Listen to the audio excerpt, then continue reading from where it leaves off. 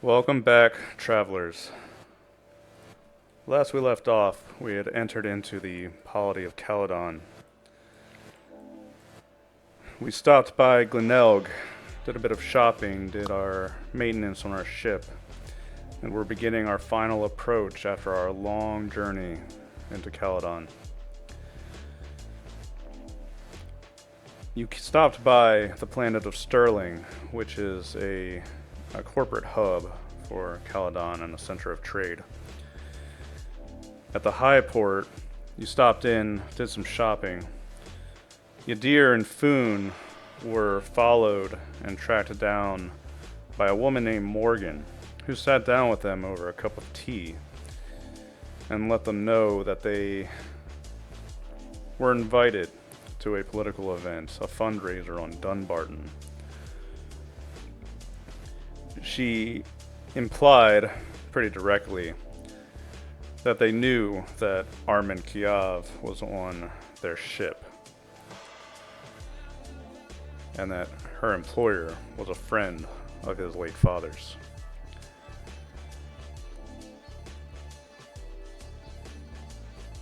After being given this invitation, she left, and if you wanted to ask more questions to her, she offered to meet again for tea the next day. You've just arrived in Sterling. You have a little bit of time left. We begin as business picks up on the Highport. Ships come in, Aslan trade ships, ships from the Imperium. All sorts come in, dock, unload goods. Corporate freighters, some from the Scotian Deep Trading Company, docking and unloading goods. You're free to do as you will. The meeting with the woman named Morgan is still set, and you can go to that whenever you feel like it. We can start with that, or if you guys would like to discuss it among yourselves, feel free.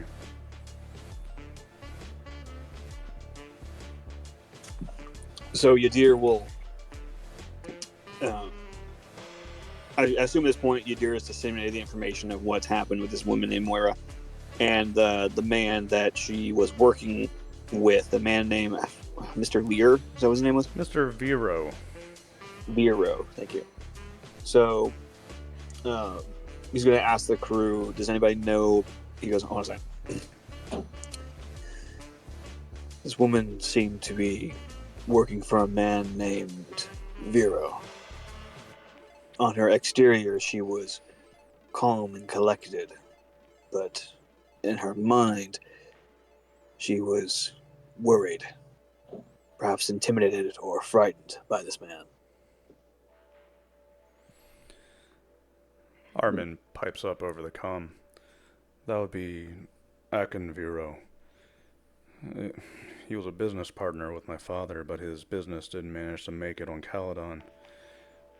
I heard that he jumped over to a planet nearby to restart. Yes, she alluded that she knew of you, and that something about your past, and that her and her employer wished to help you. Though I do not know the validity of such claims. I don't know your history. So much for not being known here. They knew all of us. They knew I grew up on backwaters. They knew about you, Hamish, and your careers. They knew about Moira's connections to the shipper, to the Voidborn. They knew about Foon, and they knew about Foon, LeBlanc, everyone here. Their spine network is most impressive. Birch is gonna go, "Did they know about me as well?" I didn't ask. I didn't wish to give away more than what we had. Oh, that was brilliant of you. I'm glad that you're learning how to be social. Yadir kind of gives her like a glare, but he doesn't say anything to her. He's just not giving her the satisfaction of a come back to that. Boone is gonna cross his arms and be like, we don't need to interact with any more humans. We have too many, and he's gonna glare at Birch, and she's gonna be like, I'm sorry, boy. Do you need some kibble to keep you happy? Okay, LeBlanc's gonna... Because he's laughing his ass off on the inside. Yadir will look wet over anyway. Yadir will look over at Foon and he goes, no more humans are coming on board. That I can promise you. I was promised... Foon's gonna be like, I was promised that before. And he's gonna point at Birch. Not that she's actually human. She's a spider. I remember that you elected to keep her on as a traveler because you're willing to pay us that money. You had your chance to voice your complaints at the meeting, but you chose to accept her. I accepted her money with the hopes that we would drop her off at the next stop. And that's really what's important. Yeah, well. By the way, Foon, we're going into Caledon. That's all human, all the time. Soon, we're like 3 weeks from Caledon. Caledon Once has there- good tea. Yes. And hopefully a bigger ship. Regardless, he looks over at Armin and he goes, this is your life. This is your past. It's your decision. If they already know I'm here, then we might as well, I guess. Besides, Is- my father trusted Akin. Maybe we Well, could talk to him. I mean, the more allies we have, the better, right? What Yeah. business did this man try to pursue that was turned down? General shipping, like my father. It's just We're basically, you know how brokers, intercept traders that come in and ship the goods around one planet? It's kind of the opposite of that. We take I the goods that don't come know. in and ship them off-world. Okay. Sounds like something to research. Birch is gonna go twirl with her hair and be like, are you sure they were actually friends, or were they frenemies? I haven't seen Atkins since I was a small child. I have no idea anymore. Yadir will look over at Moira and he goes, perhaps you could look into this man. Perhaps you could see if his business is legitimate, or if there's any crazy things happened in his past. You all see Moira's been staring at her tablet, swearing in Anglic as she's failing to make any sort of sale on Sterling. She kind of glances up. Sorry, what? I wasn't really paying attention. You want me to look into who? Akin Vera. We need Is to this- see what business he had that failed, who replaced it, what market it was in. Oh, no, absolutely. Sorry. Just bloody Don't hell, we're worry. not making any freaking headway getting money on this planet. And Moira then jumps into her tablet and begins hooking into any kind of system she can. No role required. He is running an ad campaign. Ooh. Well, not particularly here. It's more of a localized thing, but you can very easily access the network. Akin Vero, he comes from Caledon.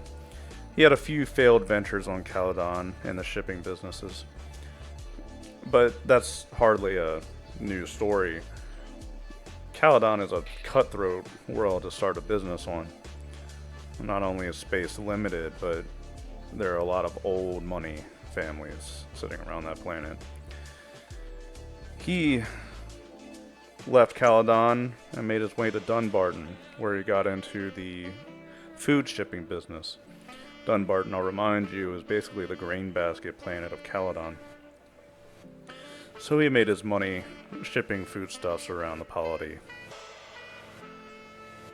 Looks like nowadays he's running for some kind of chamber of mercantilism. It's like there's a council of merchants and other business leaders on Dunbarton, and it seems like he's starting to get his feet wet in politics. Birch is gonna whistle and go, ooh, a politician. They're the best ones to blackmail. Or the bloody worst, because they're the ones who bring in the freaking government. Well, That depends on how you do it, dearie.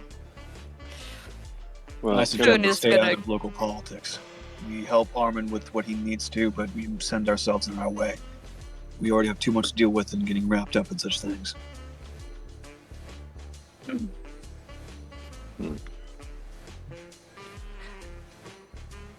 Well, I'm all for backing what Armin wants to do here, as this is his business, mostly. Truly. Armin, what should you do? I think we should stop and at least talk to him. If they already know who I am and who all of you are, then it really can hurt. He might be No. useful, you know. But I would also like to remind folks that I have been blasting out the guilty advertisement at every place we stop, and we haven't exactly been flying quiet, now have we? Cindy True. pipes up. So, we touched on this last time we talked, but how exactly are we doing this whole publicity thing? Do we want people to know that we're like, or you are the heroes of Caledon, bringing in these scientists and all that? Or are we trying to keep things under wraps? Truthfully, I don't think it's going to be very easy to do that, especially with all these scientists that you've rescued. I mean, somebody's probably going to spread the word. Yeah, I'm sure they will. The real question is, does it get us more monetary benefit from the Caledonian government or the university that had the scientists? Birch is gonna go, oh, I knew that you could speak my language eventually, Hamish. You'll look over at Birch and just kind of smile. I've grown too, Birch. We're so proud. Boone is gonna grump and be like, I do not think that we should do anything at all. Well, Yes. it Well, seems like allow I've been outvoted, so... It would allow us to haul more tea, Boone. I'm And fine with with all- us acting as bodyguards for Armand. If he is returned to whoever he belongs to, then it opens up one more space. True, Foon, but also, if we get a larger ship, it means that we'll be more spread out, which hopefully means the smell of the humans and myself won't bother you. And when we get a bigger ship, I promise you, your own little tea garden. Ooh. I will hold you to that, Doctor. It will be my room if need be. I mean, I won't But- be in there, but Foon does make a good point. Having Foon be Armin's bodyguard might be helpful. true. I mean, if obviously these people have resources. If they wanted Armin dead, you'd be dead, Armin. True, Sure. but public Um, assassination against a child isn't well looked after, I don't think. Well, they did his father in broad daylight. And that's unheard of on Caledon. Person-on-person violence just doesn't happen. Really? Apparently it does. What the bloody law? What's the law level on Caledon? How they... You walking around with, like pads on your hands? No, it's civilized society. That's the worst. Yeah, Moira kind of Civilized smiles. society. Yeah, Moira smiles and goes, I've gone to plenty of civilized dinners before. Not very civilized, but I see what you mean. The agent Okay. It's did gonna warn be me. like, it was not civilized. They They would really- not let me kill my own meal. They really can't tolerate violence on the prince's doorstep. That just wouldn't be acceptable. At most, they'll probably exile someone or run them out. I mean, there are backroom ways of getting rid of people without killing them.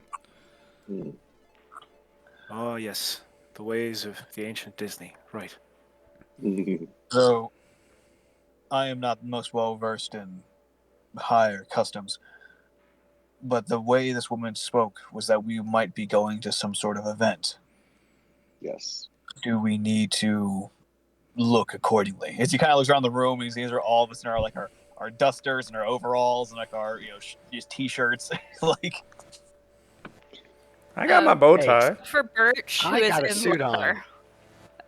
Except for Birch, who is in leather, completely. yeah, Yadir's in a workers union outfit because he lost all of his Zodani clothes. They wouldn't let you keep better for you. a head wrap on anyway, dear. Mm. Wow.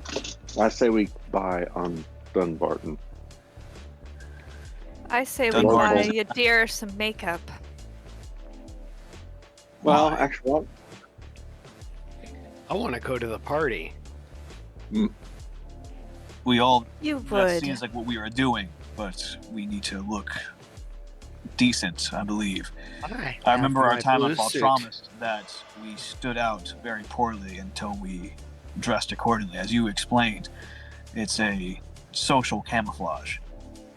One of us is still going to stand out. Points at Birch repeatedly. Oh, but I always stand out just because I'm gorgeous. Don't be too jealous. She speaks the truth.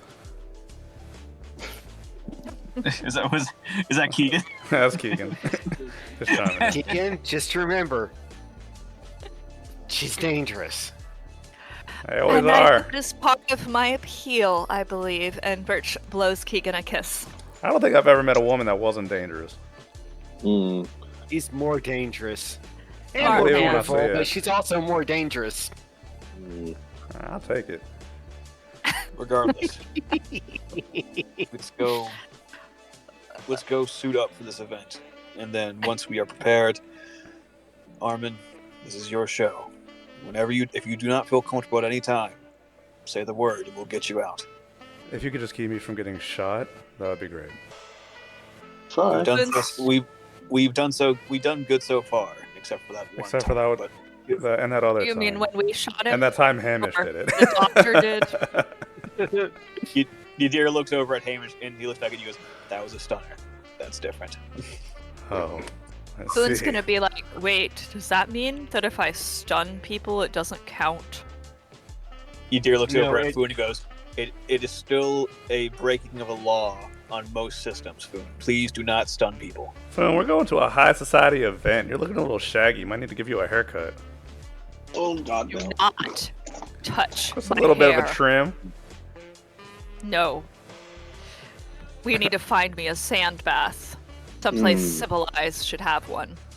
Actually, Sterling probably does. Food spa day.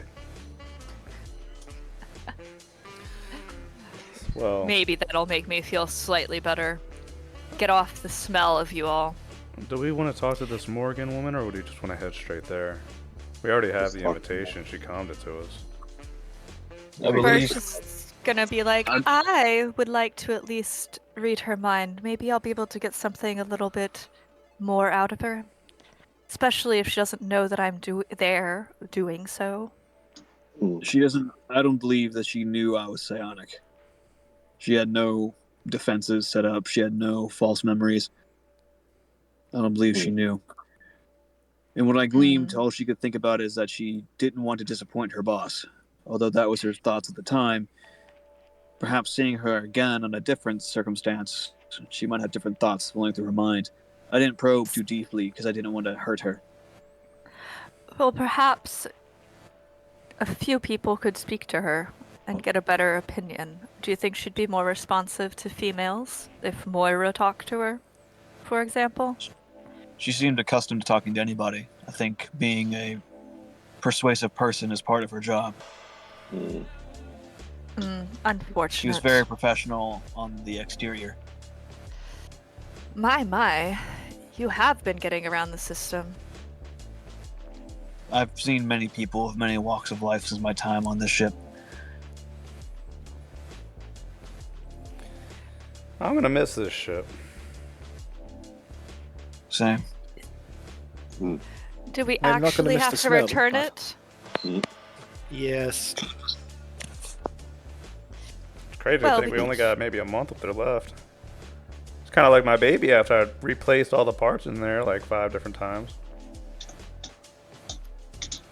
You're Truly Your a baby sorrow. who's missing a spleen and getting by on a borrowed leg. Hey, she's still beautiful to me. No, understandable. God, they're gonna be pissed when they saw what we wrote on the side. Yeah, Ah. just They'll get over it. It's free advertising. Be that as it may, I believe it's best that we start. Yeah, So- we don't got all day.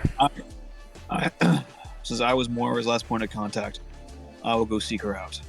If someone wishes to buy me a suit or some sort of appropriate attire, I would be grateful. Birch just be Yeah, like, the most- oh my, you would let me dress you? This is gonna No. be delicious. I'll look over to Hamish and I'll look to you as, could you please pick me out something appropriate? You know of Caledon society. I'll look over at Armin because he's probably far better suited at doing this. Armin, should we Salted. go shopping? Really? Yeah, sure. Why not? And am I Birch. chicken liver? I can't imagine but- a deer in a suit. My God. I was gonna find him something just gorgeous to wear. You can come You too, know, Birch, if they'll let you off Cotton the ship. candy or something. Well, why don't you come with us then? Thank you. If they'll let you off the ship, of course. Well, hopefully they don't notice the sunglasses, or you know, and I took out the stunner out of my arm. It shouldn't be that obvious. Yeah, except your arm can crush a human skull. But I guess we're not going to worry about that. token foons. We'll see. Yeah. Boone's gonna be like, I was planning on being Armin's bodyguard. Are you giving that job away as well? No, you're coming with us soon. You need to get Not off if the she ship anyway. goes.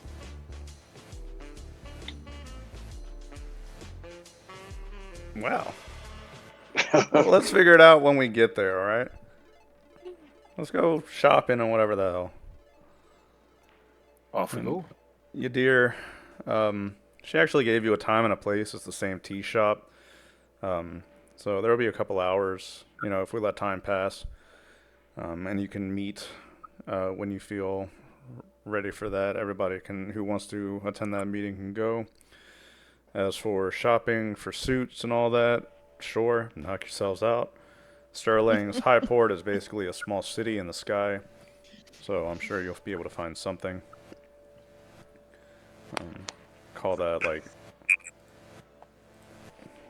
1d3,000 if we want to fit everybody. Okay. Sounds work. 3,000, sure. 3 grand. All right. Yeah. What is this? Our outfits. How much we? You could add formal Oh, well, wear to your first you- inventory if you want to. Yay. For everyone? Yeah. Yeah. Fresh formal wear for everybody that wants to attend this party. Oh, This Birch just fundraiser. wants the formal wear. Fair enough, fair enough.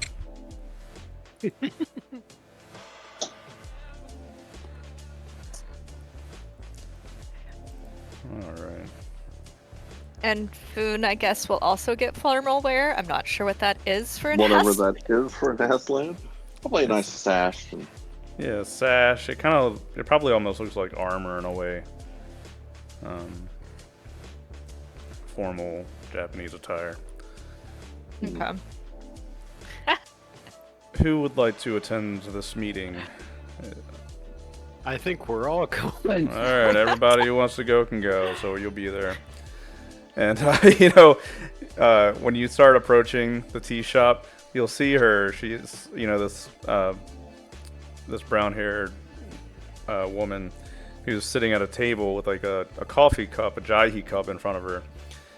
And then she looks up and sees, like, Yadir approaching, and then sees the whole crowd of the crew coming in behind. And she's just, like, wide-eyed, and her mouth opens a little bit before she collects herself.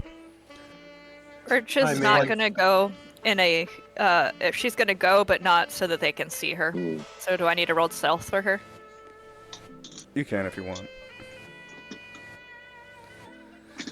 She Just like stands here, and... we'll have a small meeting. 6 motherfuckers rolling. Yeah, No. with a name like Guilty, you didn't think we went for subtle, did you? Dun dun dun dun dun dun dun dun dun dun. The JoJo music as the crew walks down the aisle. She stands up and as you approach. Oh, hello everyone. Thank you for coming. We're gonna need a bigger table. I can stand that spoon. Well, And he's gonna scan for whether there's people that are dangerous. make a recon Not that check. he's armed. Yep. Sorry. You could all sit, whoever's gonna sit, and she, you know, overhead there's a little jingle that plays. Are you tired of making no credits during your trading? Mhm. Consider trading Jahi from the Scotian Deep Trading Company around Reaver's Deep. Guaranteed profits. Yeah. And she looks around at all of you. Thank you for coming again. Have you considered the invitation? Yadir looks over to her and he goes, "Yes, we have."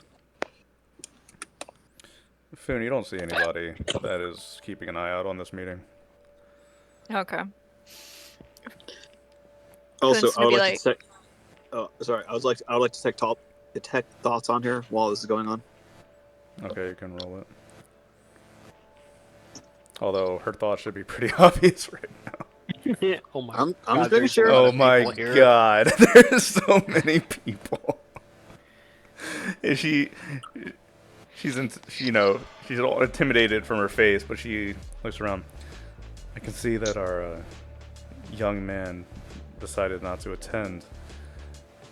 He is the primary one that we would like to attend this fundraiser. My employer, like I said, is a friend of his father's. It would be great for him to appear and meet him. Yadir, by the way, I passed. Is it obvious that she's just like, oh my god, there's a lot of people here? More or less. Her thoughts, while she presents a very like calm and professional demeanor, her thoughts are more like a frazzled, almost teenage girl. She keeps it together. Yeah. Yadir will look over and goes, our mutual friend will be coming to the event, but for obvious reasons, he has not joined us here now. I understand. Well then,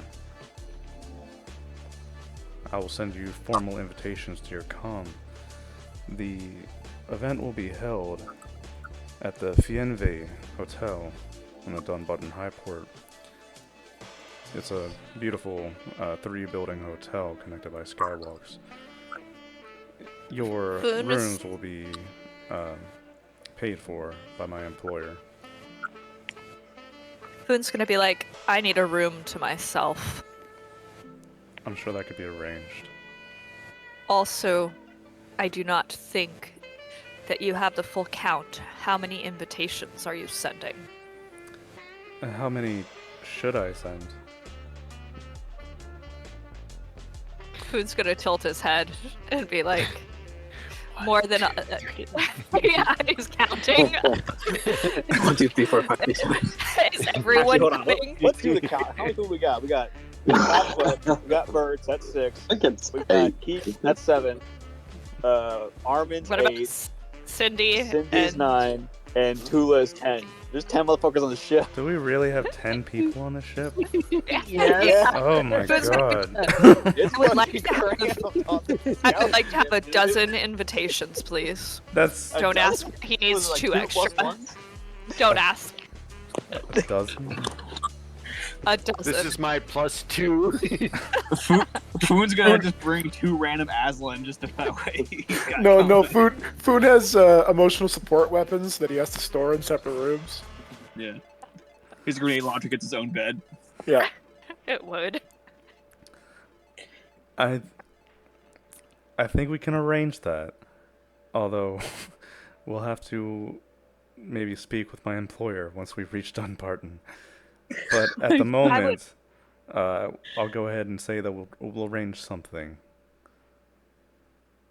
We need more than just a bunk room, too. There are no I do not want to sleep next to the humans. bunk rooms at the Fenway. It's one of the wealthiest hotels available in Dunbarton.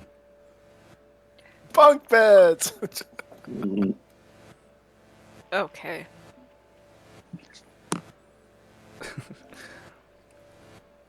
Well then, unless you have any more questions for me, I can get these invitations formalized.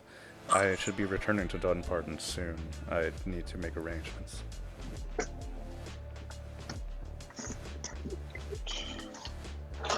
Well, I guess we will see you there.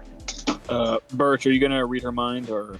Yeah, actually. But I also am gonna have Birch follow her. Oh, So okay. Birch can. First, I'm gonna follow her. Do I Uh, need to roll stealth again? She got an 11 on her last stealth check.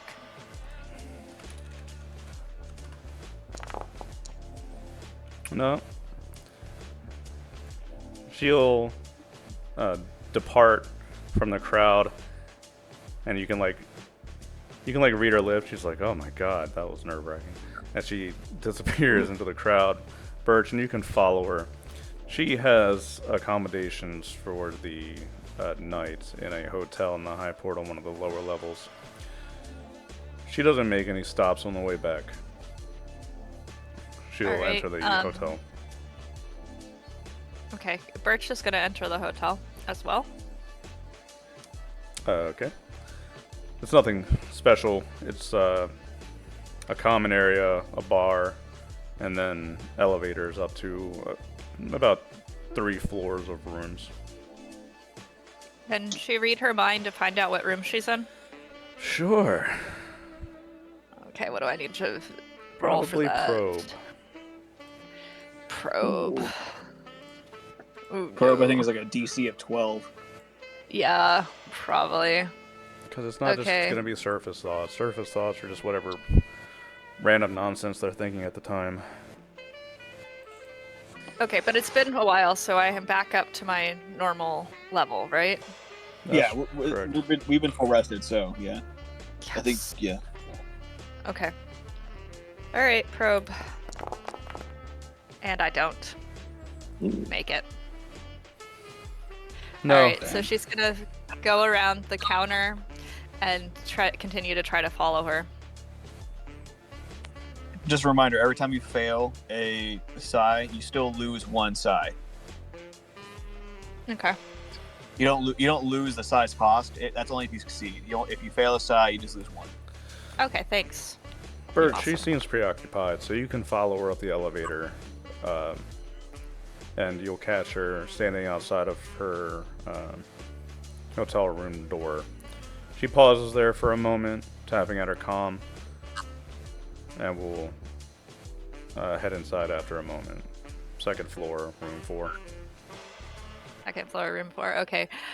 Birch is gonna go down and see if she can get a room next door to it. Okay. Sure, why not? We'll call that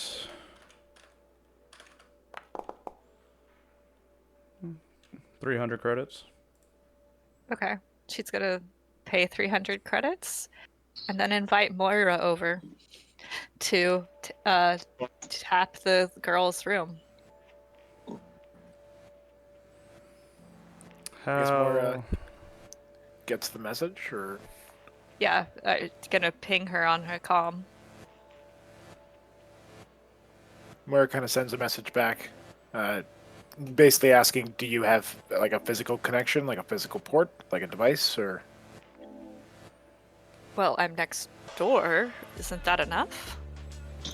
Moira kind of We you can kind of get literally a wire a- into the apartment. a very quick kind of response back. Direct physical connection speeds up these things immensely. I'm sure it does. I got you a room. You get like an angry emoticon back, and then a coming. Anyone that wants to come with her can, or not, I guess. Y- But Birch Yadir- only sent it to Moira. Yeah. Yadir looks over at Moira and he goes, like, because Moira's still kind of with us. He goes, Moira, where are you going? I have to go do some light hacking of someone's devices. See if I can manage it before we have to leave. I'll be back. Yadir goes, do you need help? Not unless you can actually steal the device that the person has. It'd be much easier to crack it if I have it in my hands. But beyond that, though. I could, but I don't wish to make more of a scene. We'd want to keep a relatively low profile here.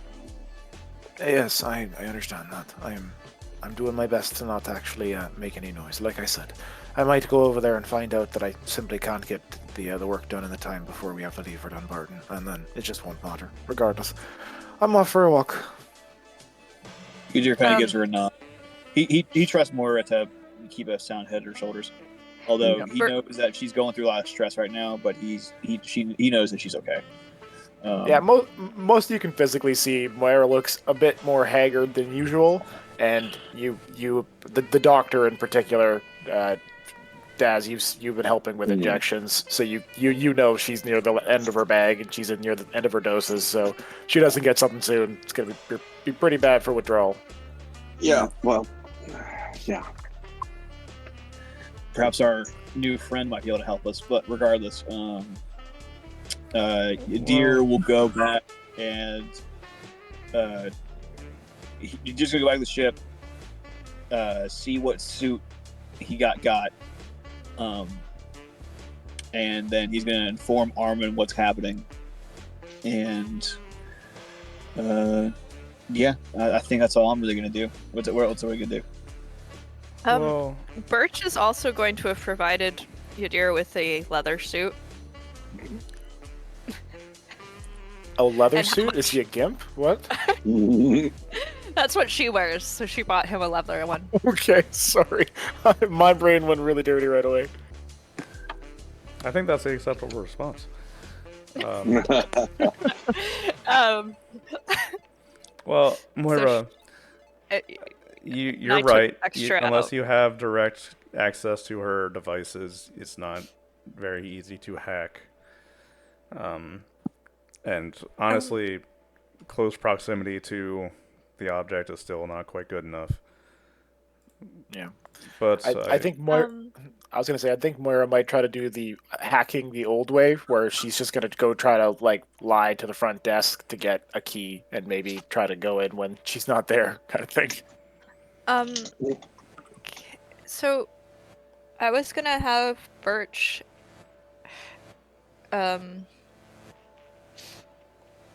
attempt to distract the other the girl. Like, basically, I think if I can send thoughts, would it be possible to sort of have her... Oh, wait, no, I want to do a suggestion. I know it probably won't work. That she hand over her tablet thing to us and forget that she did so. If I run into her again. okay, Birch, if you want to camp out outside of her room and wait for her to sneak out again.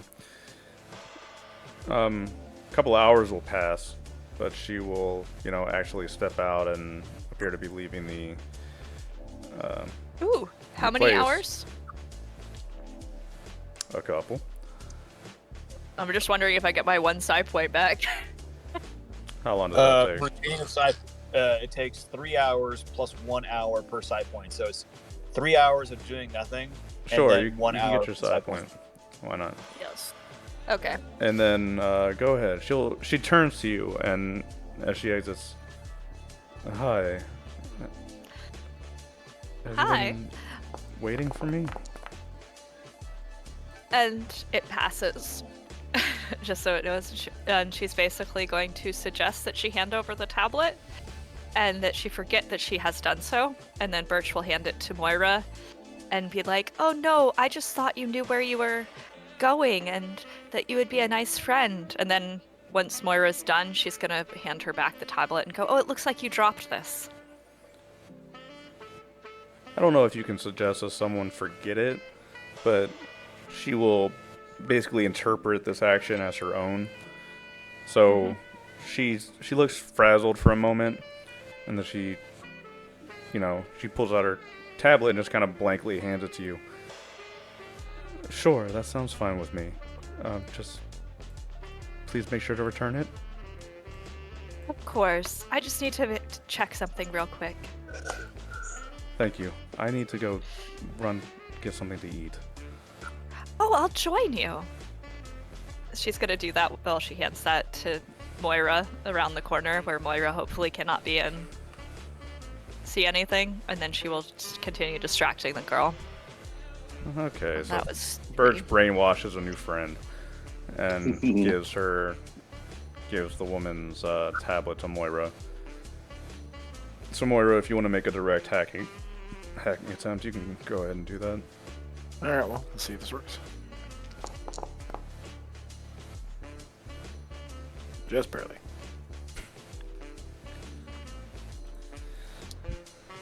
Okay. You spent some time doing this, Moira, and as soon as you crack into access to the comm, a video screen pops up of a couple deep in a makeout session on a comm video. It seems like she was watching a romance movie at the time. If you close out of that, anything in particular you're looking for? Are you looking for like her calendar or messages? Anything like? No, I think Moira just does what she normally does in these situations. She does a full copy, takes the actual copy, and then just erases her presence on the actual device and makes sure that it's as clean as it can be. Okay. You can do so. You download the storage of memory, wipe it, and then you can leave the comm, I don't know, outside her door or whatever you want to do. Birch, you...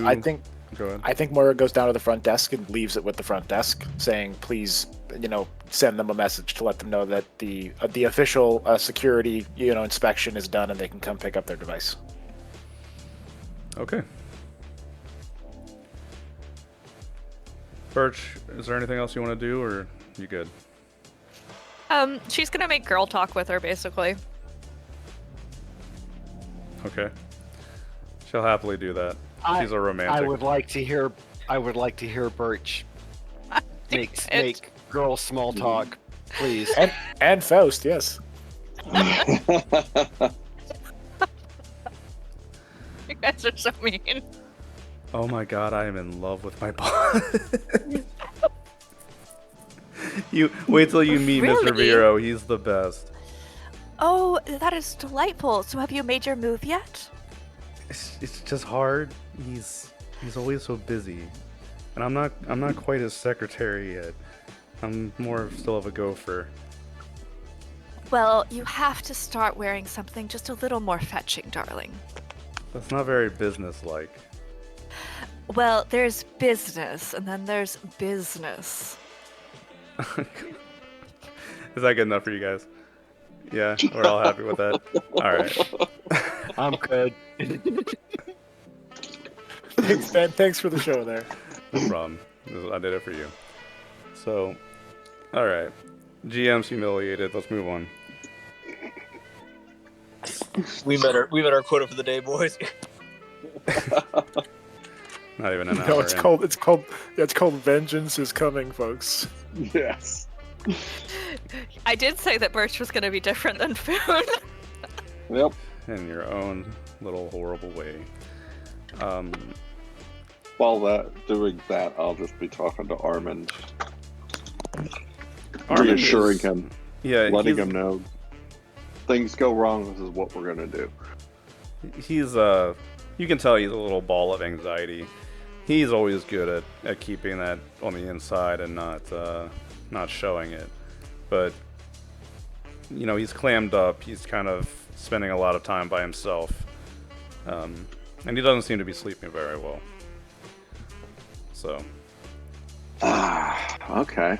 So while they're out, before they all get back, after dinner, I'm assuming, I'll go find him and pull out that last bottle of good diplomatic wine I've been hiding. Okay. What exactly is diplomatic wine? Remember that diplomatic ship we looted? Oh, okay. I took 3 bottles from it. I'm down to 1. He'll sit across from you a little bit later with wine glasses between you. And he's, he's leaning back. His hair's a little disheveled. Are you looking forward to going back to Caledon? Hmm. What's waiting for I you thought there, Hamish? Nothing. Nothing? No, I thought it would be good to get back, but it was easier out in the deep, wasn't it? I wouldn't call it easier. I don't think anything we Yeah. did was easy. Simpler. I mean, we've stepped back into corporate central again. I forgot just how much they watched, they knew, they controlled. But what about you? I I never really had much hope for myself with all of this. I kind of resolved myself to the worst when I didn't get off in Marlheim. If we come out of this in one piece, I think that's really all I can ask for. Mm, And it hasn't been all for nothing. I mean, we've met a lot of crazy people. We've done a lot of strange things. I mean, we even picked up Tula from Fontramas. saved her, I would say. Yeah, I owe you dear for that one. Yeah, we owe you dear for a lot. But you shouldn't give up on yourself so quickly. You're coming back. One, I think since there is no warrant or anything, no news, I think they've figured you're not much concern to them, and that's advantageous. I'll have to confirm with Akin, but it might be that Victor, he might have already taken over the company. In that case, they don't need me. I don't know how. I mean, you've lived on Caledon. That whole lengthy legal battle they need to go to transfer, ownership when it's not cut and dry. My Yeah. exit wasn't exactly expected or normal. And that would have taken time, too. There would have been investigations. There would have been investigations. I mean, my father's murder. You can't just hand off ownership of a company like that. Mm. He's probably been the interim CEO for a while, but I don't know. I don't know, you know? We'll have to see. But I Well, think the fact that they haven't tried to kill me yet is probably a good one. yeah, that's a good one. Are you ready for the notoriety?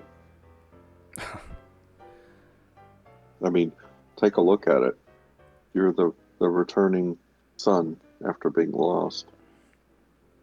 I should be asking you that. Are you ready for the notoriety of being the guilty and having saved all these people? You're probably going to be on the news. I think we're all going to be. And this time it won't be a 90-minute infomercial.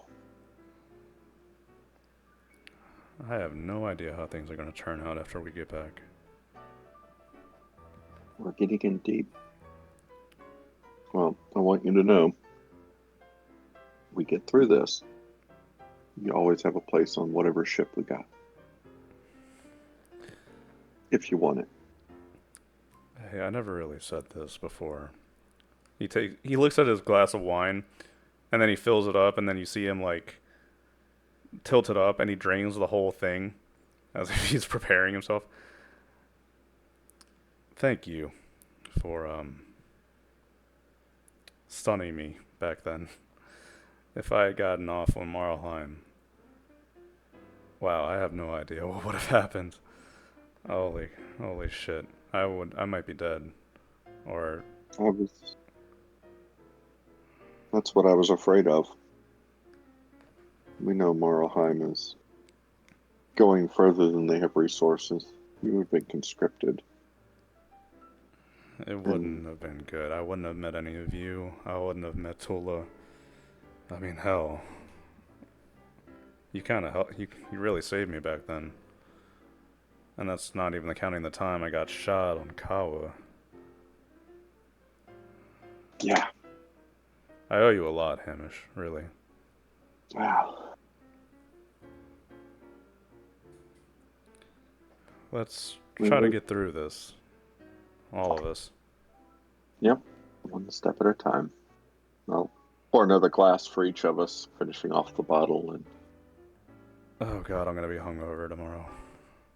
I got something for that. Of course you do. Here's to the prodigal son's return. To the guilty. Indeed. Stupid name for a ship. Yeah. Foon didn't quite understand the syntax, but it grows on you.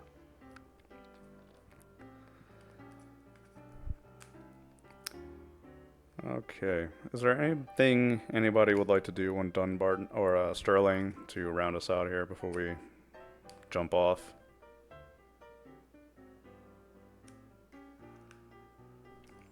Going once, going Guess not. twice. Nope, I got nothing. Okay. Moira, if you want to make a copy, like, are you checking that information you got at any point? Moira's not. Moira's just giving it to Birch. Yeah, fair enough. Let her sort through it.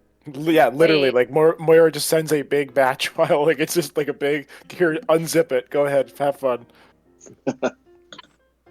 Perch.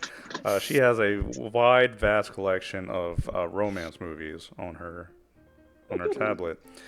If you want to check her calendar, she is returning to Dunbarton about a day after the meeting with a Mr. Vero. She has a lot of notes in his schedule and itineraries, a lot of advertisement plans and political maneuvering that he's planning on Dunbarton, but it's all very mundane. He's running for the councilman position of a farming planet. This isn't. Does she find anything of interest about the Mr. Dunbarrow? Mr. Vero, her boss? Mr. Vero. Of interest? No. Like I said, he's His favorite color is green. He prefers his pasta al dente in a cream sauce. he likes his ties tied a certain way. She has his shoe size, which is a little weird, and Okay. yeah. So Birch is gonna use anything that's in there to try to have it so that she can pre-set up a something in his hotel room. So I don't know if she's gonna need to make calls, if she has like his location and where he's going. I mean, you'll have his comm number, you'll have the hotel he'll be staying Yes. at. So if you really want that information, yeah, you can find it. So she's gonna do that and like set it up so like he gets a little present at each place. It's a pipe bomb. All right. Okay.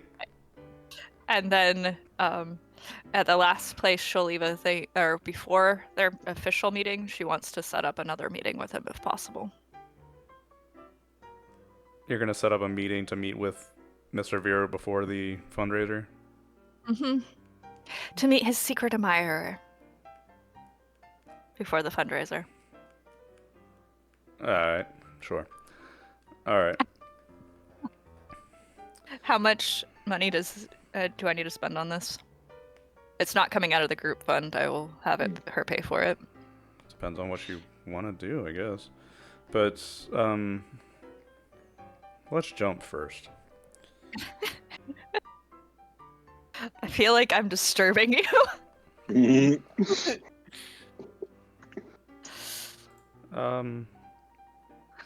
We've been paying for gas all these jumps, right?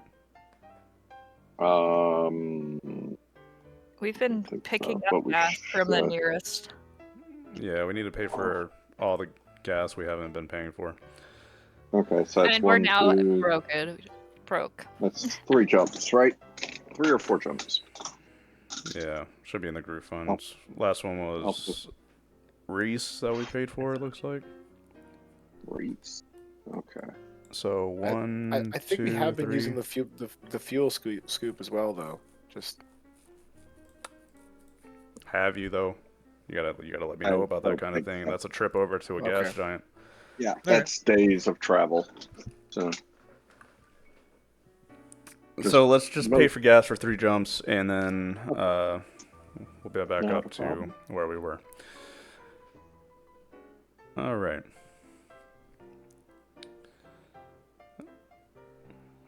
After the rest of the uneventful week on Sterling, the far traders with the scientists will let you know that they're ready to go. And the 3 of you, 3 ships, can take off from Sterling and head off to Dunbarton.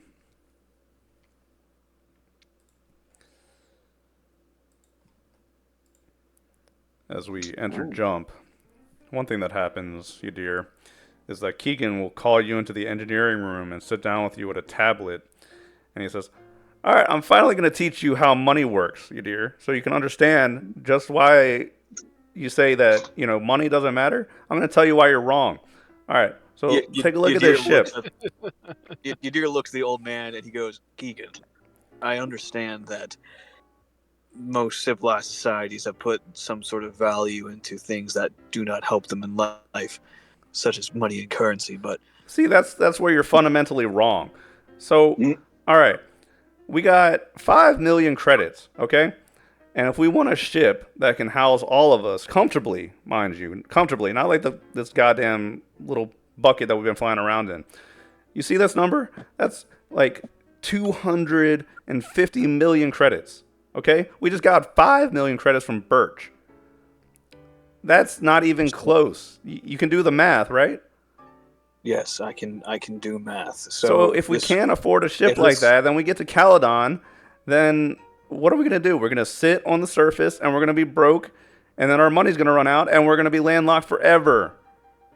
That's it. No Why more don't traveling. you- No more anything. And we're going to be stuck eating Caledon food for the rest of our goddamn lives.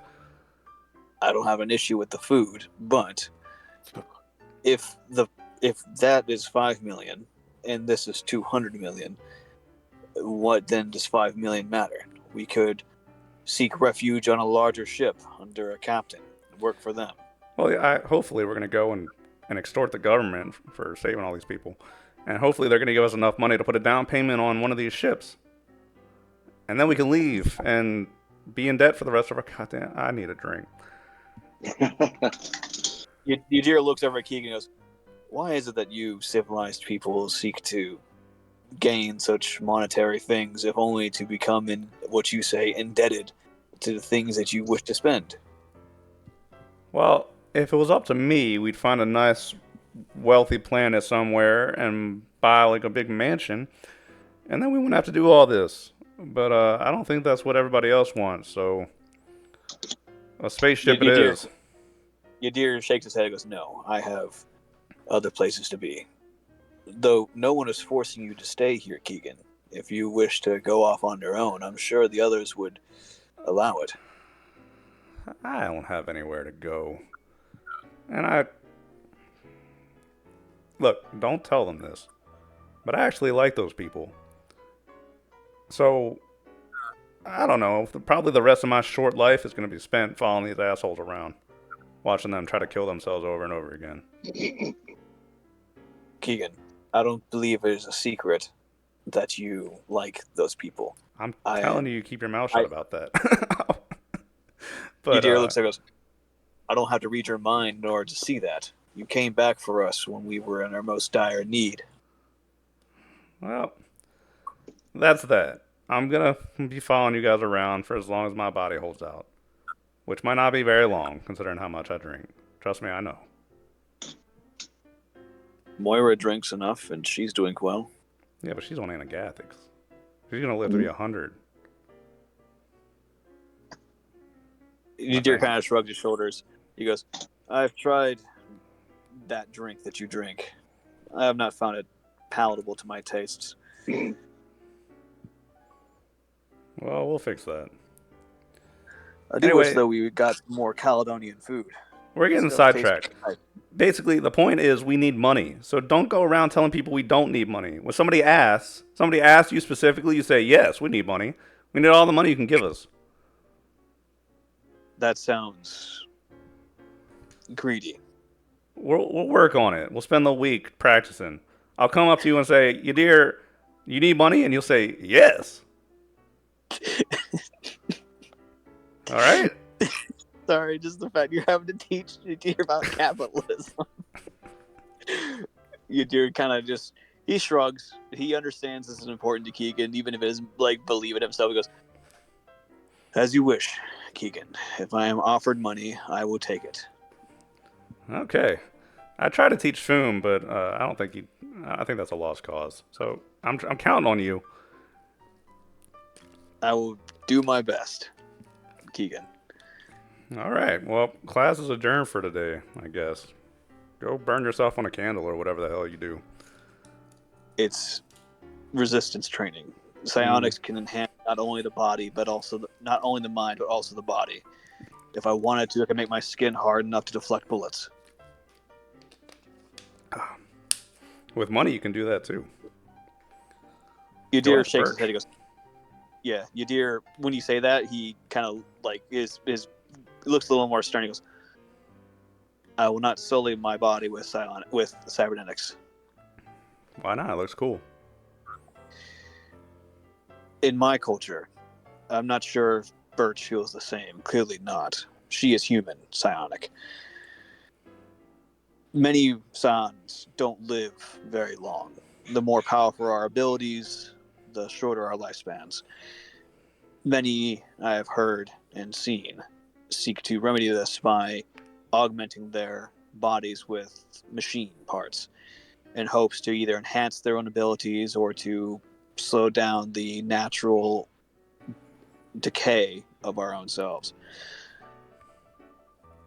But this is inevitability.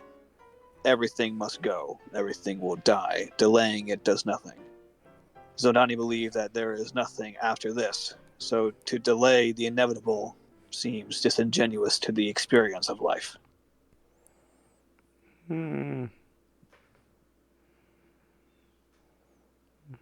That's all over my head. This is why I drink. But Yadir kind of smiles at Keegan. You are a good man, Keegan. okay, just keep in mind what I told you. We're going to be practicing over the week. Yadir nods and he goes, I will be a most astute student of your financial beliefs. During the weekend jump, anybody want to do anything? Make sure you get your education in. Ooh, that's right. Yeah. Yeah, education stuff. And is it 8 weeks and then you roll? Yep. Depends 8 on weeks your and you level, get And but to fail. yeah. Okay, so And I roll for my training and engineer life support after this. Woohoo! Okay. You find me working on Laura a lot. It's 8 weeks to get a 0 or 1. After Right. that, it doubles Yeah. the time. Oh God. It's so painful. Imagine It doing is. like 32 weeks and then failing. Ugh. Mhm. So, late in the night shift, Foon hears a knock on his door. Why did you say it that Okay. creepily? Dun dun That dun. is creepy. Foon is gonna grumble, get up, stumble to the door, half awake, and have his sword out and be like, "Who's there?" And LeBlanc, expecting this, is totally unfazed. Foon, get your mechanics kit. We're gonna go wake up Keegan. Why would I do that? We're gonna go work on my motorcycle. We're gonna get some parts from the engine to use on it. Oh God. Foon is gonna shove the mechanics kit at LeBlanc and slam the door in his face.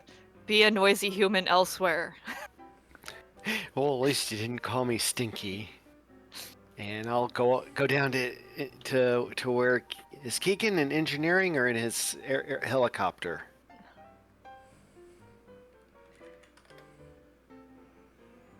Oh, Keegan sleeps in his helicopter in the air raft bay. Cool. So I'll go to the air raft bay and knock on the helicopter door. Are you dragging that mechanic set, by the way? Because it's pretty Oh heavy. yeah, because it's heavy. The door slides open, and you see Keegan with wild white hair poking out at different places, and he groggily sticks his head out. What? Hey Keegan, come on. We're gonna go take parts from the engine and put it on my motorcycle. Oh, hell yeah. Hold on. Give me a second. And he closes the door again, and then it opens back up. I thought you'd never ask. Yeah, we gotta make the most out of this shit before we give it back to whoever the hell we're giving it back to. Now, you know which parts will make it go faster, right? Nope. So we're gonna guess? Awesome. I mean, Let's go. It's a balancing act between making it work and making it explode because it's built for spaceships and not your damn dirt bike. But hell, I'm up for it. Let's go. Awesome. So, let's go into engineering and I'm gonna look around for parts I could use. Okay. And you guys can spend the night digging out of the maneuver drive, whatever you think won't break things. We'll see. Actually, it's probably gonna make a. Do you have engineering M drive? Hell no. Okay, here we go, Keegan. Let's...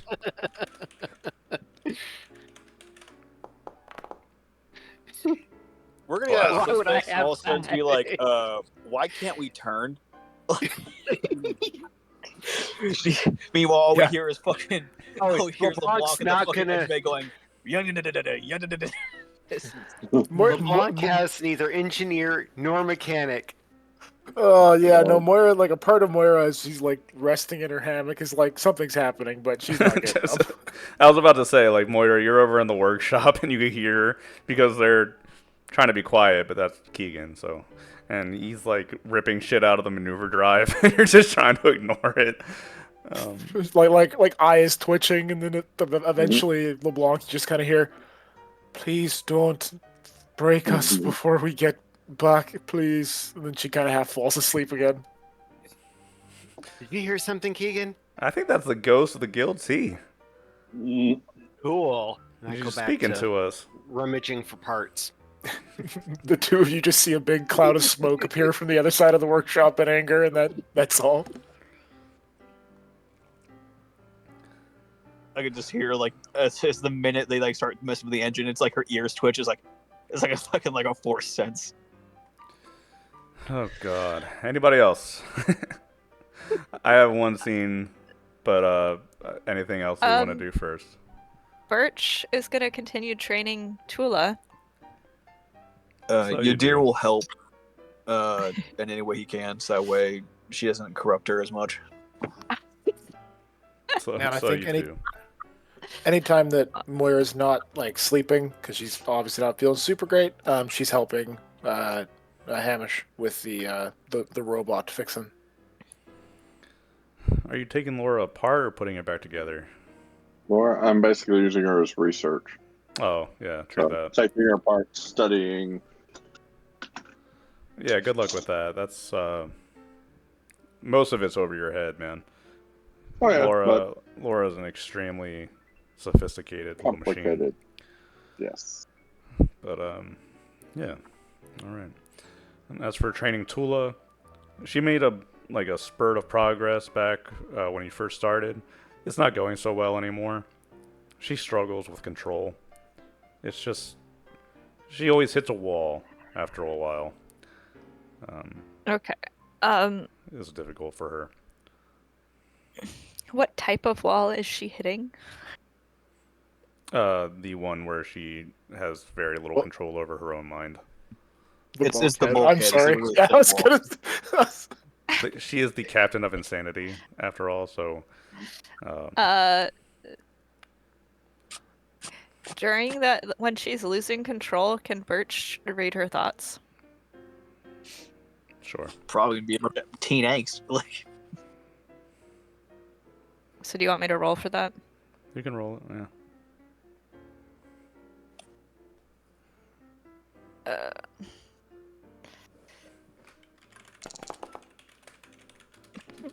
and this is for her clairvoyant actually powers or pass. her telepathic powers. Did that? That failed. The Oh. thing that she's not doing well on. Is it her clairvoyant or telepathic powers? It's clairvoyance. She always struggles Okay. with it. It's whenever she'll have one or two successes, but a lot of times she runs into headaches, pressure behind her eyes, pain, and it's just one time when you're doing it, she'll be trying it, and then the light of the stateroom that you're in will pop out, and then Foon can come back and see that the light's broken in the stateroom. So, when she gets this way, Yadir will. He remembers how his mother was, but he also knows that he is not his mother, and also that Tula doesn't respond to his type of training. So, when she's feeling that pressure build up in her face, he's going to explain to her that he goes, "You're feeling that because you are essentially exercising a muscle that you've never really tried to use. It's natural. You're much older than I was when I started exploring my powers, so you have more time to try, but do not force yourself. If you try to force yourself, you'll only hurt others or yourself. You need to be focused. You need to be calm." I'll try. It's just it's hard. It is. Of course, it is it's hard to be calm. But it's better to just not give a damn. If you don't care, Yadir looks over at Bert. He goes, "If you don't care what happens, that can lead to a lot of trouble. You must be focused and be exactly and precise what you're trying to do. Yes, of course, but you don't have to care about whether you hurt things. Yes, you can you move do. forward. You have to care. There are others around you that you don't wish to hurt. Imagine if you were next to Armand and you used her abilities, and instead of that light bulb exploding, that was his head. You're gonna scare her. What we wield is a dangerous thing that needs to be respected, not abused." It's not abuse While you guys to are bickering, understand that it is useful. while you guys are bickering, to- Sola stands up. She's like, "Okay, that's enough for tonight," and then she storms out of the room. Birch is gonna try to mind link with her. She can't do that. If she has telepathy, she should be able to. She doesn't have any control over telepathy. Yeah, she only has basic enough just to have the shield on her head. She doesn't have it enough to focus yet. Okay, she's gonna send thoughts then. Okay. Yadir looks over at Birch while Birch is doing this, and he goes, "Your reckless abandon with our gift is not a good influence on her. Telling her to not care about what happens is a good way for her to get compromised and killed. Or worse, hurt others." Oh, so she succeeds in sending thoughts, and she's gonna go, "I'm not saying you don't care about anything or any person. This is to Tula, but you have to pick and choose what you care about. Because the longer that you are caring about everything or every mistake, the more that you will have problems. And then she's going to turn to Yadir and go, caring is overrated. And he looks over. He looks Birch up and is better. He looks Birch up and down. And goes, clearly, because you don't even care about yourself. Oh, really? How do I not care about myself? You destroy your own body. You warp your mind, and then you destroy others around you to get what you want. And that's a fleeting, fake immortality that only delays the inevitable. She's gonna be like, it's living is worth something, yes? Surviving. Say again? I can't hear you. Living is worth something, yes? Only if you do something worth living. Helping And others, doing what's right. Changing your environment, changing the stance of things, worth something. You don't know how to live in harmony with your own environment. Oh, don't speak to me about harmony. Harmony is complete bullshit. And she's Says gonna one that's never tried. Do you know anything about harmony? And she's gonna. Can I try to do send thoughts to him as well? And she's gonna bash him with a bunch of memories if it goes through, which it might not, because she doesn't have very many points, right? Then she's having a hissy fit. Sure, roll it. What is this one? And it doesn't go through at all. Yeah, So. I'll feel something hit my shield, and I'll just be just like. It's just a wave of negativity. Yeah, just she's sending negative vibes at me. Actual negative vibes to your mind, but you can block it out. Yeah, Yadir just kind of like, you see Yadir just kind of like barely even flinch at that. He goes, whatever you were trying to do, it won't work. I felt a disturbance in the force, like a 2-year-old had a temper tantrum. I understand that you might not have had a well upbringing. Most of our kind don't. But to use that as an excuse to do what you want towards others isn't right. I'm not trying to get what I want towards all others, but I am trying to survive long enough so I can see us actually succeed at something. We have succeeded. Look at where we are now. We wouldn't be here if we haven't succeeded. And true greatness is planting seeds that you will never cast under its shade. It is a true greatness to actually see us take over. To see Psyker's rules. No. If you wish to see that, go to Zodani's space. But we are not meant to rule over others. We are meant to exist, to coalesce. I want to live in a world where we can be our own, but not subjugate, not abuse our power. She's gonna roll her eyes and be like, you turn your back on something that actually is worthwhile.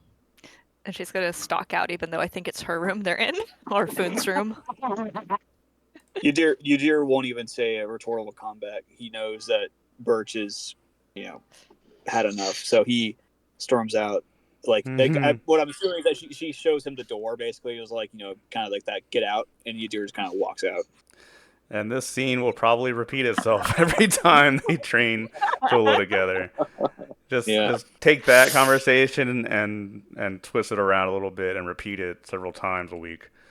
Just morals, conflict, compromised, understanding. Like, I don't like you. I don't like you either. You smell. Gandalf, that spoon. Gandalf, the fool. Sweet, awesome. That was great. Thank you guys. Okay. Well, I have one last thing to take care of. As you approach Dunbarton, Birch. Todd, I think, was trying to say something. Good, Todd. No, I just went done, done, done. Oh, okay, sorry. Birch, during the later hours, while Hamish is busy in the workshop, you actually get a ping from Cindy's comm to meet her in the medbay. Okay. She's gonna go meet her in the med bay. She's gonna make sure to be completely dressed up in her finest leathers with her hair all curled. And she even put on makeup. Even though she has straight hair. Cindy's sitting there. I don't even know if I ever gave a physical description of Cindy. Cindy she has very short black hair. She has lines on her face from the trauma she recently experienced and just overall exhaustion. And she is wearing, pretty casual clothes at the moment. And she's sitting at the counter, leaning over the comm and writing on it as you come in. You rang? Is that what you're wearing to the fundraiser? Oh, you don't like it? She gives this little spin. I didn't say that. It's different. Different is glorious. We have some things to work out before we get to Dunbarton. Your prosthetics, they're just not going to work. But I expect you're trying to get into the event, right? Yes, I am trying to get into the event, but what do you mean? She's gonna move her one hand, that is the one prosthetic that's most visible, and then she has sunglasses on because even if it they hides let the eye. you off of the ship, they're not going to let you into the event with that. There are procedures, though, and I've been doing research. We have some options. I know Hamish is a roboticist, and we can probably do something about maybe disconnecting the combat arm from below the shoulder and replacing it with a prosthetic. If we don't have time for that, though, which I don't think we will, we could register those arms with the Highport, and then they can do a procedure that will lock down a lot of the function of your arms. It allows for basic motor function, grabbing, and things like that, but it will disable a lot of the strength behind it. Birch is gonna have started standing really defensively and be like, "You want to do what to me?" If you want to be able to go to these kind of things and exist on civilized worlds, you're gonna need to compromise on these implants that you have.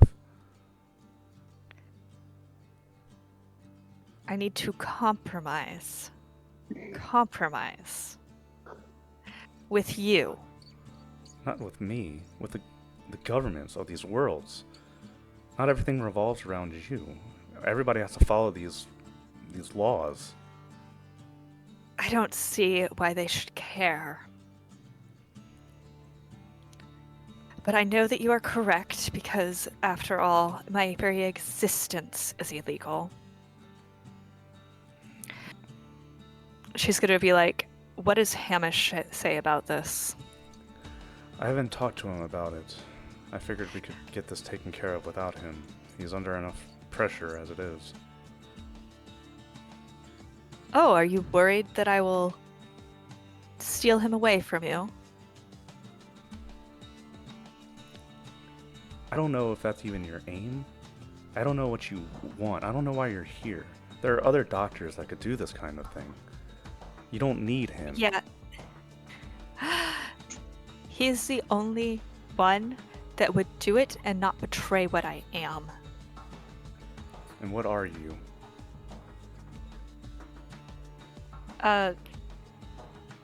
Haven't you heard? I'm like your dear. Oh. I'm sure you could find a back alley roboticist to fix your arms for you. Oh, because they would be so trustworthy. Look, we need to sit down. I need to get the information from your arms if we're doing this. I need to be able to give them as much information as I can so that they can perform the procedure before this event happens. Why are you doing this to help me then? I'm not doing You it hate for me. you. I'm doing it to make sure that everybody else on this crew doesn't have an issue because of you. I see. So you're all doing this for the good of your heart, and not to keep me from distracting you from your boyfriend that you won't give the time of day? Where are you even getting this from? What have I done? I'm just trying to make this go smoothly. You should have gotten off back at Glenelg and gone off and done whatever you wanted to do. You're the one that chooses to follow us. So if you don't mind, let's sit on this table and I can get the information from your arm and we can get this taken care of. Birch will let her get the information from her arm. How long has this been since her little tantrum with Yadir? Couple days. Okay. She's gonna try to read Cindy's thoughts then. Okay. Apparently Cindy does not count. And it'll be a probe, actually, because she wants to know what Cindy thinks of Hamish truly. So, the likelihood of it failing is very high. Oh, it passes. I think that's pass, right? Probe, yeah. Yes.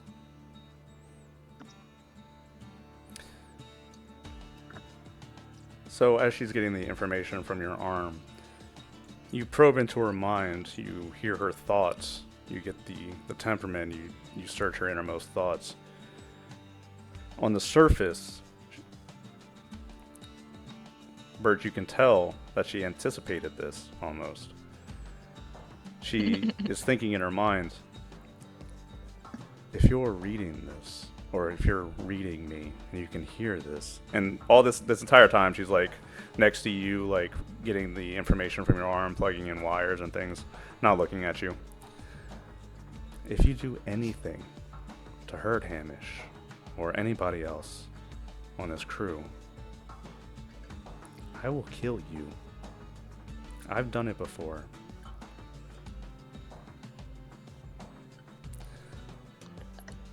Birch is gonna start smiling as she's checking her.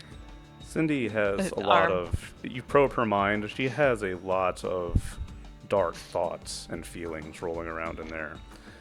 You have flashes of the time that on the Tonto, when the Tonto was taken by Aslan slavers, she was forced to pick up a gun and kill one of the slavers that attacked. She have flashes of the memories of the imprisonment and being taken to Tharad, the torture and the deaths of the fellow scientists, and that long ordeal. And even before that, there's a period of emptiness and misery. Okay. Right after they're done fixing her arm or scanning it, when she leaves, Birch is gonna go, I could probably help you deal with those memories if you wanted. You don't actually have to bury them the way you are. And, Hamish can handle the dark. And then she's gonna walk out.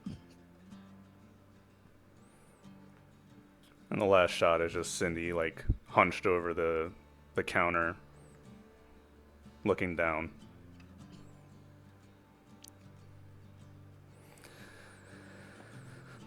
Okay. I don't know if Birch is helping his relationship or hurting it. God. I'm gonna lean towards no. Probably not helping. Sorry.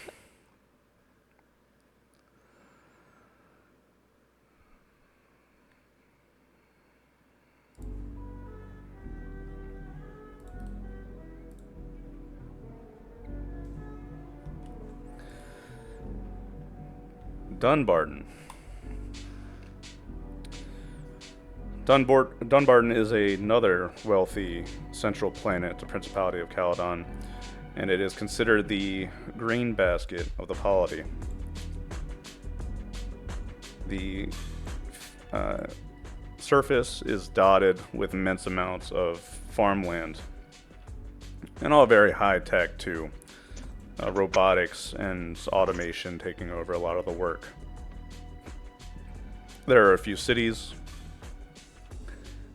It is governed by several layers of government, including a council, as previously mentioned. As we get closer to Caledon, the influence of the merchant lords really starts to show. You have the outward government, the councilmen, the bodies of government, and then you have influential, wealthy noblemen that preside over either corporations or some own the land and farms and fields down on the surface. But as always, not too much of that concerns you on the Highport. You can see the image, and I guess you can't, so I'll send that to you. Very large Highport. In the center, you can see collections of large buildings. Again, it's as if they formed a small city up in the sky. As the guilty approaches, you are contacted as you come into comm range, and are told that a spot has been preserved for you and the 2 far traders that are with you up in one of the higher decks in the security, like in one of these more secure docks. So this is a privilege that has been extended to you, as they know that you're coming and they know who you are.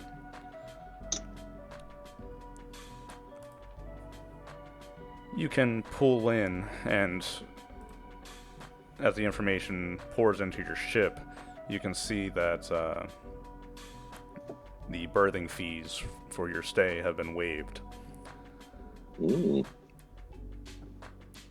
You're given several greetings, both from the Highport officials, and then after you are locked down and registered, a comm from the Fienve hotel will reach out to you and let you know in an automated message that rooms, your 10 damn rooms have been reserved for you and are waiting at the fundraiser will begin in about 2 days. Food asked for 12. 12, sure.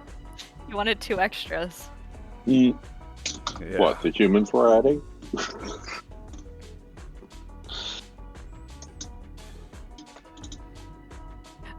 He wants space between him and the humans I'll go with, especially him and Birch, who he does not like.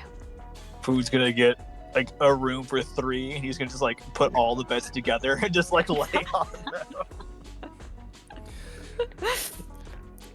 Birch, as promised, if you want to have free movement on this, Cindy will even escort you to customs, and after the customs check, we'll ask you to submit to this robotics clamping down, essentially, of the functions of your arms, to reduce them to essentially, functional prosthetics. None of the extra strength or the danger behind them. She's gonna go, how do I release it from this? She's gonna You- look at Cindy. You have to return to them and have them do it. It's basically a lock that they're putting on your arms. Okay, if I do this, and since I'm doing this for you and Hamish, as I said I would follow what you wanted as well, I think we need to have a few more chats. And maybe you should go watch some, girly movies or something. If you hate it so much, just get prosthetics. You don't need to have the combat arms on you all the time. Yes. Yes, I do. Whatever. Well, Birch, if you accept that, your strength will be reduced down to whatever it would be without your arms, Oh my god. and they essentially will function as TL9 prosthetic limbs for your stay here. You don't even want to know what that is. She is Birch now has to have painful. normal arms. Huh? Name normal shiny arms. Hey, some people would say that's better than actual arms, but You realize, like, she now has a strength of 6. welcome to the fucking club. Moira's got nothing. Welcome to the club, girl. You're still stronger than the doctor. Are you Really? serious? Daz, are you serious? Yeah, that's my my strength's 5. Wait, Doc, really? You have a negative? You have 5 in strength? Yeah, I'm not strong. Oh my god. We didn't have You we are- didn't have space for a bench press in the guilty. Oh yeah, we need. I think we We need start one. working on we need to start working on these gains, bro. Start. It's gonna start mixing whey protein into our fucking tea. That's all right. Fucking- Hamish can headshot you with a phaser from 50 paces. So Yeah, fucking LeBlanc and fucking stab motherfucker like 3 miles away. God. Well, you have about 2 days before the fundraiser begins. Is there anything you would like to take care of in these 2 days as you arrive? The Highport is busy. There are a lot of the standard shops, places of business. You could even take a shuttle down to the surface if you truly felt like it. Yeah, as long as you're back by the time. I'm just going to research Armin's father's company, see what's going on with that. And the Birch is CEO. going to finally let the other people know that she has the guy's information about where he's going to be for a week or for the time leading up to that meeting, and that she has been sending him gifts so that we'll be able to meet him as a secret admirer. It's a pipe bomb. Why is Yes, this the secret envelope laid with white powder? Space anthrax. Bryson. Okay. The deer would offer to let Tula off, like to take Tula off the ship, so that way she can like clear her head and just kind of focus on being a teenage girl, and just allow her to kind of have some fun.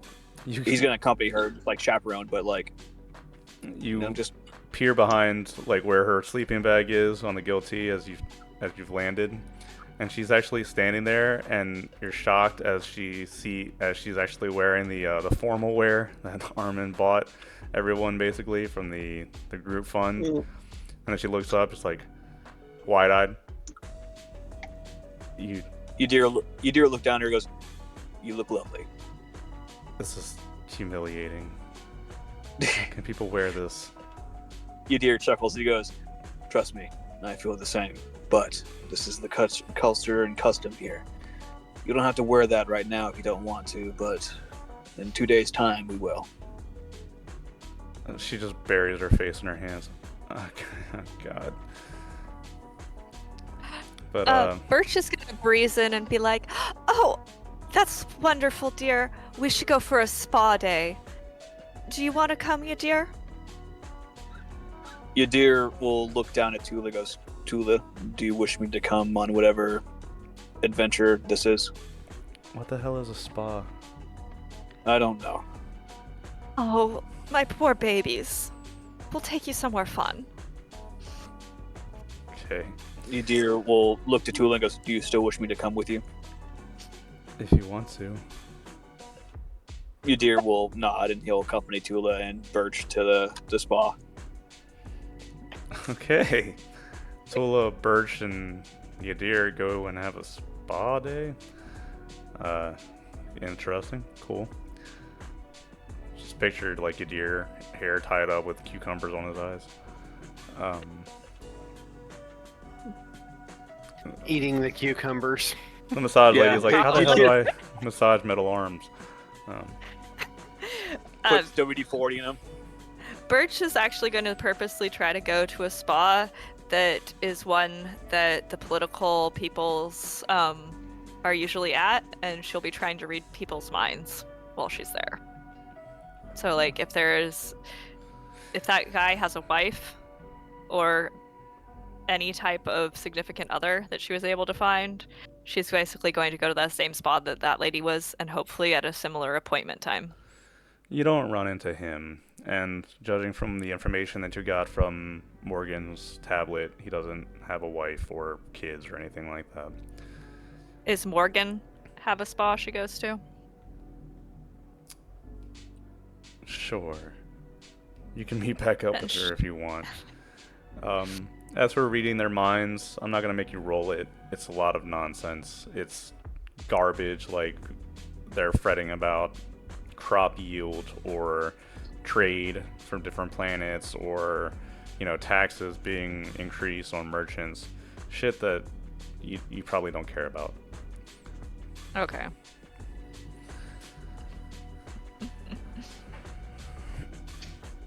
All right. Well, it was worth a shot. Before the fundraiser proper gets started, if there's nothing anybody else wants to do, I think I'd like to take our maybe our 15-minute a little early. Is that cool with you guys? Yeah, that's Yeah. fine. No? You doing Yeah. okay, Faust? Huh? You It's doing good. okay, Faust? Yeah, I'm good. I just want to get up and use the bio and stuff real quick. Too easy. All right. All right, be right back. Be back shortly. Yeah, it is. Be or be.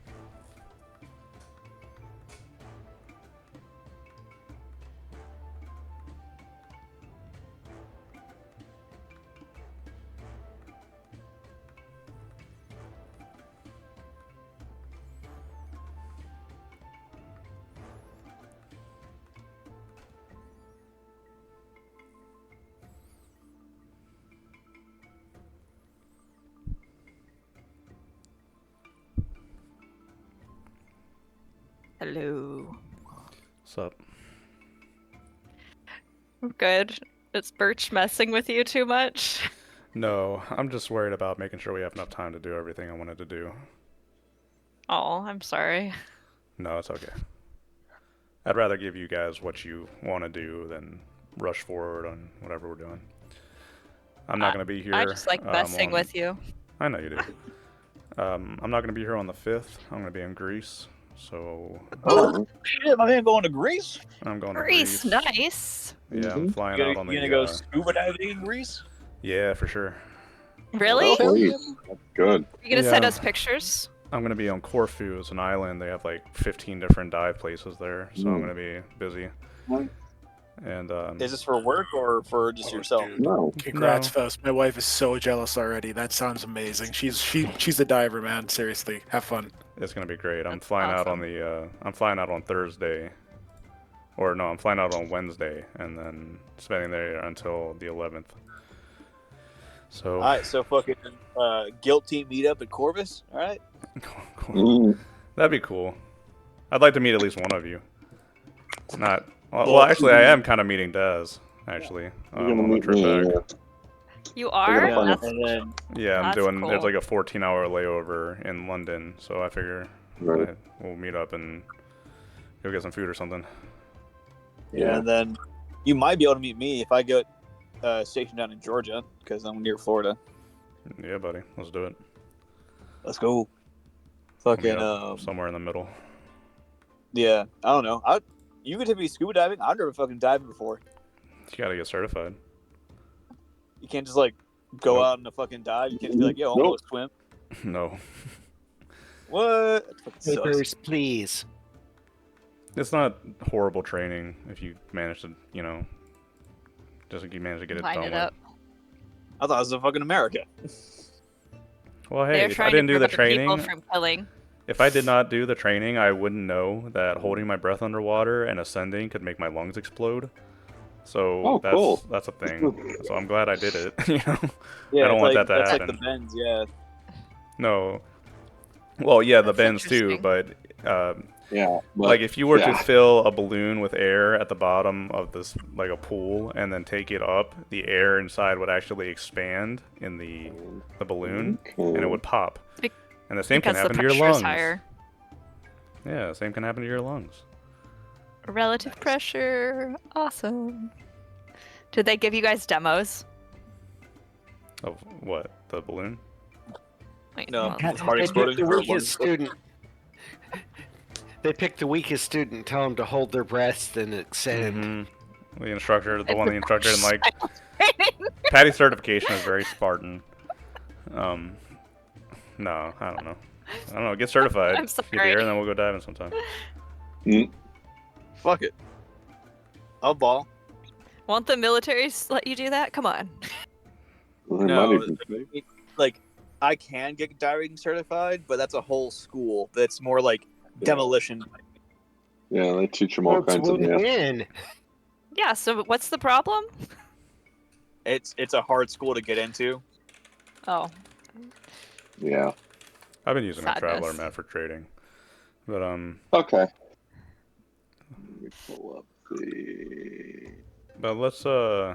let's get back to it. Yeah, for sure. About to go to the McGalla, boys. Let's go. And we can skip ahead uh, to the start Birch of is that. going to have offered to have everyone meet the guy a day or two before the gala. So it's up to them whether they want to use the stalking thing that she's been doing or not.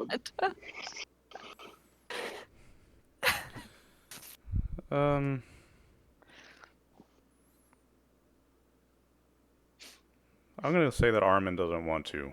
He's probably gonna try to talk to him in a public place with a bunch of people around. It's fine. Okay. Foon by his side, the rest of us kind of at a discreet distance, watching and waiting. Foon's favorite person. Foon is Hey, going to be he's- acting as his Foon- bodyguard, and Birch is going to pretend that she's not part of the group. Damn Foon, it! I'm sorry. It cost us 30 grand to fucking fuel this bitch. three For times. jumps, yeah. Oh, Yeah. okay. Okay, I was Mine gonna were say, playing- yeah, damn, one jump Just- is 30K. Just fucking wait, Pearl, until we have to pay debt on a ship, and then we're doing Oh both. yeah, wait until you have a mortgage, maintenance, gas on a big ship. Oh, you're so screwed. You're gonna be feeling that Firefly, like we're not making it to the next jump. Feeling pretty hard. Oh, it's gross. Oh, I hate it. It's time to knock over hospitals and banks. You dear, no concept of money. Me, very adamant concept of money. Oh yeah. That's why Keegan's trying to beat it into you. Is like, are you panicked? You should be panicked. Are you panicking? Are you panicking? we're about to be poor, my friend. Like, Worse than poor. We're about to be We're in already debt. poor. you can't take the sky from me. Oh yes, they can. Yes, they fucking can. Yes, they literally can. The debt collectors will come and take it from me. Oh dear God. But yeah, you need a BWOP to do your taxes, and okay. Every time you say that, I think you're Hank Hill's doing that whoa voice thing he does. God damn it, Bobby.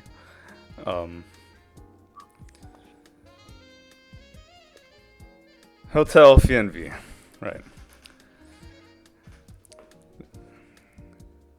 As you all gather and can be transported by shuttle up to the higher level, overhead there is a massive glass circular pane that looks out into the stars. There are streets up here lined with grass and greenery, trees, fountains,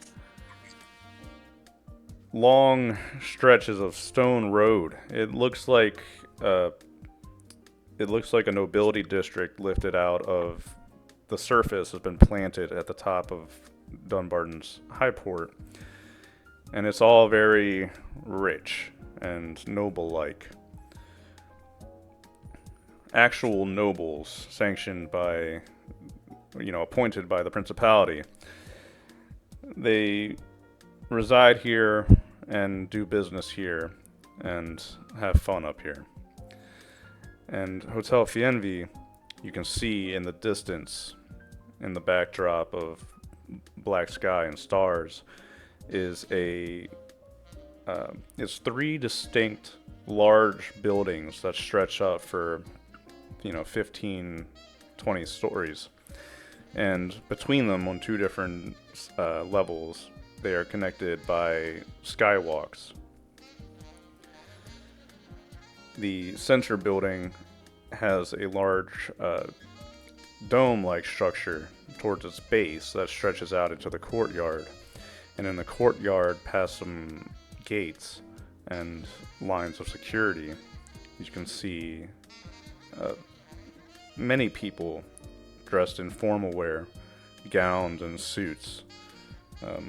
Less ridiculous than you saw on Janet, as they are lining up, being led into the event. Foon is gonna make a recon check. Do that. Really? Okay. Sorry. Armand is standing out in the courtyard for a moment and looking around. I can't believe that Vero manages to afford all of this. I had no idea he was this wealthy now. Do you think that's odd? Maybe not odd. I'm kind of happy for him. Less cutthroat out here? I'd be happier if it was me. Keegan's standing over back there with like a dress shirt and a bow tie on, and he's got his white hair slicked back. I was talking big about all this, but now that I'm here, I feel like I kind of stick out a little bit. I'll put my arm around Keegan. Come on, Keegan. This is great. They're going to love you. Trust me. Yeah, I'm more of a champagne guy. Wait. Oh, 1, don't drink 2 champagnes in a row. Doctor's orders. That shit will fuck you up. Have Really? scotch in between. Just have scotch in between. Foon, what are you looking for? Anything? Foon is looking to see if people have noticed Armand and if they're watching him any in particular. Question: are Birch's metal arms exposed? Birch has long sleeves on her dress, and she is also not walking with the group. She is trying to pretend that she doesn't interact with them. I don't know you. Foon, you don't see anybody particularly eyeing up Armand.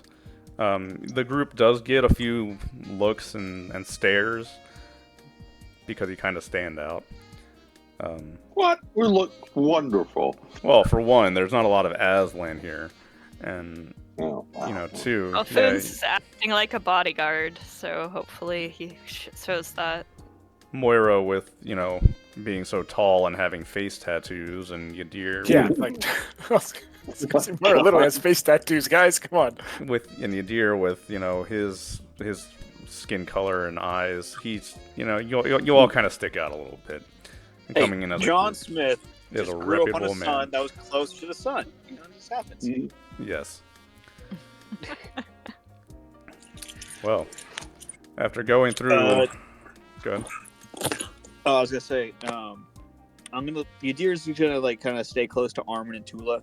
How are they looking? Do they seem comfortable? Are they nervous? Tula's sticking to Armin like glue. He is not She is nervous beyond all understanding. She doesn't know what's happening. She has never been to anything like this in her entire life. So she is confused and nervous. Armand... Fucking ditto, girl. Fucking same. Armand is, he's holding it together. For one, he's kind of used to this environment, although it's been a while. And he seems fairly focused at the moment. A boy locked in. Good for him. But yeah, Yadir's gonna stay with the kids. You're allowed in, and inside of the dome structure at the base of the middle building, you can see there are multiple round globes that give off blue and white light that arc across the floor and walls of this interior. All around, there are tall windows that look up and out into the courtyards and into the ceiling, where beyond is the stars stretching out forever. And you can see a glimpse of Dunbarton below. There are many people here, tables set up. There's a jazz band playing in the back. And Armin just kind of comes in. I cannot believe how rich this is. Let me see if I can find him anywhere.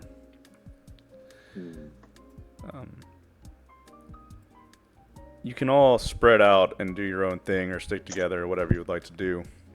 Boone is sticking with Armand and gonna just keep doing recon whenever you tell him to. He is trying to conspicuously look like a bodyguard. Do recon one more time for me. Moira just kind of gravitates towards the area of the room where she can see consoles, and you all see her start to glad hand in a way you've probably never seen before. Probably the only other person who would recognize it would be Daz. She's in full corporate mode. Can Yadir also do a recon check? Yes. Thank you. Actually, I'm gonna sense the. Oh, no, I'm just kidding. Yeah, some life everywhere. They're It's all like, scions. Every single one of them. Oh no. We're so fucked. Are you kidding me? We're fucked. It's like I do detect life. There's no one in this room. Oh my god. Yadir's nose just faucets blood. We're like, oh god, he had a brain explodes. aneurysm. Yeah, you do start bleeding. It's like, oh god, let's go, run. I rolled the wrong thing. I'm sorry. Here. You're good. Did Cindy come or she stay on the ship? Oh, she'll be with No, you. not- Yeah. I don't see diddly dick. Then I'll put Cindy on my arm and we'll go in. I had never thought I'd be back as something like this.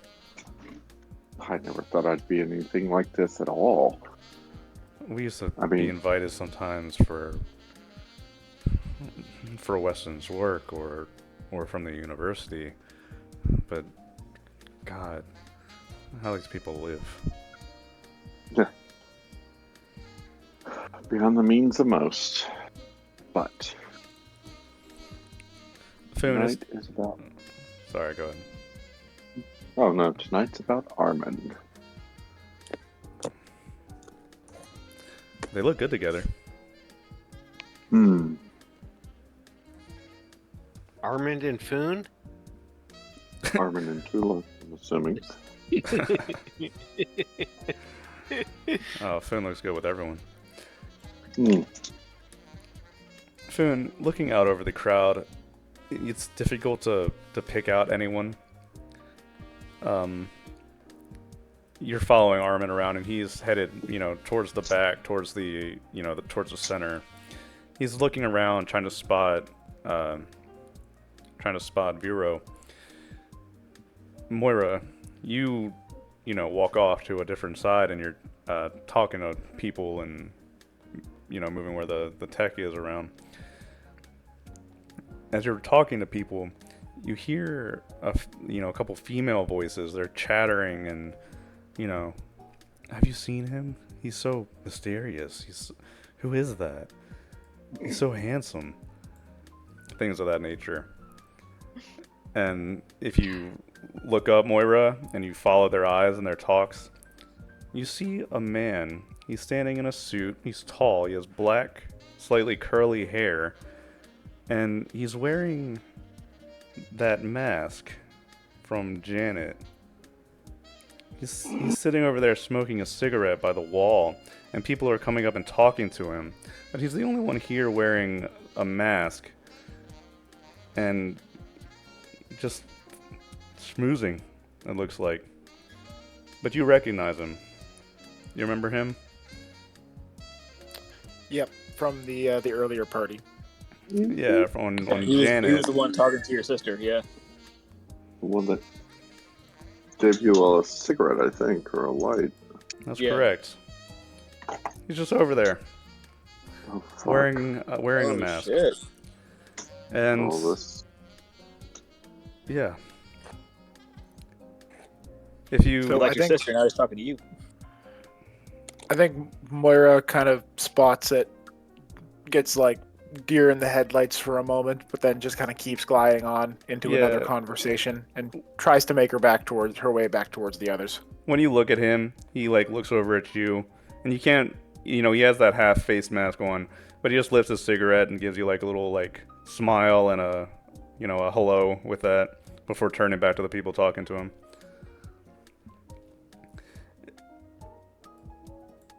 Right. So I think I would probably reach the doctor and Cindy first, the two doctors, as it were. Yeah.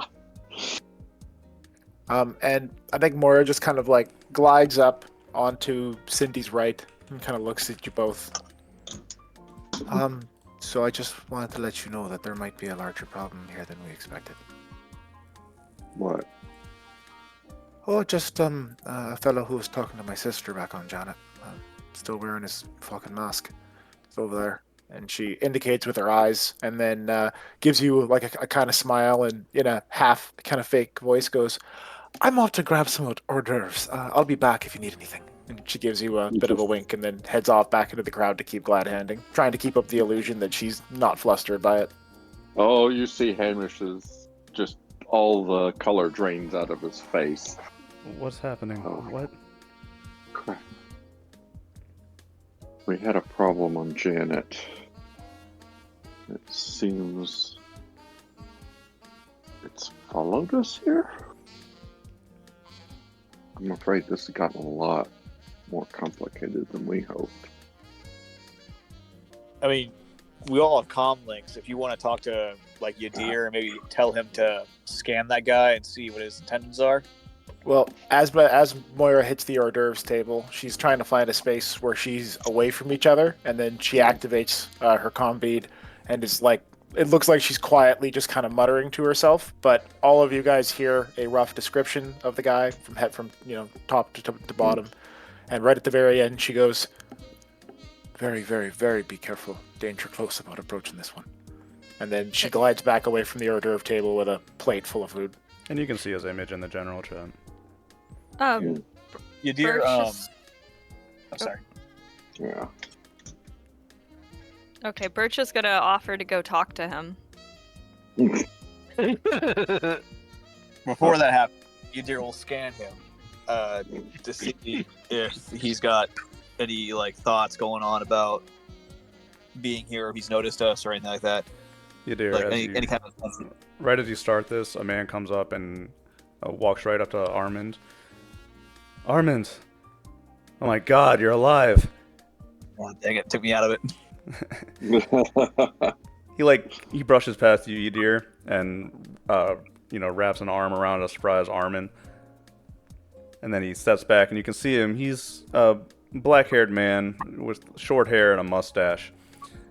He's got lines of care on his face, but he looks very, very wealthy. He's got a bright, like platinum watch on his wrist, and he steps away and looks at Armin. Where did you go? We thought you were dead. And then Armin, he collects himself and says, God, it's actually good to see you.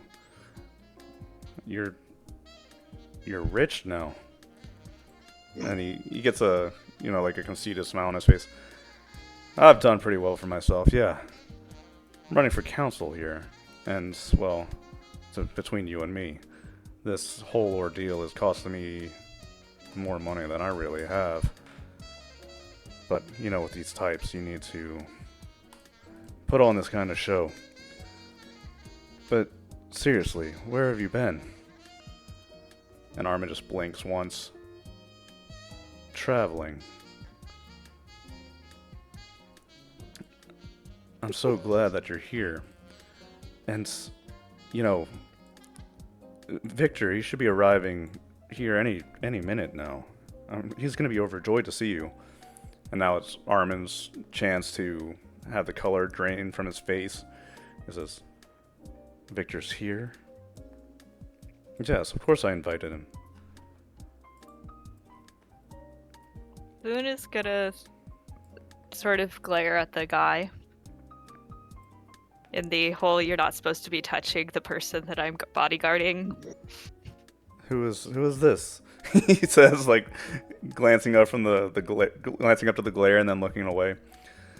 Oh, this is part of the crew I've been traveling with. Where's They're Tula? right next to Armin. Okay.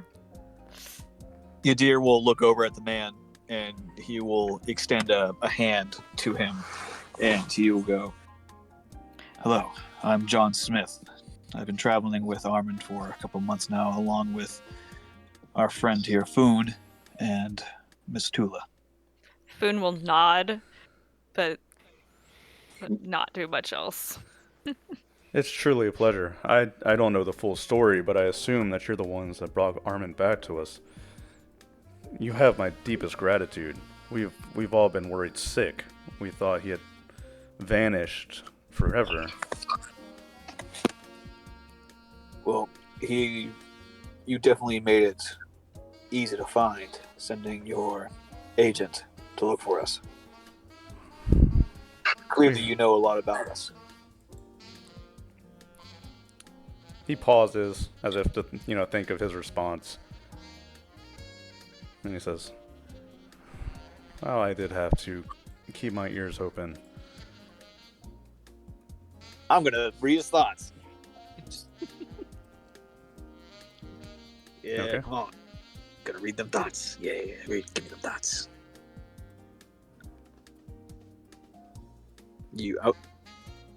No offense to you, Faust. I just don't trust this guy because Hey, I fair like enough. Armin. Yes, read his thoughts. No probe, just surface. Although I wish I did a probe. God, I would have gotten it. His thoughts are, this guy's suspicious. He doesn't seem to like me I very don't trust much. him. Yeah, I don't trust him very much. Talking to him. I can't as in imagine me or that. Boone? I'm talking about you, because you just said that. Okay. And he says, I can't imagine that Armin's been traveling around with these people. Armin's not the type of kid to do that kind of thing. But, well, if that's what he says, then I guess I'll go with it. I got 2 years of backlog to prove otherwise. Birch is gonna do a mind link with Yadir if you'll accept it. Yeah, you gotta pass it first, and then I'll accept it. Okay, so I guess I have to roll that, right? Yeah, we both do. Birch, mind. It's pretty easy though. It's just a 4. Yeah.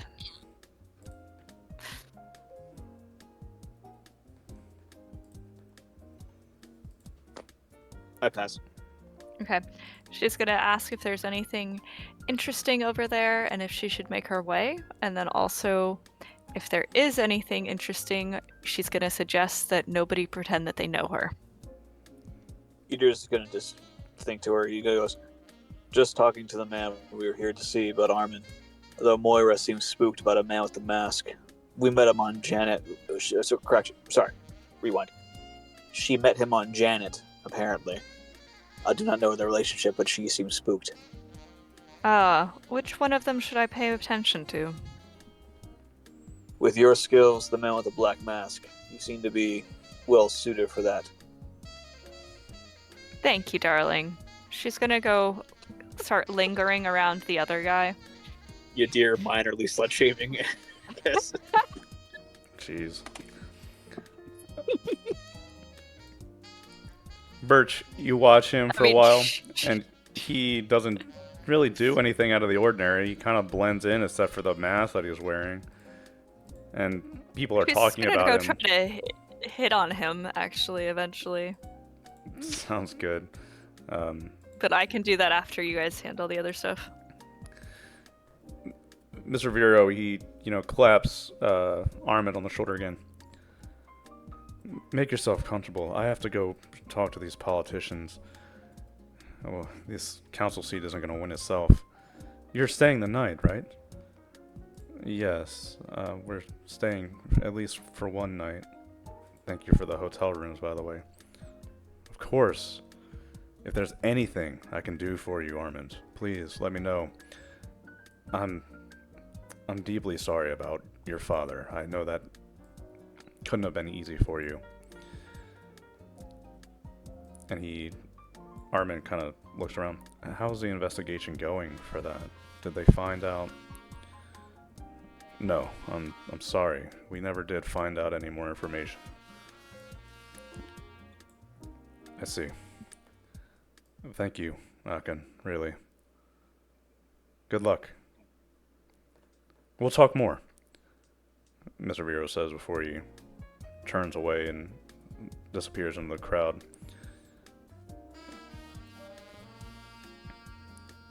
Armin looks around at the rest of the group. We have a problem. Yadir looks down and goes, "What is it?" He's not trustworthy, is he? It's not Akin. Victor Kessler is here. He's the one that's taking over my father's company. He's the interim CEO right now.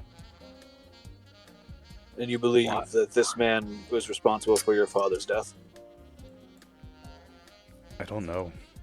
I have no idea. Why But is you do he not a trust this problem? man. Because he might be the one that killed my dad. So you're saying Victor invited us, not Vero. I don't know. No. From what I was aware from the agent, Yadir speaking at the comm link, the agent worked for Mr. Vero. He was the one that sent the invitation. This Victor character, I do not know. Yeah, Victor. It just means Vero's owned by Victor. Potentially. The man seems to be running for Congress, or whatever position that is, and he does say it takes money. If this man is a financial backer, perhaps he is in league with him.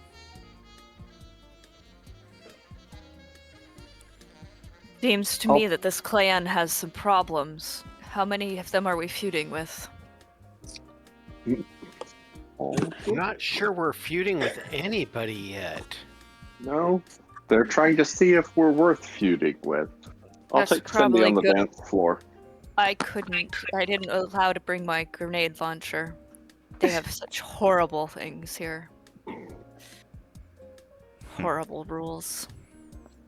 Daz, I think you and Cindy spin past Moira and a man that she's, coaxed onto the dance floor, and she kind of gives you a bit of a nod. And as you pass by, she kind of quickly whispers, "I'm gonna go talk to him soon," and then kind of smiles again and spins away with the guy. While I'm dancing, I will, cut my comm and look at Cindy and say, things are getting worse than I had hoped. You might be safer on the ship.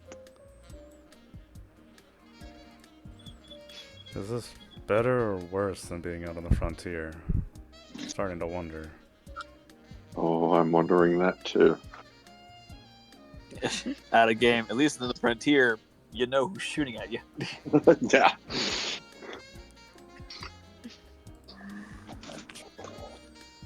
Time can pass. Oh, Birch's thing with the mask guy. Yeah, who wants... Are either of you trying to approach this guy? Birch? Well, Birch is trying to go up and hit on him. And she already told people to pretend they don't know her. So. Birch, you can go up and say something to him, like if you try to hit on him. And It's more of like, you should come dance with me, darling. We'll have a fun time. Type of stuff. he turns from the people he's talking to and looks at you through the mask. Sorry, I have 2 left feet, and I'm watching someone else at the moment. Ooh, I can watch someone with you. She's gonna lean up against the door and watch the side and drink the champagne. Just point them out. Maybe I'll be able to find out some information for you.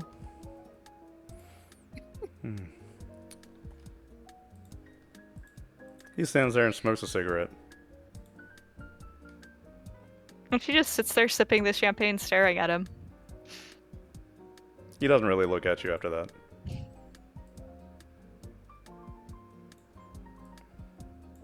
My man's into older women. Well, Birch, I don't know. She has like gray hair, I believe. I thought Birch Pure I thought white. Birch was like silver, like Silver silver hair. blonde. Yeah, silver blonde, But, silver hair. No, Birch, he straight up ignores you. As he talks to other people that try to approach him and do kind of similar things, like ask him to dance or ask him questions, and he just kind of stands there and makes small talk, and then brushes them off. She's gonna attempt to probe his mind. Okay, go for it. Shielded, not kidding. I don't know if it's gonna work. Oh, just barely failed. Now that we have 2 psychers, there's just so much of this probing. A lot of probing I going don't. on. Yeah, Deer doesn't probe. He just reads service thoughts. Probing is invasive. Birch doesn't give a shit. Yeah, Birch is like like reading your surface thoughts isn't invasive. To me, I'm not learning your deepest meaning. I'm just like, he's like, hi, I'm glad to see you. Service thoughts. Die, piece of shit. I'm like, oh, okay, so he's not really nice. So like, whereas Birch is like, what do you know? Tell me everything. Where are Birch, they? your probe doesn't really work. Okay. For some reason, it doesn't go through. Oh. Probably too much noise and background clutter. She's gonna put down her drink of alcohol and go get some regular water, and then probably come back and try to probe again. If Too you drunk, leave and can't come probe. back, you'll have left. You'll have Ah. walked away into the crowd. Okay. Well, that didn't work out well. No, he stonewalled you. But she doesn't have to be that close to probe him. She just has to know where he is, right? That's true. I think no. You're I definitely think probing close. is. I think probing is a close action. He can be within 5 meters. Oh, yeah, right. Close. Okay. That's still 15 feet. Like, So she's gonna try to get within 15 feet and try to probe again. Okay, yep. You do Remember- that. Remember, you lost one because you failed it. did. So okay. Yep. She's down a little bit, but not quite there yet. Succeeds. This is how much was a probe? Probe's 12. 4. Yeah, no, she passed it this time. I meant how much nice. was the points for. So she's probing to try to find out why he is here and if there is anything specific that he or who specifically he was watching. Birch, his mind is heavily compartmentalized, you find. Extremely so. It's like a honeycomb of spaces that are filled up with thoughts, memories, and ideas. If you probe into his mind, you find that he has a wealth of information on what seems to be Moira. Although it may be not quite the same. Height, hair color, eye color, even down to like things like favorite foods. Doesn't really seem to connect together. And then he has a lot of memories of traveling on ships. Seems to travel by himself.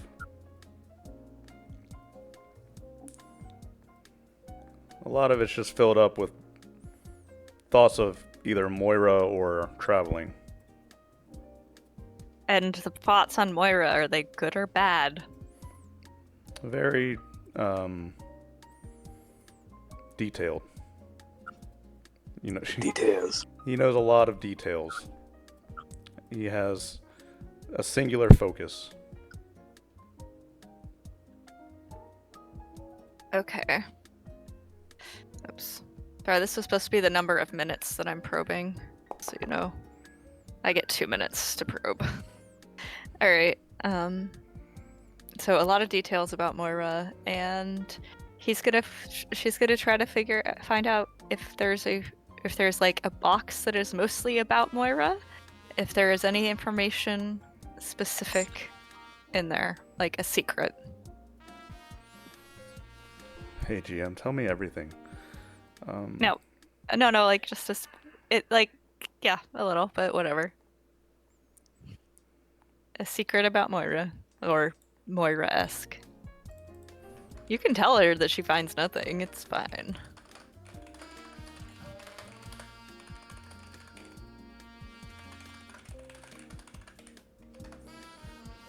How about that? I'll send you a chat. Okay, thank you.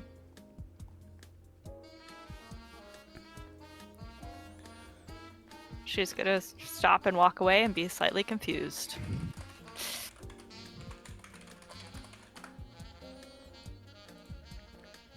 I think Moira's gonna try to find Armand in the party wherever he's ended up.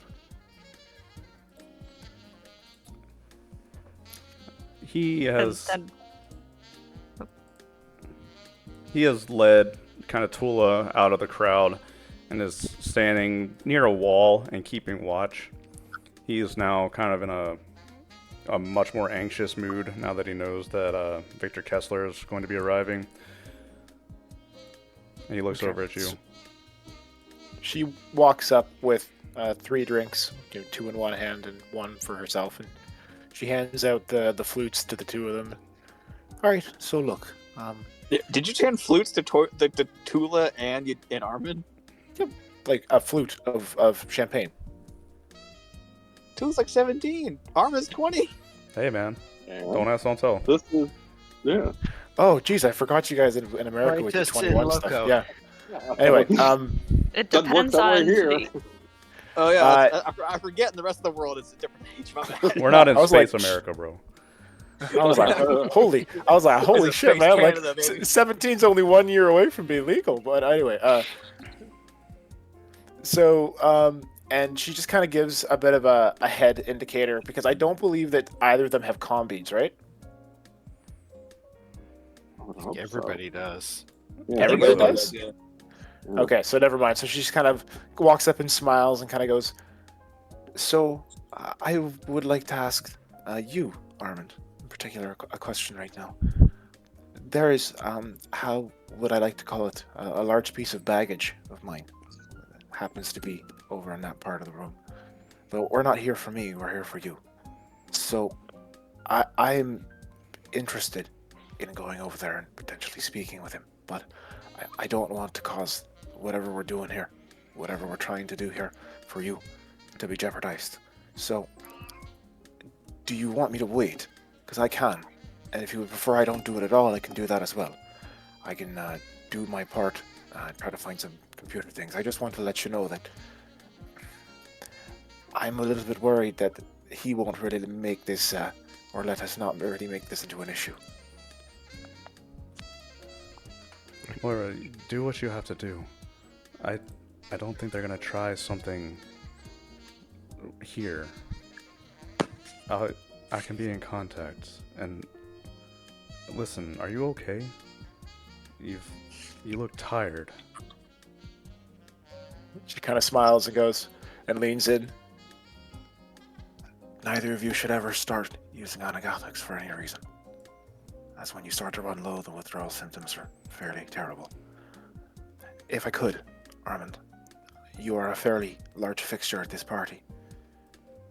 Would I be able to be on your arm as I go up and speak to this fellow who was invited? He looks over at Tula, who steps back and nods. Yadir's right there. He'd step up next to her. Yeah, so Yadir looks over. He goes, "I can come too if you wish."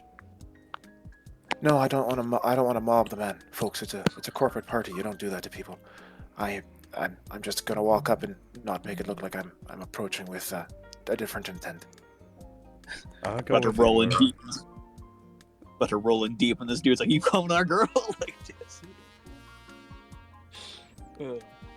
And So Armin steps forward if you're ready. absolutely, as long as your Mr. Kessler doesn't arrive as we're talking. If he does, please break off and do as you must. But it'd be nice to at least have one of you there. And she kind of pulls Armin with her and starts walking towards, not like directly towards, but doing what she's been doing already, where she's just kind of gliding with him through different areas. They're stopping to talk to a few people on the way, and they just eventually make their way slowly over to him through conversations. And you notice as this is going on, he actually starts doing the same thing. He's as you make your way approaching, you notice that he's getting closer and closer as well, talking and pastoring the crowd. He's got a cigarette in his hands and he's like a champagne glass in the other. And eventually you meet somewhere towards the center by a table. And he turns and he picks like a dessert off of the table and pops it in his mouth. He's tall. He's maybe an inch or two taller than you are. And he stands there and then looks. Nice party, huh? Most of them are. But you've been to one corporate party, you've been to them all, right? Have you met my friend here? No, but I've heard of him. And he turns and reaches out a hand at Armand and he shakes their hand tentatively. So I'm a mite bit surprised, I must say, to find you here. Should you be, though? Didn't I tell you? Watch your step. I'm fully aware. I just want to make sure you understand that this is a very interesting tree that you're barking up. Well, if you're worried about something, I'll have you know that I'm not here to do anything in particular. Oh, but I assume you're here to enjoy the party. Of course, for some reason, you're the only person wearing a mask. I didn't really know I like that it. kind of thing. You remember this from Janet? They're cool. I do. I wish every place did this. It allows many different individuals to not really show who they really are. But I doubt you do that in the first place. Look, I understand that you have your own interests and that you're here for your own reasons. But it would be mightily appreciated if you sit down, as we have other business here. Do you understand? You prefer I'd stay out of sight from now on? Not out of sight, lad. Everyone's already seen you here. I can't stop that from happening. You made your face known. I'm just saying, and she pats Armand on the arm, I prefer it if you don't interfere in someone else's business. This is a mite bit important. I told you already. I'm not here to get in your way. Whatever you're here to do. And I don't believe a word of it, my friend. At the end of the day, I can't stop you. If you're here to enjoy yourself, you can. But please, understand. We're all here for him. And have a wonderful night. And then she just kind of leads Armand away. As you walk away, he says, as long as we're on the same page. And then you'll see him turn back as a flock of girls from the party walk over to try to talk to him again. She kind of holding on to Armin's arm. She kind of leans in, not just in a comfortable pose, and kind of goes, "Thank you, I appreciated that." You're not gonna ask him anything, like why he's doing all this? He's not gonna answer me truthfully. He's probably got some sort of interest in my family, in the program. The information that I know, Armand, would curl people's hair. It's what they did to the different generations of us. I can't even imagine. But the first one was, you see me. You know what I can do. It's very likely he met a person like me. And well, we make an impact. Both for good and for bad. I can't even imagine, Moira, what is going on around you. At the end of the day, I just kind of want to find some more of them. And she kind of smiles and make them understand that they don't have to follow any sort of path or chase after it. I got my peace by making peace with it, not with trying to keep fighting it. She kind of stretches. And now I need some food, and I'll be on the watch. Go find your place, and hopefully when Mr. Kessler arrives, if you'd like me at your back, or even on your arm again, I would love to help. And she kind of smiles, kind of leans down, because she's taller than he is, plants a kiss on his cheek, and then heads off to the hors d'oeuvre stable.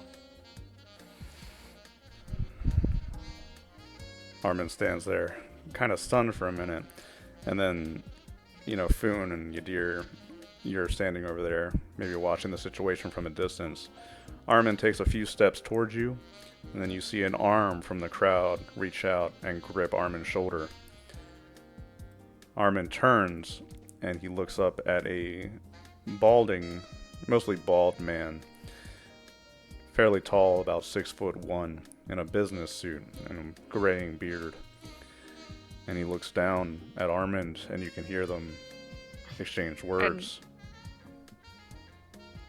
Boone is gonna start making his way over there right away and protect his query. Yeah, Yadir is gonna start. Is Tula next to Yadir? She'll probably stand back against the wall.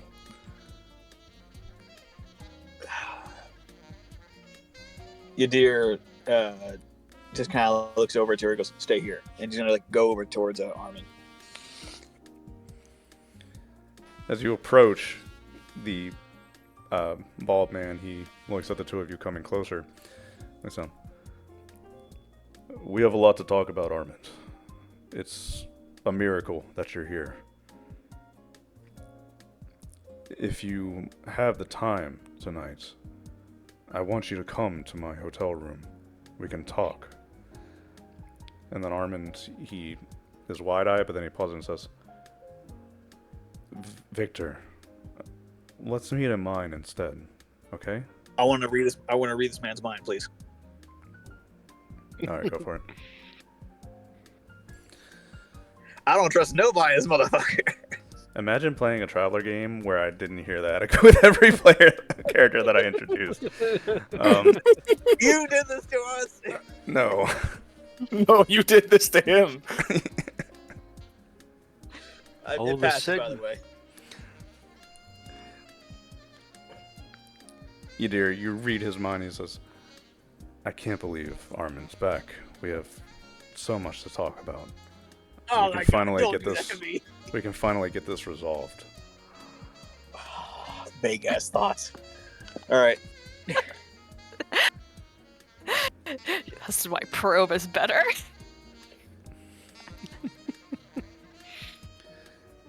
And Armin says, let's meet at my hotel room instead tonight, Victor.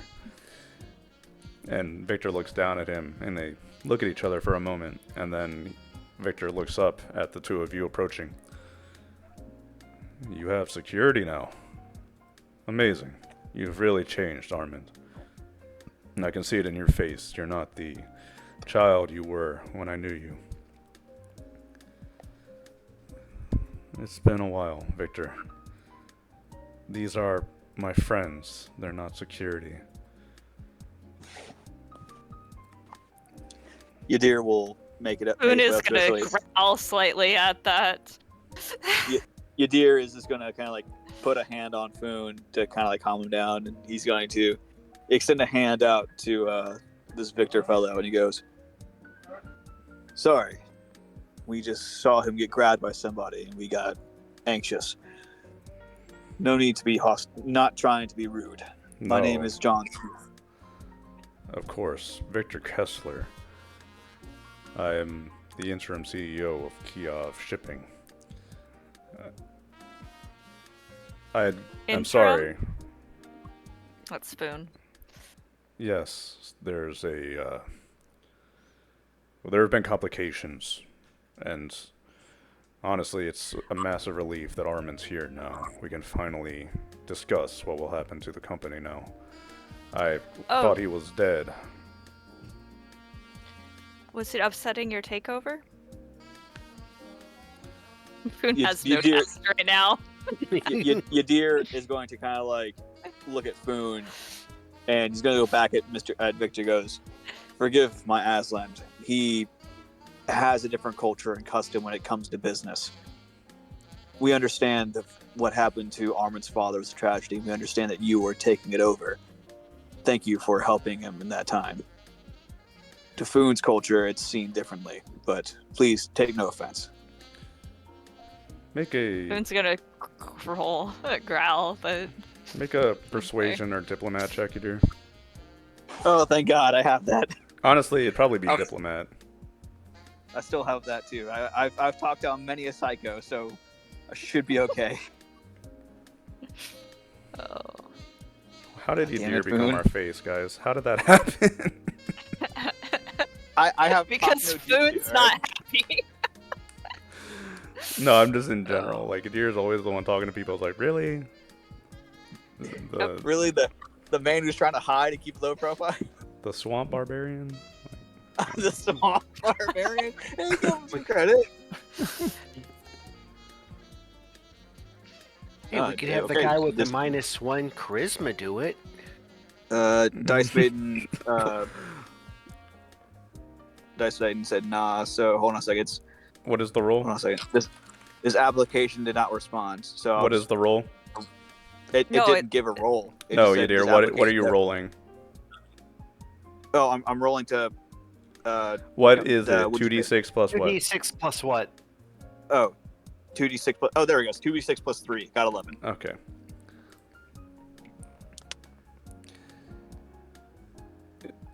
He looks up at the Aslan for a moment, and then he turns and says, no offense taken. I don't often deal with Aslan, but I understand their culture is very specific when it comes to business. And I don't expect a male Aslan to understand the intricacies of the corporate world in the slightest. I understand their females handle that sort of thing. Is that not right? He looks at Foon. Foon's gonna go, yes, as is proper. Females handle money. Oh, Well, Armand, I'm so glad you are safe. Let's talk again tonight. We have much to discuss. Of course, Victor. And Victor clasps him on the shoulder again, looks him in the eye, and then turns away and goes and speaks to Vero, who is towards the back of the room.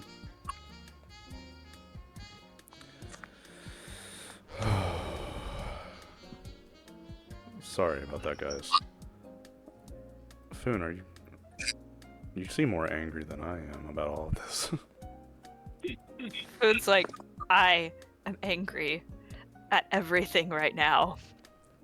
Then he's gonna go storm off and grab a glass of champagne and start chugging it. Oh, oh God. dear. Yadir's gonna go into his headpiece as he goes. Foon is peopled out, as it were. I believe that he is going to try to inebriate himself. Having a drunk Aslan at a place such as this is not going to be preferable. Wait, what? Drunk Aslan? What's he drinking? He has just drinking a glass of champagne. Oh God, no! Hamish will quickly work his. Actually, he'll just leave the dance floor and head towards food. Any damage control. Armand over the comms like, I think we did what we came here to do. Should we leave? Yes, let's get the Aslan out. I told Victor that I'm going to be meeting him at my hotel tonight. we can meet him there with you. But for now, I believe if you are comfortable leaving, we can all go. Yadir will then radio to Tula and goes, Tula, are you there? You hear a man's voice in the background, and she goes, "Yeah, I'm here. Hey." Yadir's going to look around the ball. Do I see her? You see her standing close to the wall that you left her at, but there's a man in a suit talking her up. How old is he? I'm LeBlanc's with her. Maybe mid-20s or, early 30s. She's 17. He fucking kicks him. I was kidding. I'm standing next to her. Oh, you are? Oh, okay. When Armin walked off, I attached myself to her. Good job. I didn't hear that. All right. Crazy stabby uncle. Got it. All right, cool. LeBlanc. Someone comes up to try to talk to Tula. LeBlanc hands him a napkin. Nah. Just Here, call me later. Call me later. Oh, man. I figure that'll make him leave and not ask questions. Okay, let's... Armand over the comment. Should we retreat? Someone try to grab Foon. I think Moira glides over after going I up think to Hamish is trying to get... one of the bartenders. Upon hearing that Foon was drinking, she immediately walked over to the bar and asked them to steep a quick cup of tea. And she brings it with her as she approaches Foon and tries to tempt him away. He's like, that is tea of what type? He has taken a few shots of the equivalent for the champagne. He's using them as shots instead. Just chugging them back. Moira just kind of looks down at it and goes, Foon, I'm honestly really not. I didn't really ask. I just asked for tea, and this is what they gave me. It's a dark brown liquid. So, would you like to try? Yes. And he's gonna Thank you. take I'm the just tea going and... to- Yeah, Moira I'll just take that flute from you. And she just swaps the champagne flute for the cup of tea. Okay. Alright.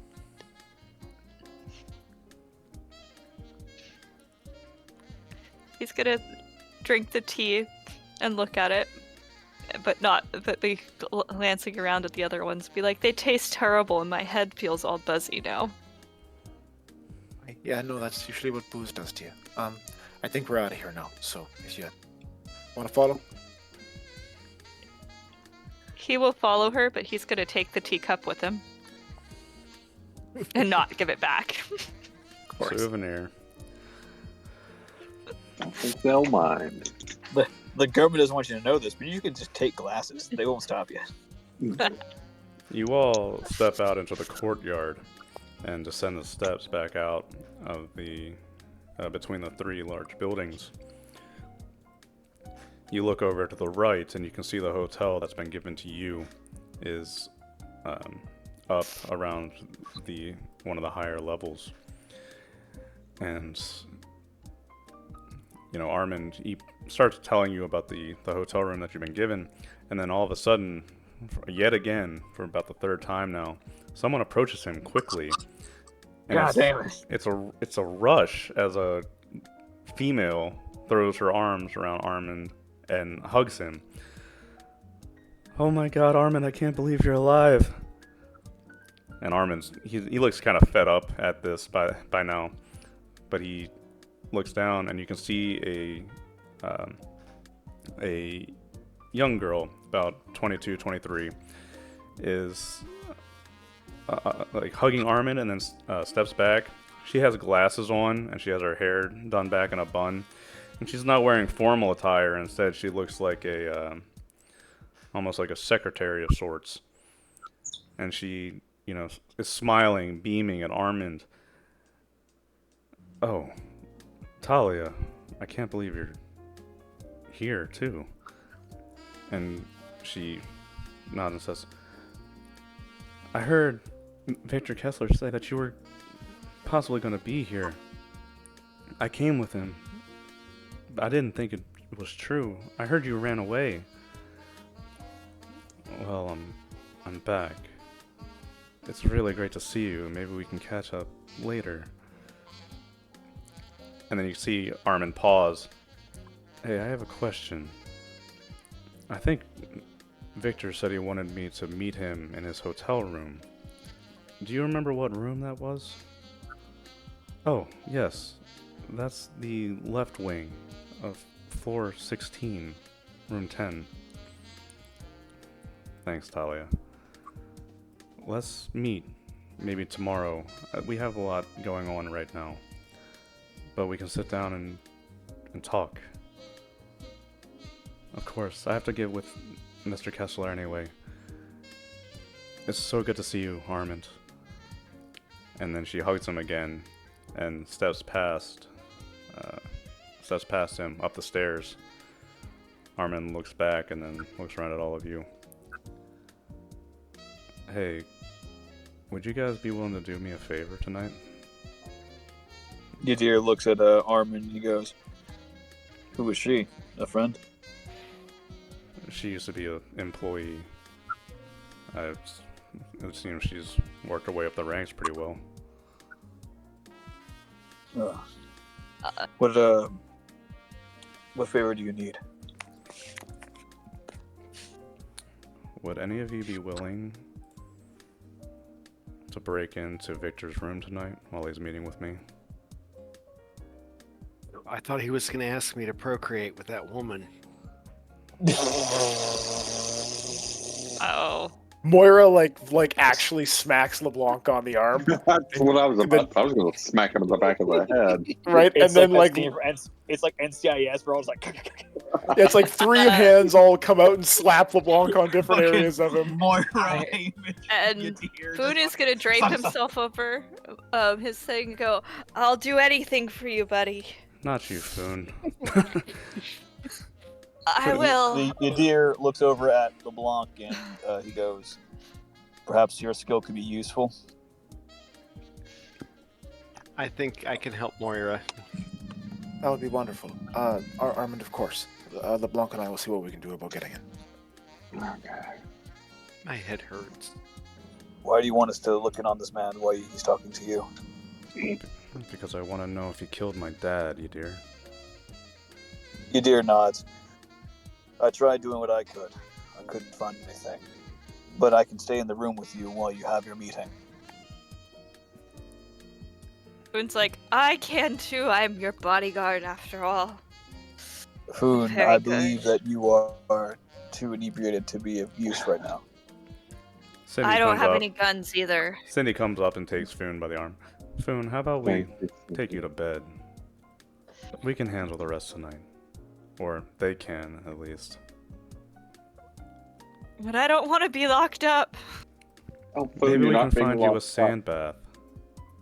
Oh, sandbath. That would be good. Yeah, let's go find you one of those. I'm sure they have some somewhere. So Somewhere. like, are you a chinchilla or is this like a litter box joke or is this an Aslan thing? That's like They wash in sand because Oh, cool. the Kinda like water chinchillas, makes yeah. their fur nasty. Oh yeah, so it's like chinchillas. Okay. Yeah, that's what Foon is, a big chinchilla. It fits better, possibly. Okay. He will go off with Sandy. Or Cindy. Sandy, yep. Sorry. Alright. Well, Foon is led off by Cindy up to the hotel to put Foon to bed. I'm straight drunk.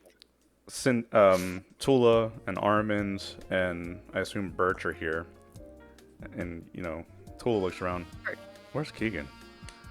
Birch is still trying to Oh, hang crap. back so that he's not obvious that she's with the group.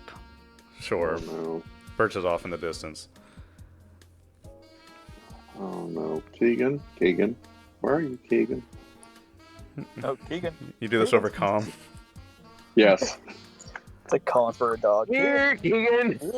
What? What do you guys want? What's the problem? Where's the Bring fire at? Take a bag of breadsticks, start shaking it. Are you still at the party?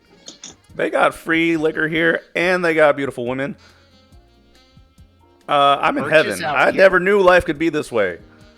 I wanna be a Birch is out businessman here too. with us. I look at everyone. Keegan's fine. Hamish, is it what you've been holding out on me this whole time? You never mentioned any of this. Well, we're not quite to Caledon yet, so this is not the norm. This is paradise. I will talk to all of you later. Like, He's so fickle. he's not fickle. He just, yeah. He'll be fine. All right. Well, the hotel, like I said, is a very tall building connected to the other two buildings by skywalks. You can head in, and a very regal, streamlined procedure occurs where you're handed out keys to your rooms, and for some reason there's 2 extras that are empty. The keys are spread out among you, and Armand takes one. I let Victor know, so I'll be waiting in my room when he gets there. I can send out a comm or a ping or something like that and let you know when he's here. That's probably the best time to do it. Moira LeBlanc, you want me with you? Look out. That would be probably nice. Aye. Alright. What You dear? is the... You dear, protect Armand. All costs. Yadir nods, basically like you didn't need to tell me twice. And he'll look down to Tula. Is Tula going with y'all? Tula's standing there not knowing what to do. Armand, Tula I'm was not Armin's sure bringing- fate. I'm not sure bringing the 17-year-old along on the breaking and entering is appropriate, but I'm willing to bring her.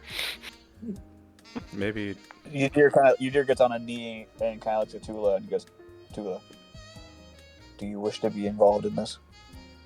with the breaking and entering? No, I think LeBlanc's right on that. And What do you wish to do? Armand looks over, it's like, maybe we could, if she accompanies me, she might be allowed into the meeting as like a girlfriend or something.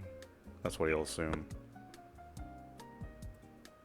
Yadir kind of looks over at Tula and he goes, do you want to be a part of this?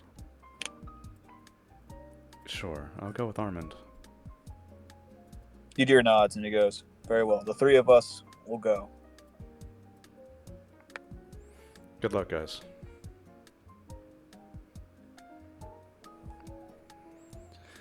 Tula can get asked out, but it's not by a fucking, like, almost 30-year-old at a fucking party. Go. I was talking about Armand. Oh. Well, he did say, like, my girlfriend. Yeah, that's kind of like asking out. Kinda. As long as this Taylor chick doesn't try to get in the way. Okay. Birch is like still in the background, sort of hiding. How long has it been? Like how many hours? Until the meeting?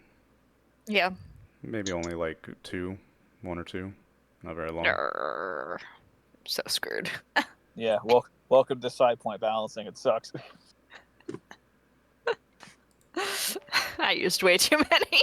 It's okay. Yeah, it's like, that's why I don't keep using Probe. Probe costs like 4. Read mine costs 1. All right. Birch doesn't care. Yeah, dear, you accompany Armin and Tula. After a while, there's a knock on the door, and Armand will go and answer it. He opens the door, and the tall, bald man, he steps in. You have company. Armand says, I thought Yadir would be good to have just in case. That's fine, but I would prefer that we have this conversation in private.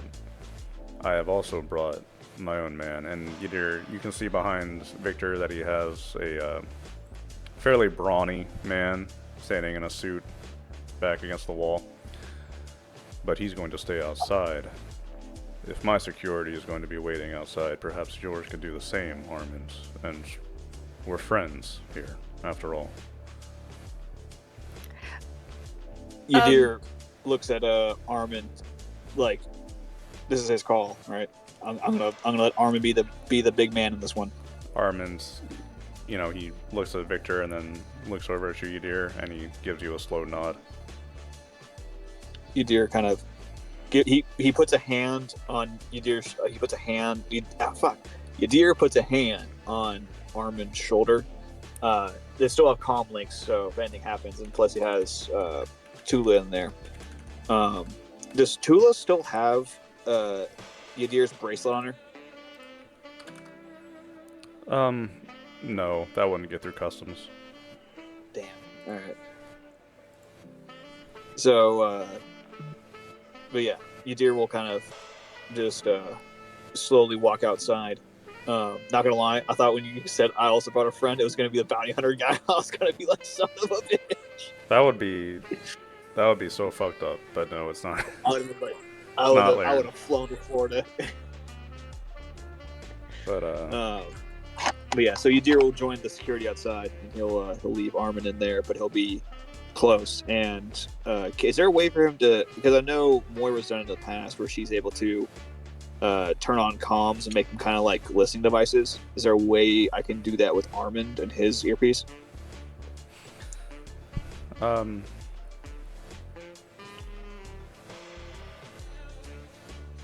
don't think so. Dang it! Not for combat. I have Com 1 now. No. Oh, okay. What's up, Anna? Oh, so Birch has been hanging out in the background. Does it look like there's, besides the... She's gonna go hit on the guard. To distract him. The one guard that's with Yadir? Yep. All right. And see if she can get in the room. Because obviously there's a party going on in there. I'm going to tell you straight up, that's not happening. Sadness. Yeah. I knew it wasn't. So you can go and you can approach the guard and stuff like that, and he'll question who you are. But no, he's not going to grant access into the room while Victor is in there. Okay. Yadir will look at the guard, and once he'll look at. Does Birch like kind of like walk away, or is she still there? Yeah, I've changed my mind a little bit. Let's say that since you had time, that you would maybe plan with Armand to set up a way to like have this meeting be bugged, so that you could listen to it. I'm fine with that.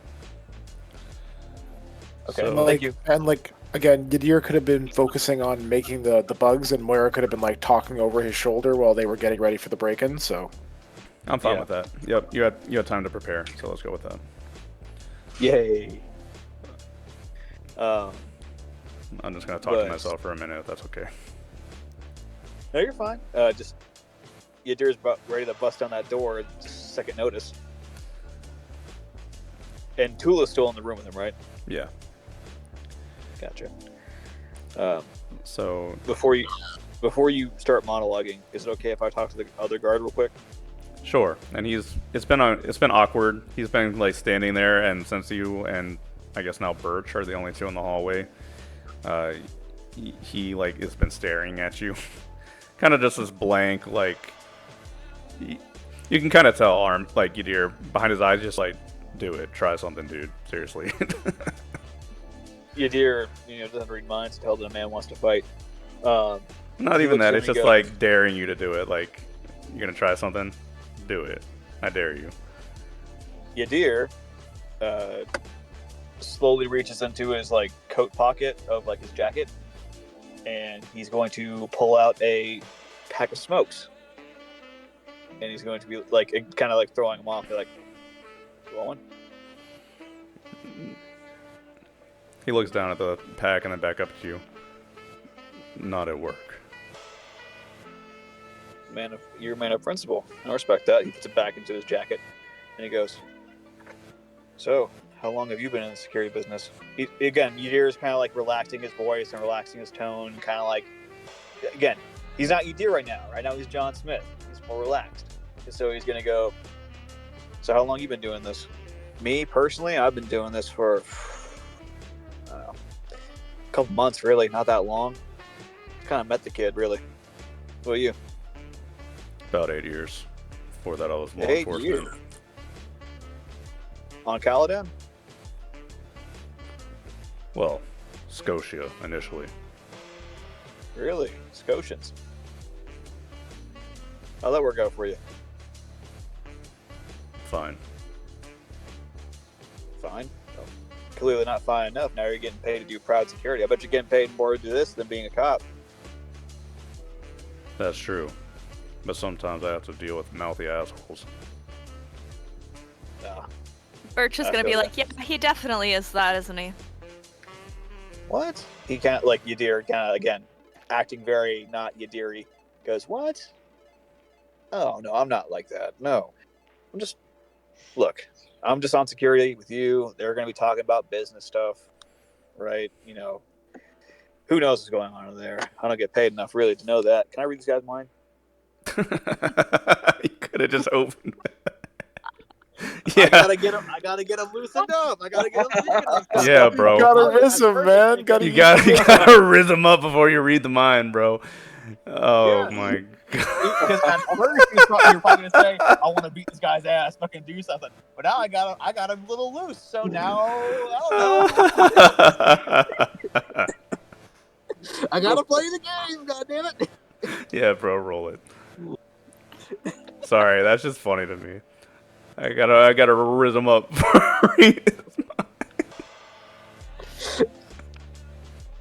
It works. I got the mind read. This guy is sketchy. I don't like him. This girl's hot though. I'm sketchy. This girl- I'm like the least sketchy dude in this fucking party, other than like Moira and Doc. He doesn't think anything incriminating. He's mostly just doing his job of watching you and wondering, like, what the hell's going on. And he also kind of wonders if Birch's arms can crush his head, because that's an actual danger. Right, but he's got no insight of what's going on in that room. He's not like, "Come on, hurry up, boss," or anything like that. He's not doing anything like that. Not on his surface thoughts. Damn. Could probe him. Try. Yeah. Okay. Although, Birch, you could use clairvoyance to try to see into the room. Yeah, I could. I probably will, actually. But I actually want to hear into the room, so it's clear audience. Or, yeah. You guys set up the bug. I mean, Moira probably would have had it connected to whoever wanted to listen. Oh, they're... Okay, that's true. Oh yeah, 100%. All of your comm links are linked up to the bug if you want to jump to that channel. It's like a specific channel that she created. And Armand's got a comm button. Yeah, he's basically just like, he left his comm on in a way that Moira explained to him so that he could just, have it record the meeting. Yeah, it just like sits on receiving all of the noise and just like we're just like hearing what he's hearing essentially. Yeah, in a more formal setting, like they would check for bugs and make sure this kind of thing doesn't happen, but this is a impromptu hotel room meeting. So, okay.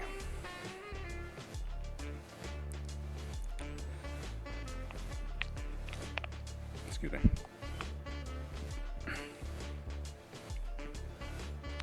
Armand, I thought we could meet alone. And you hear the rustling of the man sitting down. This is Tula, Talu Tula. She well, I don't want to be parted from her. I understand. It's not of any consequence. So, we need to talk. I know you're just now returning, and all of this has been a harrowing ordeal for you, I'm sure. I'm sure you've learned a little bit about what's going on with the corporation. Yeah, I've heard a little bit. You are in the process of taking ownership. Yes. And I will be forward with you because I think it's in your best interest. I want you to come with me to Caladon and sign off your stake in the company to me. We could arrange something for you and her. Have a very comfortable, pleasant life on Caladon. You would have an immense amount of the proceedings from the company. All you would need to do is sign over the stakes to me. If you do that, then there will be no further complications, and we can get this business sorted out, and we don't have to worry about it anymore. I know you were never much for the business side of things, and I know what happened to your father was a horrible tragedy. It's all too much for you to worry about. I'd like you to go to a normal school and perhaps find a career that you can do. And all of it will be funded by Kia shipping, of course.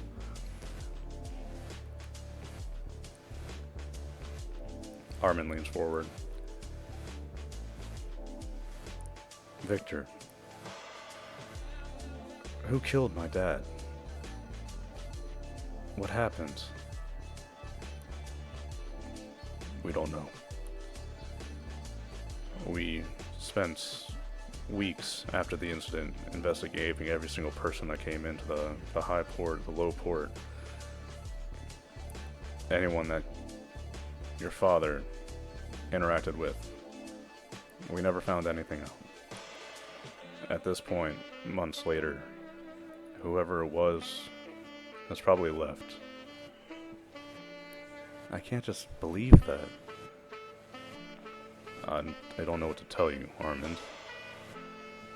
I know that it's a shock for you, but we have to move on from that. We have to face the future now. And I could give you and your girlfriend here a very comfortable future. You can trust the company with me.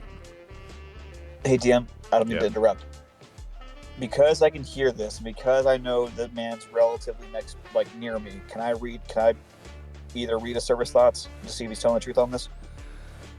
I at least want to have a line of sight rule for mind reading.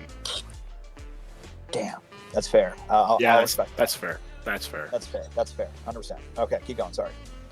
That's pretty much it. Armin, he says this to Armand, and Armand more or less says, I can't decide that kind of thing right now.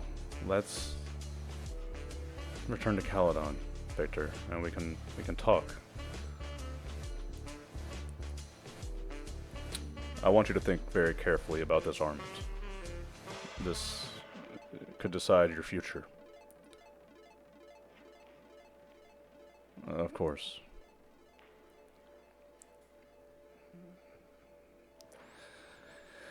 They'll talk for a little while longer, and we can transition scenes. Off on the other side, in the right side building, Hamish, LeBlanc, and Moira. Yep, let's do this. As you come up, you notice in the hallway that there's basically a security panel besides the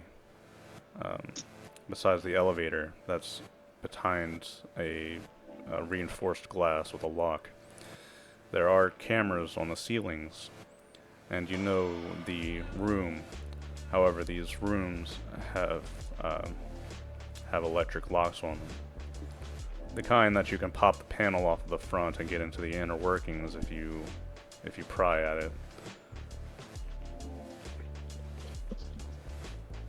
Out of the window to your left, you can see, stretching out the courtyard, you can see across from you the hotel room that Armand and the rest are in, and above you are the twinkling stars.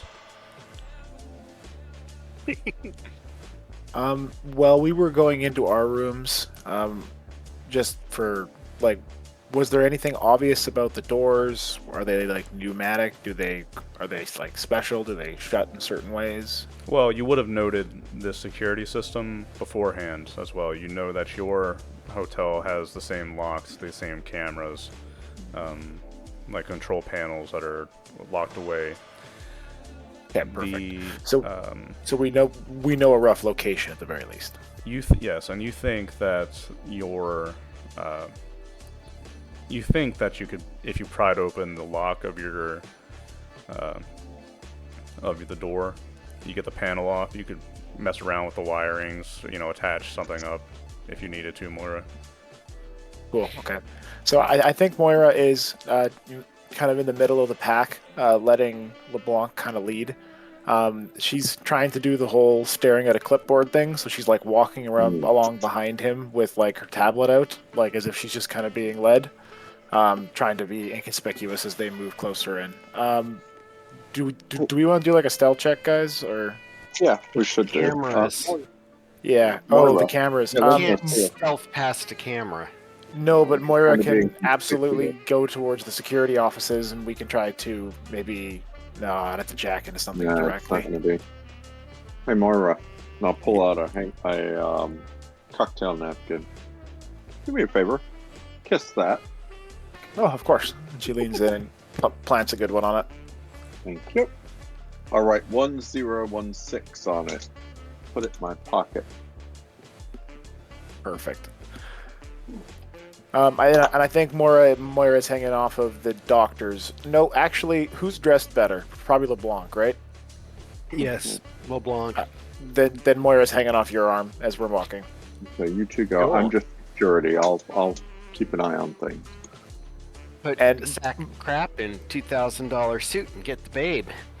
And Moira is like chattering at you in what you recognize now as her version of corporate speak, where she's saying a lot of words, but it doesn't really have a lot of substance. I will help too, but I will respond equally because I worked in that same thing on security. Perfect. Oh, you vertical dynamic integration type people. But we have to immanentize the Eschaton, don't you know? Oh, beautiful. It's We the need only to way add- to maximize corporate profits this quarter. Well, absolutely, and to add value, right? And that is Absolutely. and that's the proper use of applying the correct paradigm. Benefits all. So, as we get close to the door, is there anyone, like, can I do a recon to see if there's anyone obviously watching or keeping guard, or someone off to the side who might be doing a little bit of security? A quick glance shows no one in the hallway, but you can do a recon to check further. Okay, and I would also just like to grab the cameras to see where they are, so I can just, like, ping the cameras, maybe keep our faces out of view. As much as possible, kind of thing. Oh, over the comm dots. Moira, Mm. you're drunk. Fall over on the security panel, and I'll fall with you. All right, no, I like that. Now the lines of sight are pretty rough here. As you step out of the elevator and appear down the halls, there doesn't seem to be anybody around.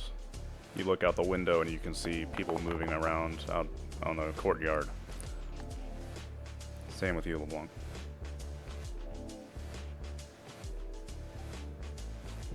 All right, well, let's go up to the door and see if we can make our way in, my friend.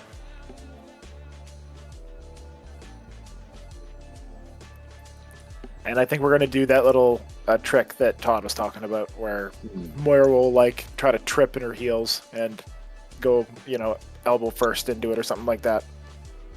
Onto the door? Or the Onto the panel and the control controls. Yeah. Got Yeah. you. Next to the elevator. Certainly. I'm gonna mess up the elevator. I'm gonna do a Bart Simpson before they head out. Love it. It hit all the numbers. Every floor. So Yeah, that'll maybe- tie it up a little bit. Maybe if you're trying to hack into this control panel, is that the idea? Yeah, it's like Yeah, I'm kind of doing a bit of a show and faking it while also trying to while I'm getting up, I'm like putting my my direct hard jack into it to get my tablet going. So let's try. We cover it up, making it look like she's drunk and I'm groping her while we're both drunk Fantastic. and falling against the wall. Let's try a. We can either do this as a task chain, or one of you can do it. It's deception, or performance, and you can do that with a charm, I think. Moira will do the deception because she's quite good at that. Do you have a better than a +3 here, Todd? Charm, not Dex? He asked, since there's no, nobody yeah, I'll there allow to charm. I'll allow Dex too. Well, I was thinking like if you're Performer is a performing. +3. Yeah, but Dex makes sense as well. Okay, so why don't you do the performance and then I'll do the hacking thing. Okie dokie. So it's like you're tripping both of us up, and I'm like kind of just like following with you. And then you'll do electronic computers. Yeah. That's good enough for me. Hamish, you're back in the elevator. You watch Moira and LeBlanc collapse on themselves, pretending to be drunk, and as they're struggling, and it almost looks like they're like making out against the panel, but the panel Like laughing and yeah, but the panel slips open and Moira. How's your interface, baby? God. Oh, it's it's got a +6 effect, bro, and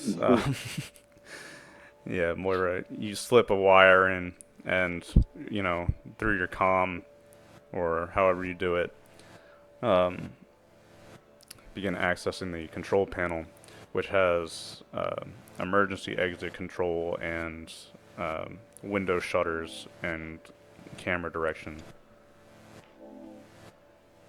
Okay, I immediately set the camera direction to not be looking at the door entrance or the area if I can, and then I jokingly hit it, laugh, and like pat I pat LeBlanc's chest, grab his tie, and I pull him into the room. Okay. You go ahead and you enter into the emergency exit lock. Like you undo the lock for the door through the emergency exits. And as you do so, you come into a dark, empty hotel room.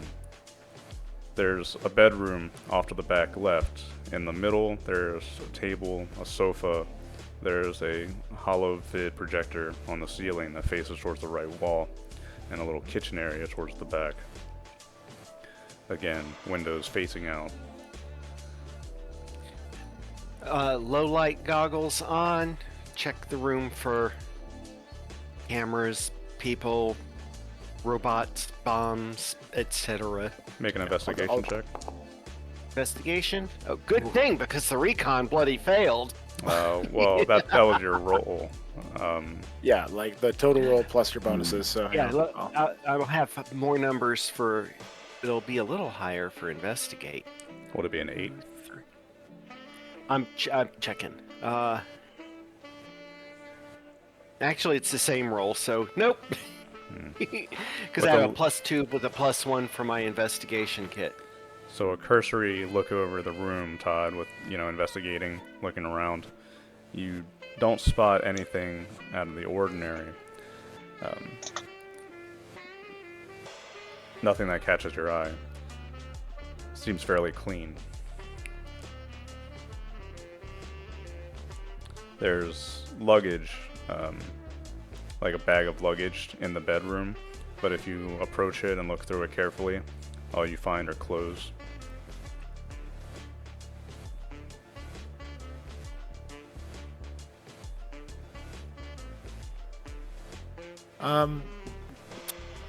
I think Moira, is there like a bathroom associated? Does it look like LeBlanc turns the bag over pretty well, all that kind of thing? I barely notice it's there.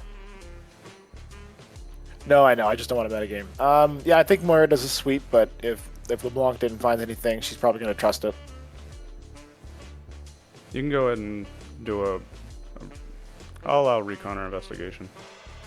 Sure, I'll try recon that.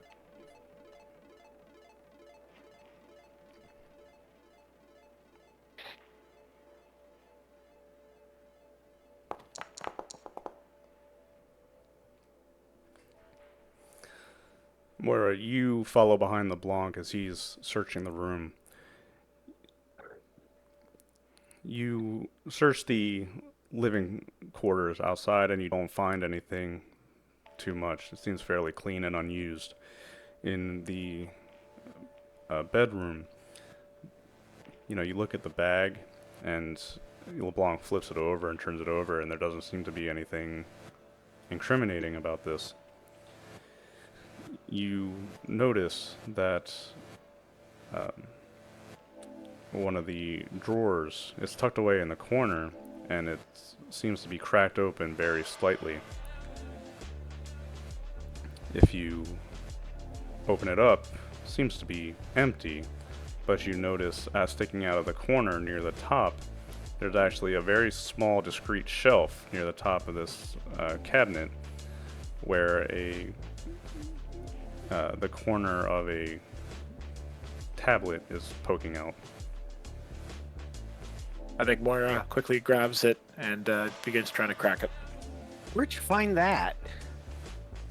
I dug a little bit more than you did. It's fine. Okay.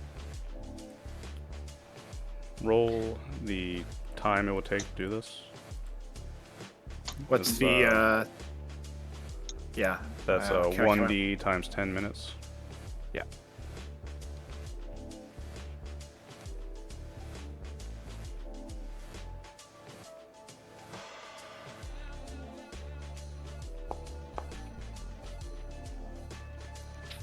Oh, it doesn't do the math. Oh, whatever. So it would take 50 minutes to do this.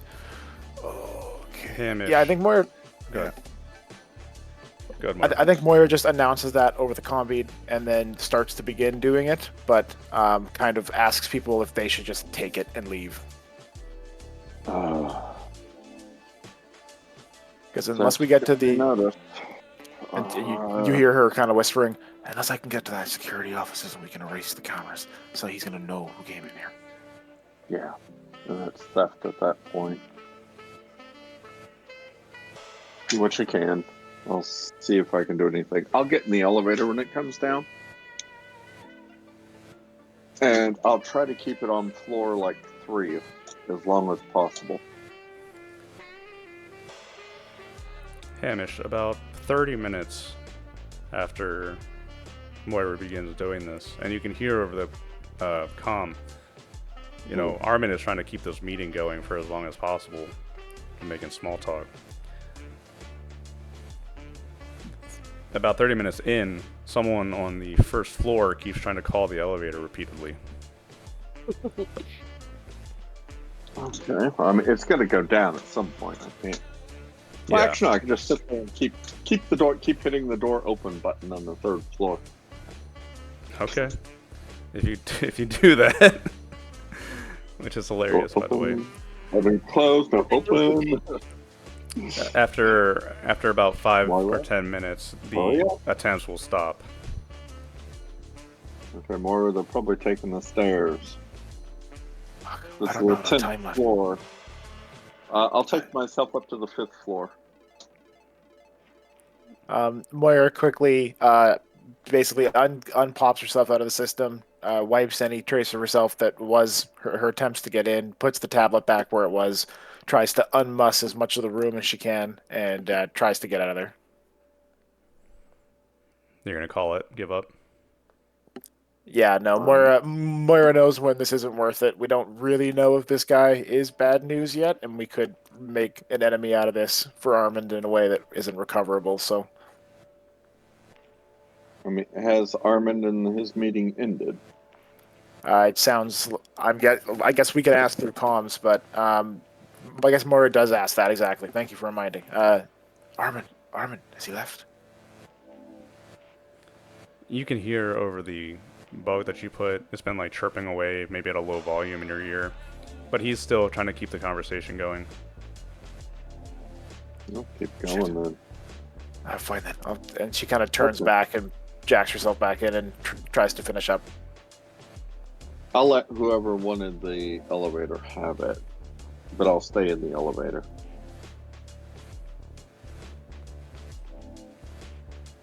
Alright, I'll allow that, sure. Hamish, before the person gives up and starts using the stairs, you decide that it would be a better idea to let them have it. Mm. So, as the elevator reaches the bottom floor, the door opens, and the young woman with a tablet pressed up against her chest holding it, and the bun in her hair and the glasses. And she kind of like starts when the door opens. She sees you. Oh, hi. I think I saw you earlier with Armin. Oh, I was at the party, and I'll start to walk out and then feel my pants. Oh, I'm sorry, I forgot my comm unit. Can we go back up? I'll step back into the elevator. Sure. And she... What floor are you going to? Making sure my comm dot's transmitting. Oh, that's 16.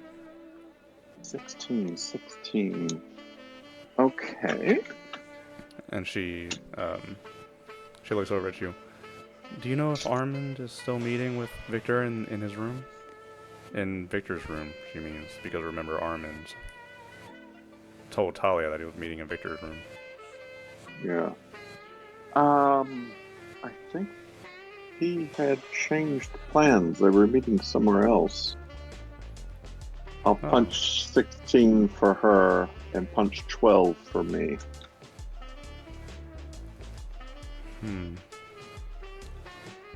So you've been traveling with Armand, is that right?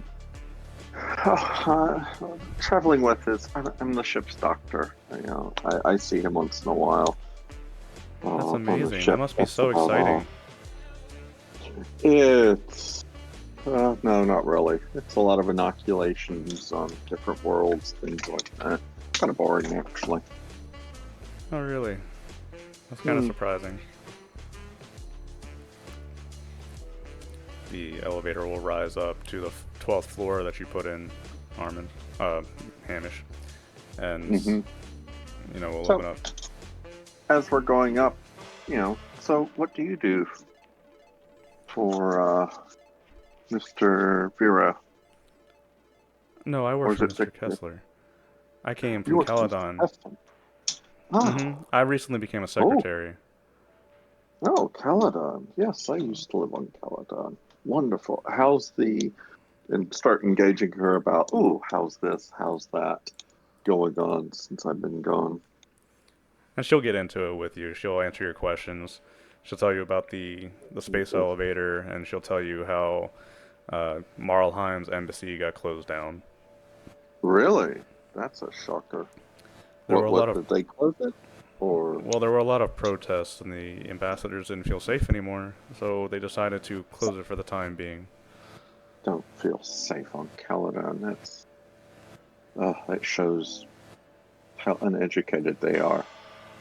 Well, I mean, after what happened to Armin's dad, you can't really call it perfectly safe anymore. Well, that's true, but I mean, as tragic as that was, it was one incident. I mean, in the deep, I've seen far worse. Well, knowing Marlheim, they probably still have someone around. Probably just close the ambassador's office. So what do you think about it? Oh, I don't start have really pushing it. Yeah, start pushing the conversation toward her. I don't really have an opinion. I used to work in the the mail office of Kiev Shipping a couple years ago with the with the incident that happened and all that, people started leaving, and the company kind of seemed a little shaky. But I stuck it through, and I mean, hey, it worked out for me. Now Well, that shows that you're smart, bright. Yeah, I'm working directly with the CEO now. It's exciting, and my floor's coming up after this. I have to go into his room. Hey, would you like, as we get to my floor, do you have 10 minutes for a drink? Wide-eyed shock. Oh, make a carouse check. Oh God, no. Come on, buddy. Riz her up. Come on, Doctor. Riz him up, dude. Or riz him up. God, this is bad. And Make sure you don't skibbity toilet or whatever it is. No, this is so Bro, not about what I want. a baby grok the fuck out of this. I rizzed up a gat in Dunbarton. God, I can't. Why does that sound like a fucking time I risked up a yacht in Freeport? Oh, this was not what I was anticipating. Oh my God. I mean, my thumb dot's open, so Moira, you're hearing this conversation. Oh yeah, no, Moira's like inching towards the door and waiting for this not to go well. In character, Hamish is like, this is like last resort. Like, I gotta do something. Let's ask her for a drink. Oh, this is not good. Like internally screaming at this shit. Oh, this is not my That is hilarious. not my thing. What are you like -3 at this, dude? Yep, I am. You got a -3? Oh god, if you pass, I'm gonna slap my ass off. Close but not Okay, so as soon as Moira hears how that goes, she's out the door. I mean, Come on, DM, let him pass. Come on. Not, I can't. I can't. It's a 7. It's a 7. It's fine. It's close. It's awesome. Well, let's talk Fucking about Arnold traveler Lockwood. rules for a minute. 7 isn't a fail. It's just a fail with unexpected, or it's a success with unexpected consequences, right? no. Oh, she gonna think it's a real thing, dude. You better hope Cindy don't hear about this. And so Hamish, she like blushes furiously and is standing like wide-eyed, shocked for a moment, and she goes, I have some business in Mr. Kessler's room, but it sounds like he's gonna be away for a minute. Would you like to maybe come up there instead? My man. Sure. Oh god. I don't know what to do. I don't have a stutter. I can't stop her. Oh, dog. I don't have a stunner. I cannot stop her. Yeah, Moira looks at LeBlanc, panicked, and goes, I like how Dom "Do we run to the bathroom or do we run out?" I've got a stunner. Just done. Like, No, we cannot stun this woman, LeBlanc. Do we run to the bathroom or do we run out? You have Oh, you have God. like 10 or less Ouch. minutes on this hack. how good's your stamina, Doc? What's your endurance level? Stop it. Pause. I'll let the door close. Moira, you've got about 10 minutes or less on this hack. Yeah. So is this again? I gotta ask. Okay, now my brain's gotta look about like the area of the room. You said that there was a main room. Is there a bathroom? There's a bathroom, there's closets, there's all sorts of stuff. Curtains. Okay. I think shit, LeBlanc. Do we run to the closet? Do you give up, you call it, and you run out before they get here? Do you hide? You LeBlanc want me to roll wants a to die? stun her. Trigger, no. I want us to stealth to get out of this. Like maybe hide in the closet. Have Daz try to be like, "Oops, can you help me in the bathroom or something?" I don't know. I'll go hide in the stairwell. You're gonna hide in the closet? Well, I'm really deep into the room, right? Like I have to put shit away before she notices stuff if she's I'll put coming up. Everything's away except the tablet. Okay, I unplug, put the tablet back, and I guess Wonk and I are trying to get the hell out of there. As we're moving, I must up my dress and my hair and my makeup a bunch like we've been doing some fun stuff. I pulled my shirt out of my pants. Perfect. So just to clarify, you are giving up on the hack and exiting the room. Yep, no, Yes. this is, we are well beyond danger mode right now, danger zone right now. All right. Come on, y'all had it. Y'all had it. Okay. Live dangerously, come on! I know. Moira and LeBlanc. Moira puts the tablet back, decides that the risk is not worth the danger at the moment of being caught. And the two of them run out of the Run room. into the and stairwell. into the stairwell. Stumble this is- drunkenly, gropingly each other. While this is happening, the elevator door pings open, and Talia leads you down the hallway towards the room. This is the room here. Hold on. And she pulls out a key card and swipes it, and the door... It doesn't open right away. She hold up. Tap, tap, tap, tap, tap, a couple of times. Oh, there we go. And finally, as she holds it, after now, the emergency lock overrides with the correct key being entered, and the door will open.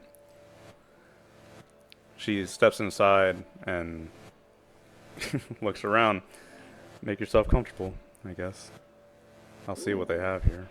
And we could talk more about your travels. I'll look around, Moira, and Yeah, LeBlanc well, and she's here. gone. They booked. I'll head over to the bathroom. Okay. Anything in the medicine cabinet. NyQuil, something equivalent to that. Oh god. Where's the industrial strength melatonin at? You want to roll luck? Okay, I can roll Cool, one. I haven't had to roll that in a while. I can't think of anything else. And Yes, it's sir. straight up right now, so... No, I also love the Traveler has a luck skill. That's just neat. It's like Call of Cthulhu. Wow, Hamish. So Mr. Kessler has a problem sleeping, you notice, after looking into his medicine cabinet. It seems that he's unpacked a few pretty strong sleeping pills into the medicine cabinet, along with various other medication. Alright. Snag. All I right. will mumble quietly, Moira. Our little interloper may be asleep in a few minutes. You hear over the comm bead. It's kind of probably echoey because we're hiding in the stairwell to not be seen just off. It goes, all right, well, if anyone's going to drug a woman, it should be our doctor. Just please don't kill her. Sleeping pills are bad, you know. Yeah, I know that. I'll make an estimated dose and add it to some whiskey, 2 whiskeys out. Fuck, that's okay, buddy. I know you're a doctor. Don't fuck this roll up.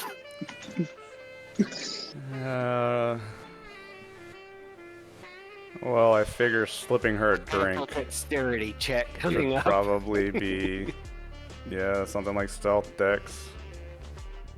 Alright. Let's see. So stealth that. That's not too bad. Let's see. Not one I get to use often. Dex.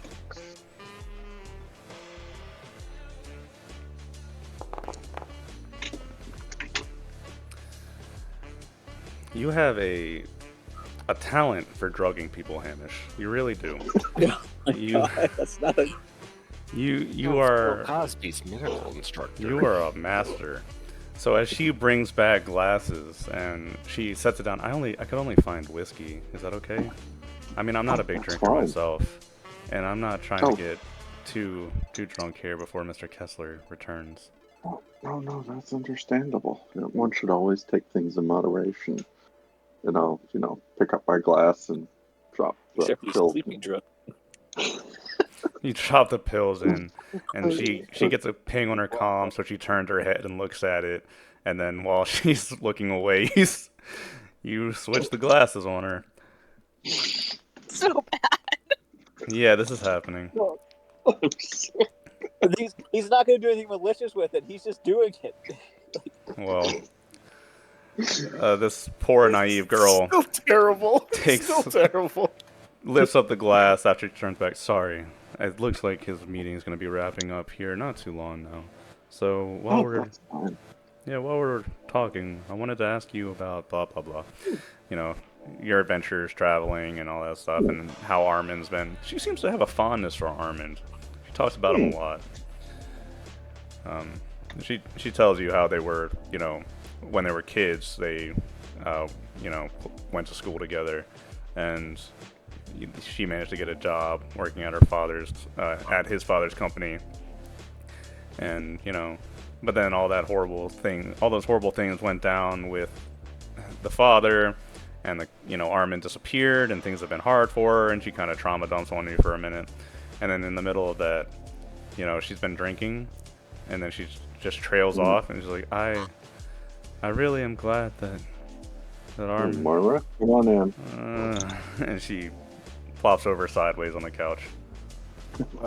Moira walks into the room and just like very much does not look in that direction, just kind of being like, "God, we're terrible. Oh, we're terrible people. Oh, we're terrible people." He just goes into the other room. I'll make sure I haven't killed. LeBlanc walks in. I've had worse dates, and I'm talking about from her perspective. Yeah, you were in prison though, so I just. LeBlanc, this is not a date. Well, Moira, you can access the tablet now, and with the immediate threat taken care of, you can finish the hack and download the information that you want. Make a copy over, however you do it. Yeah, she just does the normal copy, erases her presence, and then stores it back where it was and gets the fuck out of there as fast as possible. All right. Well, the three of you having accomplished this goal, and I suppose, what do you do with her? You just leave her on the couch? I think we. Yeah, put her in the safety position so she won't aspirate. She throws up or something. Like, all right. I'll clear the drinks out, wipe my fingerprints off the glass. Well, Talia takes a nap, and you clean up after yourselves as best you can, and leave. Armin, right. not long after this, finishes up the meeting, and all of you kind of cross paths in different ways, heading back to your respective rooms. yeah, I think Moira's keeping up with the act, so she's like twined around the Blanc, and they're just kind of like laughing, like ha ha ha. They're just like acting drunk kind of thing. And I'll wait for a separate elevator and fall way behind them. Okay. Faust, I'm kind of whispering to LeBlanc, and I'm trying to guide us towards any kind of security office that would be in this hotel. Is there anything we can find? There is a security office on the first floor, but it wouldn't be very easy to get into. Okay. It's quite obvious that it's like heavily guarded. There's heavy security, yes, and there are probably people manning it, especially during an event. I mean, if it consoles you at all, the cameras were pointed away in a way that you are not going to maybe appear on them. But, I mean, you know that there's probably going to be a log that security got tampered with at some point during this time. Yep, she knows, so there's just a trace, and she hates leaving any kind of traces, so she's just kind of frustrated, but she shrugs it off and then heads back to her own room. Yeah, unless you have a very clever idea to deal with people and security, this is when you're going to have to let go. Yeah, it's too risky, I get it. Okay, yeah, she goes back to her room then, like keeping up the act until she's in a decent hallway, and then she kind of untwines herself, says goodnight, and heads to wherever, because we're staying the night, right? Yep. Figured. Moira's gonna go use a real shower for the first time in a couple weeks. Yeah.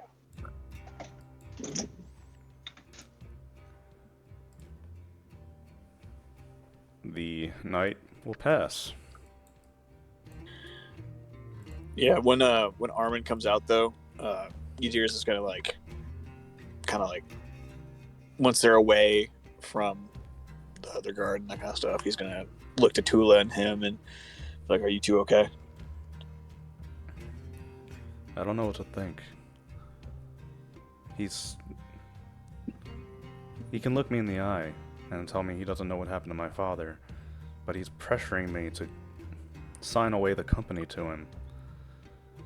I don't know what to think anymore. Ydir kind of puts a hand on his back and he goes, "I know very little about such things. I would be wrong to give you advice. But think on it. You have time, Armin. And as long as you are here with us, we will protect you and make sure that you can do what you want. No one will force you here to do anything you don't wish to do." So the guy's already left, right? Yeah. Everything. Mm-hmm. Birch is gonna be like, we have ways to figure it out. I need a little bit of a nap, but I'm sure we could find out what really happened. It might just be easier to give him the company. If I do that, then nobody would want to target me, and nobody would want to target you by extension.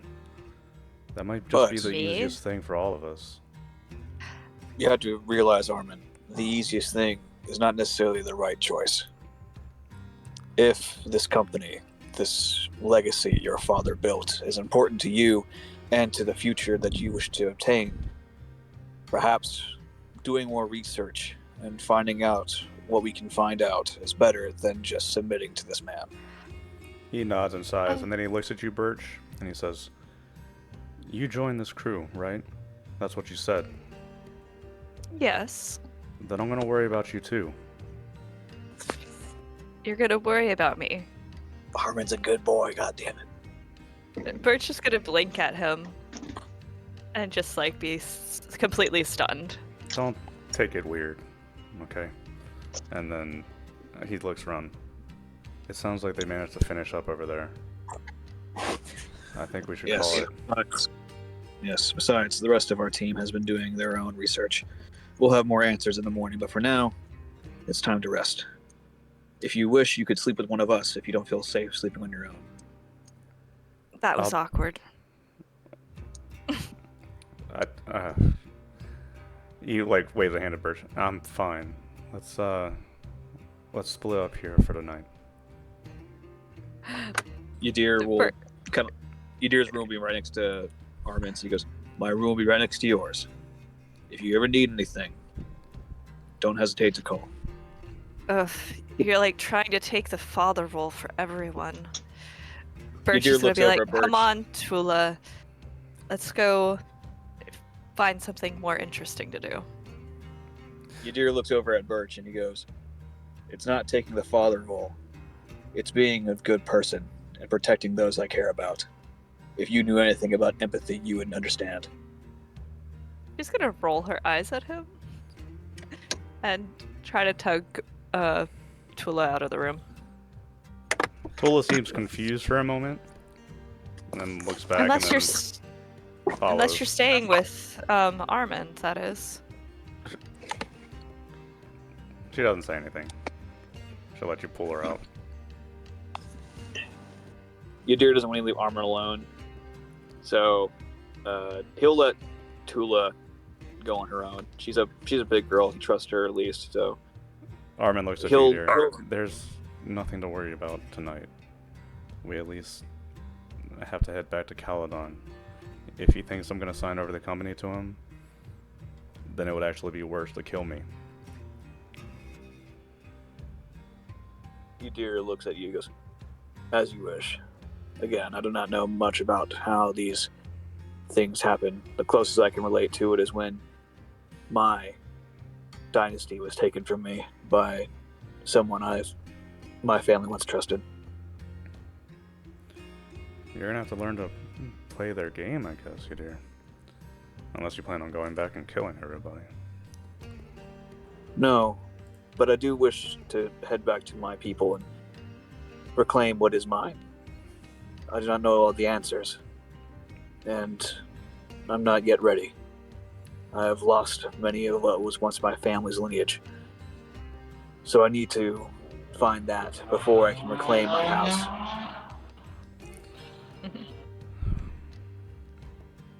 You'll be okay. That was dear. Bull Blanc running down the hall. Yeah, sorry, some jackass on a fucking bike went by. Yeah. Not you, LeBlanc, but like somebody else. A totally different jackass. All right. But yeah, so yeah, Yadir will leave Tula with Birch for today. He's not gonna. He's more concerned with Armin, but he trusts Tula to not like get 100% corrupted in the span of 12 hours. Sure. Aw, Birch is gonna attempt to corrupt her in the span of 12 hours. Roll corruption. And Wait, is there a roll I can do no, for this? god damn it, no. Anyway, there. Let's call that Aw. the night and move forward. Unless there's anything else anybody wants to do. Hamish, you have a lot of explaining to do to Cindy, and all right. Nothing eventful happens during the night. Everybody goes their separate ways. In the morning, you can convene, and there's a daytime event for this fundraiser that continues on, but you're not forced to attend, and Victor, he will reach out and say that whenever Armand is ready to head to Caledon, he will accompany him in his own ship so that they can arrive together. Foon is hungover. Keegan's hungover. Okay. And They're like leaning on each other like, oh god. Oh. You know, I told her that she looked nice in that dress. I must have put it the wrong way because she hit me pretty hard. I think you only can say that to people that are your own age. I'm a handsome man, I'll have you know. I have my bow tie on and my hair back. You're a human. They takes me to the don't man make that would wear a handsome. bolo tie. I'm just saying. I would like Birch to attempt to have taught Tula how to read thoughts again. I know that's not happening, but she's gonna keep on attempting to teach her that. This is going to take So a that lot of time. So every time she gets time away from Yadir, she's trying to teach her to read people's thoughts. Alright, but that's not going to happen tonight. I know. So, you spend some hours doing that. Till she gets a nosebleed. Mm-hmm. And then you put her to bed. Mm-hmm.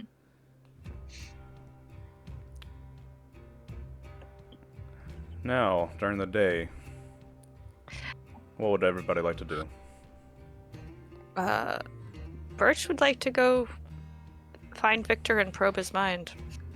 Now that she's slept. Yadir is going to link up with Tula and Armin and the rest of the gang, and just kind of, when he meets up with Tula, he's going to want to talk about how she's been doing on her training and how she's been feeling lately, and then meet up with the rest of the gang. Moira spends most of the day probably in her room working through the data she got from the tablet. Okay. Birch, He's make a in- recon, and if that passes with an 8, go ahead and roll your probe. Cool. Yadir, Okay. you meet with Tula. She spent the night with Birch, who keeps her up into the late hours doing the psionic training, so she's sleepy. Can I tell she's been doing something? 9! She seems tired. You can try your probe. And Moira, what were you saying? Oh no, I was just saying that like she's just checking. through the you were information. trying to do the information. Yeah. I'll save that for last. Yeah, 11. So, That failed, right? yeah, No. it fails. That fails. That's Womp like womp. so sad. You managed to catch a glimpse of him because he's a very busy man. You managed to catch a glimpse of him, but you can't maintain it long enough to probe his mind. And he is a very reclusive man aside from that, so you don't get many opportunities after that, Birch. But yeah, Yadir will find Tula, and he'll be. You look tired. Were you and Birch out late? We were in her room. I tried to sneak out a couple of times, but she won't. She always catches me. Doing what? Trying to read people's minds. Yadir kind of like tilts his head at that. He goes, I'm not really Do you- good at it. I haven't been able to do it yet. trying to focus on two different paths of psionics when you can barely control one isn't advised. It slows down your progress. If you wish to know, I believe, again, I'm not you. You are your own person. But I believe learning how to best handle your clairvoyance will help you better understand and control yourself and feel more at ease than if you knew how to read minds. Reading minds it can be a useful skill, but it can also lead to a over influx of information. If you can't control it, then you might just pick up random thoughts as people walk by, and I don't believe you would like that kind of stress. I don't even want it. I know. I don't want to read people's minds. I don't want to see the future or any of that. I don't.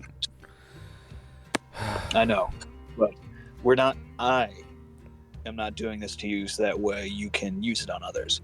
I'm doing this to you so that way you can control it. And then, should you wish it, once you can control it, you don't have to use it ever again. And naturally, as you age, your connection to your psionics will fade until you are no longer connected to it, and you will be essentially a normal person. Psionic atrophy can happen, as long as you can control it. But until that happens, you'll get random outbursts of psychosis, and that's not good for anyone.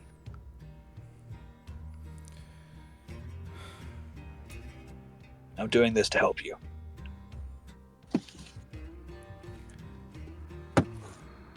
Well, I'll believe that. He looks down at Tula and goes, Tula, I have never and will never lie to you. I choose to believe you, dear. Thank you. Thank you for your trust. Now, let's go get you something to eat. You look tired. Moira, looking over the tablet, you find some interesting tidbits. The first one, he receives messages, and this was a while back now. He received messages detailing the crew of the Guilty.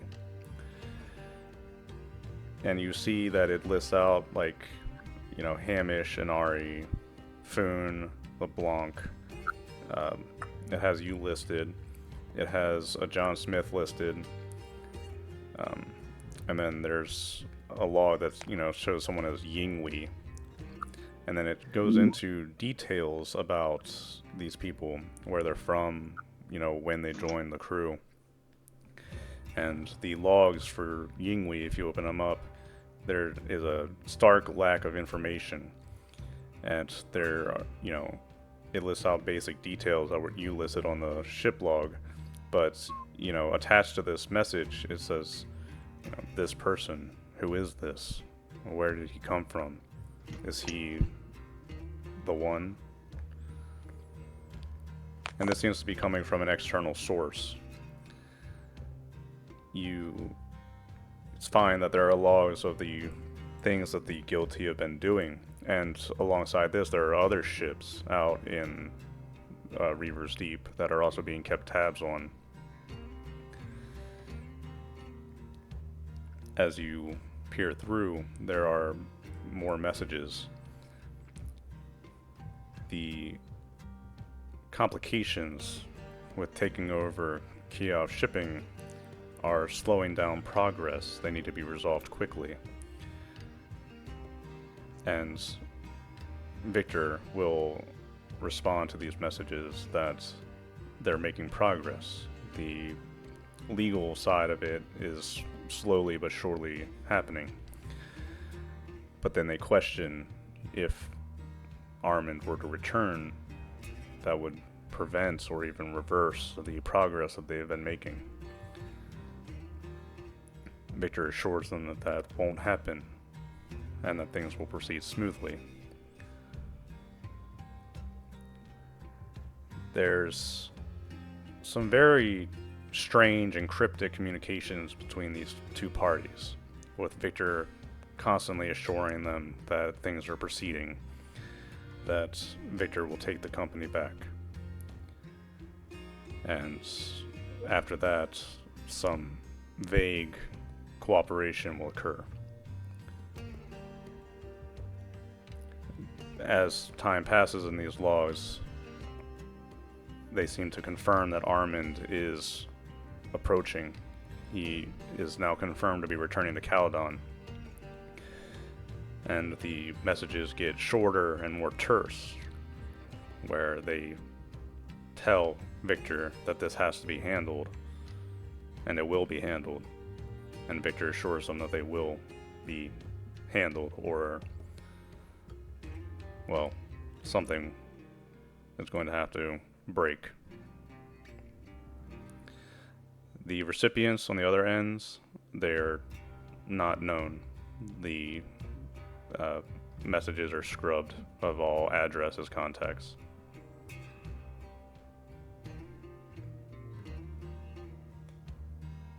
Alright, so each time that Moira comes across a new piece of information, she's been collating it, putting it together, and just kind of creating some more Spark Notes version. Once she gets to the end of these details, she's kind of sitting in a room, kind of shaking her head.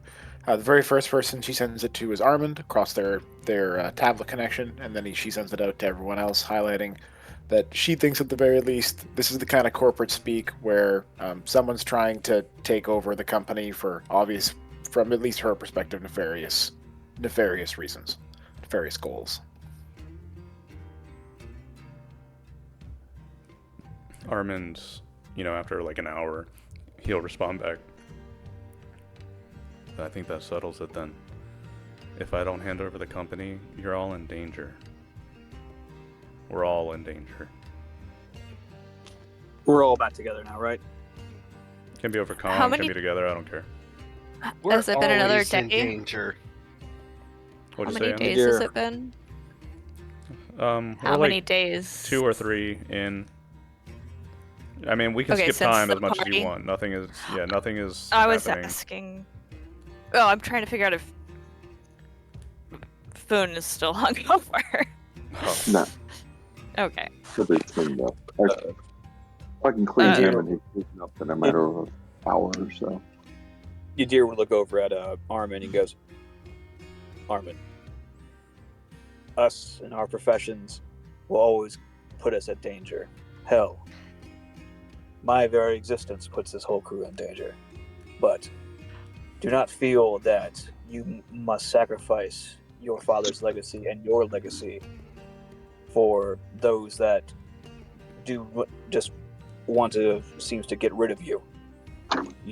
I don't know how corporates speak, but judging from how Moira has taught me, they might imply to kill you if you don't comply. I don't know what to do. Let me think on it. Of course. Armin, why are you not able to access your father's position? If you own half of this company, should not you also be able to use it? He looks over at Moira because again he doesn't know.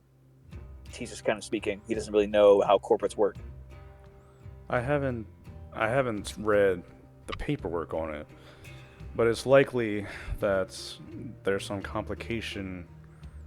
I mean, my father maybe wasn't very clear in the will. Hell, I'm not sure if he even wrote me in at all. If he didn't, and I'm not, spelled out to take over the company, then Victor has a good claim on it, seeing as I disappeared for several months. Returning now, it would be a lengthy legal battle. One I might win or I might lose. I'm not sure. But But- clearly you are a threat to him, or else he wouldn't have all this stuff. So, if your father, again, I do not know the proper terms. If your father left his legacy in your name, if he did not, then Victor would have no worry. But clearly he must have left something, or else Victor would not be trying so hard to leave you with nothing. I probably have a case. It's if I decide to push it or not, I think is the issue.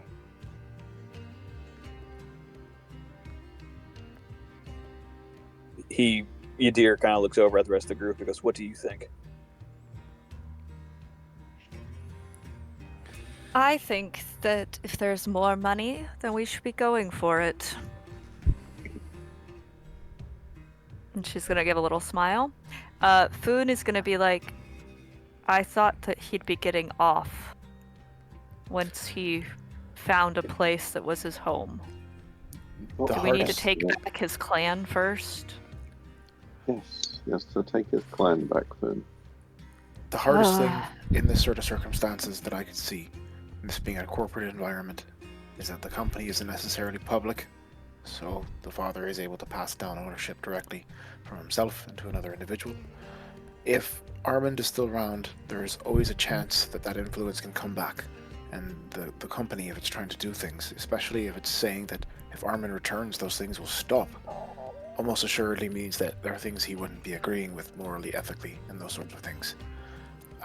I don't want Armand to make a judgment call that he thinks would risk us, but I have to tell you, Armand, that this sounds like it might have something to do with what we're involved in around here. I didn't realize that the corporations of Kaladin as well might be involved in the larger area, but I think it's a thing we should check out, and the moment you say goodbye, all of your chances of ever getting back in are entirely reliant on them letting you back in. Right now you still have a foothold, and I think we should keep that foot in the door. But that's just me. Birch is gonna go, plus, how are you supposed to take care of Tula if you give these things up? Are all of you really willing to accept that? If we push this, whatever comes, you're willing to face it? Yadir looks at the rest of the crew and he was like, "We went to halfway across this sector for to help one man. And it was one man of this crew. We are here to help anyone of this crew, even you, Armin. You've been with us since the beginning." Birch is gonna be like, well, I wouldn't say that, but, a little bit of pay here and there, always useful. I mean, hell, what's one more job? One last job for the guilty, right? Not one last, just another. Are we naming this new ship Guilty too? We'll always be guilty. Oh no, No. we're the guilty too. That's what he said. It's the guilty too. Birch is gonna be like, I would hope that you would find a slightly better name than that. Foon's gonna be like, no, that is my name. I named it. We shall forever be guilty. 2. Ooh. Foon's gonna be like, what does the 2 have to do with anything? Well, the first it one has is to go on guilty there and the for- second one's guilty too. Exactly, it's the guilty too. So we're getting a second ship? We'll say the third that's one awful. guilty as well. It's the guilty at the third. I don't know. I vote guilty as well. Guilty as third well one. is actually quite nice. I like that. Okay. All right, well, Armand, it's up to you, man. We got a week. And he looks around at all of you. I guess we'll just have to play it by ear. Figure it out. But I have to admit, having my own company sounds kind of nice. Yeah, and that's not a small amount of money, my friend. On Caladon? Hell no, it's not. And as Mr. Keegan has told me, more money is good. I don't necessarily believe the phrase, but I've been told to say it. All of you, look at this. I'm a master teacher. He's learning. You see this shit? Again, Mr. Keegan, I don't believe that statement, but you told me to say it, and I see no Man. harm in saying it in private company. Birch is gonna be like, I am so proud of you, and Keegan, you're brilliant. And she's gonna go over and give Keegan a kiss on the cheek. Mhm. Yadir just kind of rolls his eyes. He goes, again, I do not believe the statement. Money is not important. But if No, this no, is no. important to Armin, Repeat then what you were told. Repeat what you were told, and sometime you will internalize it.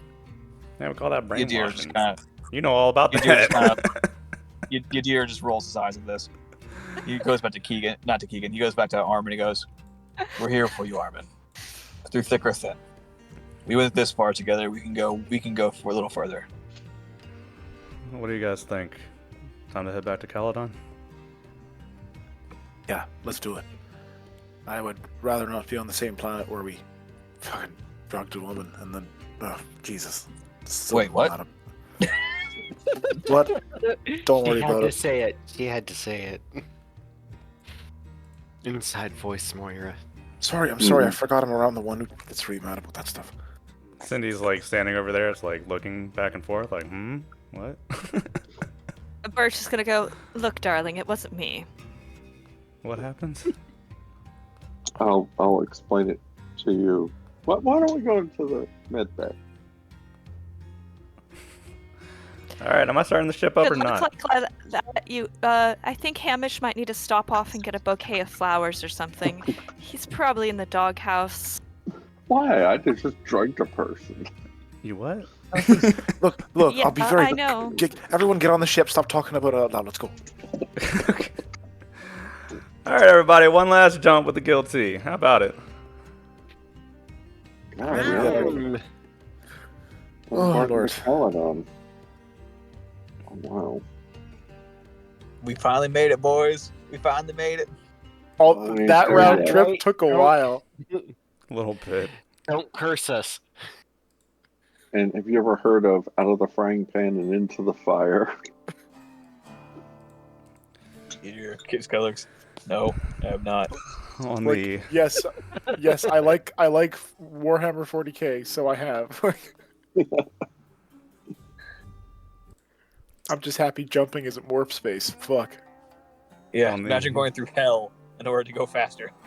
we can play 40k some other time. Yeah, exactly. This There is is Traveler. only war. No, I there's can run there's only war. war. I've run only war before. I love only But, war. um, It's so fucking great. On the top deck of the Dunbarton Highport, everybody can load into the Guild T. Close up the hatch. LeBlanc, you're given the green light to exit the dock. It's about a 4-hour flight outside of the radius. You pass by, in the distance you can spot a distant gas giant, the bright star of the system. Did we get gas? That's what I'm doing now. I just You- fly this thing. I'm You gonna buy unrefined, and then we refine it on deck. Oh, well, then we have to pause a little bit out in space to do that. You And Good of course- chance- good time for things to go wrong. And like Oh, the you rest want of you have been reform? hearing the doctor and Foon and my character Moira just like grumbling about the trading in this area because it's not going as well as we want. not going great. With everybody on board, you can refine your gas. The far traders, they bought their gas like civilized people. And we'll let you know a few hours early that they're going to go ahead and jump to Caledon. We're just dirty space Appalachians. It's great. Kessler's ship will contact you as well and let you know that they're jumping ahead as well. You refine your gas, and after a couple hours pass, Keegan, LeBlanc, hey, we ready to jump? What is the gas in? I think so. And hey, those things we took out of the maneuver drive, We don't need those, do we? Not anymore. Just don't let anybody know when we get there, okay? Don't think too hard around Moira. Moira. Well, I'm starting the jump drive up. I'm Let's gonna get roll it. going.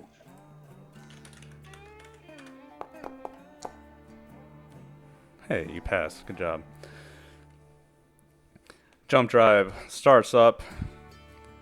All of you feel the familiar tugging sensation as the guilty is pulled into jump. And we start the week heading to Caledon. Go ahead and get your education in. And is there what am I anything training anybody next? wants to do during this week? Birch is gonna want to train Tula and Mhm. torment Yadir. That's a given. Okay. And she is also going to be randomly stalking Moira. Just sort of hanging out near her and watching her. I think now that I finished the last one, and both Hamish and I are working on the robotics more. Moira's going to start doing robotic study. Yadir is going to focus on. Yadir's going to focus on medical. Okay. Seems like a useful skill to learn in case Doc ever goes down and I can't, just suck wounds out of people. Yeah. And then I'll also be Virgin here to clear. Are you trying to do this away from me or with me? For training Tula? Yeah. Both. But Okay. yeah, with you as well. Yeah, Yadir will help Tula when he can and give her advice. He'll also check on Armin and make sure he's doing okay. This is a lot for him to go through. And even again, he doesn't understand corporate world. He sees parallels between what Armin's going through and what he will eventually go through with like reclaiming a thing that was your parents and a possible person that you trusted being possibly against it all. So he can empathize with what Armin's going through. He's still pretty anxious about the whole thing, but he's found his resolve. He's gonna stick it through. If everybody says that they're willing to do this, then I guess we'll give it a shot. Yeah, we fucking stand with Armin. Let's go. Part of the ship. How many part of the crew, weeks was this? baby. Just one. Okay. We only have a J1 drive. Okay. J2. We have a J2 drive? Oh shit. Yeah, that's how we've been hopping the way we have. It would have been so much slower with a J1. Mm-hmm. God. Oh, I thought we had J1 this whole time. That'd Nope. be miserable. We need to get an Expo 6 drive. J2 is miserable. Yeah, I think it also makes it almost impossible to move because there are certain areas where you need to be able to jump to. yeah. Like from Sterling. Well, Yeah, if we get an Expo, we could totally just like jump Did- 6 that bitch. Birch had gotten her miscellaneous arm strength back for the combat yeah. arm. Oh yeah, before you would have left, you would have gone through customs Yeah. and have them re-enable your arms. Okay. All right. And Foon is gonna actually just be hiding in his room and basically barely ever leaving it. So Oh, it's been okay. he's not saying anything. Oh, poor Foon. Yeah, during the week, Cindy will probably knock on your door. Foon, you haven't been eating. Are you all right? I don't know. You don't know? He's gonna open the door just a little bit, and you'll notice that he hasn't cleaned himself at all. Oh, is Foon sad? Foon's sad. Oh no, why is Foon sad? She'll peek in the door and look around. Can I come which in? is usually very neat. It's a complete mess. Mind if I come in? Yes, you may. And Cindy will, enter the room and shut the door. Talk with you and try to help you clean your room. And we can do an in-character chat later if you'd like. Okay. That will work. In case this So- conversation takes a while. Yep.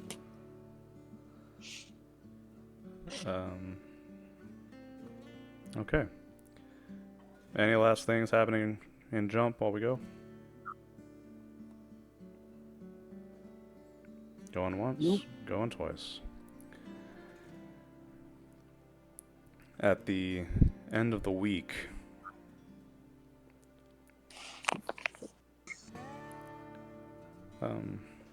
we still have some minutes. So how about this? Cindy looks around your room, Foon, and trudges through. This place is a mess. What's going on here? It always smells like them. I can't make it not smell like them. Oh, So it doesn't matter anymore. oh, poor Foon. It smells like the perfume Birch wears. I know, it doesn't matter. Every day when I cleaned it, it would get back. It would come back. Bert has been fucking with him. Foon, and she sits on the bed, pushing aside like some trash and the royalty teacups. And picture this, Foon. After we get back to Caledon, we're going to get you a big ship. One that you can trade as much tea as you can possibly fit in. You'll have your own room, and Hamish even promised you a tea garden, didn't he? Yeah, but I need a lock. People keep coming in. We'll get you a lock. These doors don't have locks on them? What the hell? I don't know how to get it to work. It's just a deadbolt. We have one more jump, Foon. You think you could make a last pot of tea for this ship for all of us? Hey. He's gonna go out there, be like, but don't let anyone in my room. You're allowed. All right. You're nice. I'll try and make a steward roll, please. Fortune. Okay, steward roll for Foon. Tea making, which is unfortunately not with charm. Why would tea make be with charm? Got a charmed teapot. Hey, it's not bad. Gotta seduce the teapot. So on the last day of the jump, Foon, sad Foon, comes out and uses the a tea set to give a cup of tea to everybody on the ship, and it's actually pretty good. Thank you, Food. Everybody can sit That's around tasty. in the cargo hold and share a cup of tea to commemorate the last jump of this ship. Foon is still a little bit sad, but he's sort of cleaning up his room. But he can't make it smell good. Yeah. The next day, when the ship comes out of jump, there's about a 6-hour flight into the approach for Caledon. And as the guilty approaches, the last scene I wanted to do was, Hamish, you'll be in the med bay, and Cindy will pop her head in, and she says, "Hey, come look at this."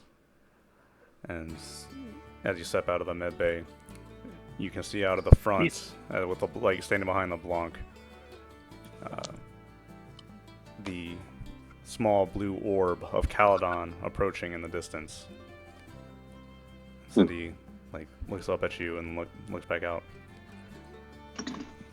We made it back. Yeah, you did. It's beautiful, isn't it? You're probably not going to stay for very long, right? I'll look at her. Are you? I'm not sure yet. I think there are still things I want to do out here.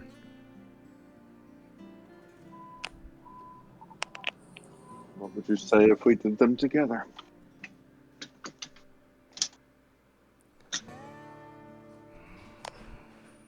For now, it's nice to be home.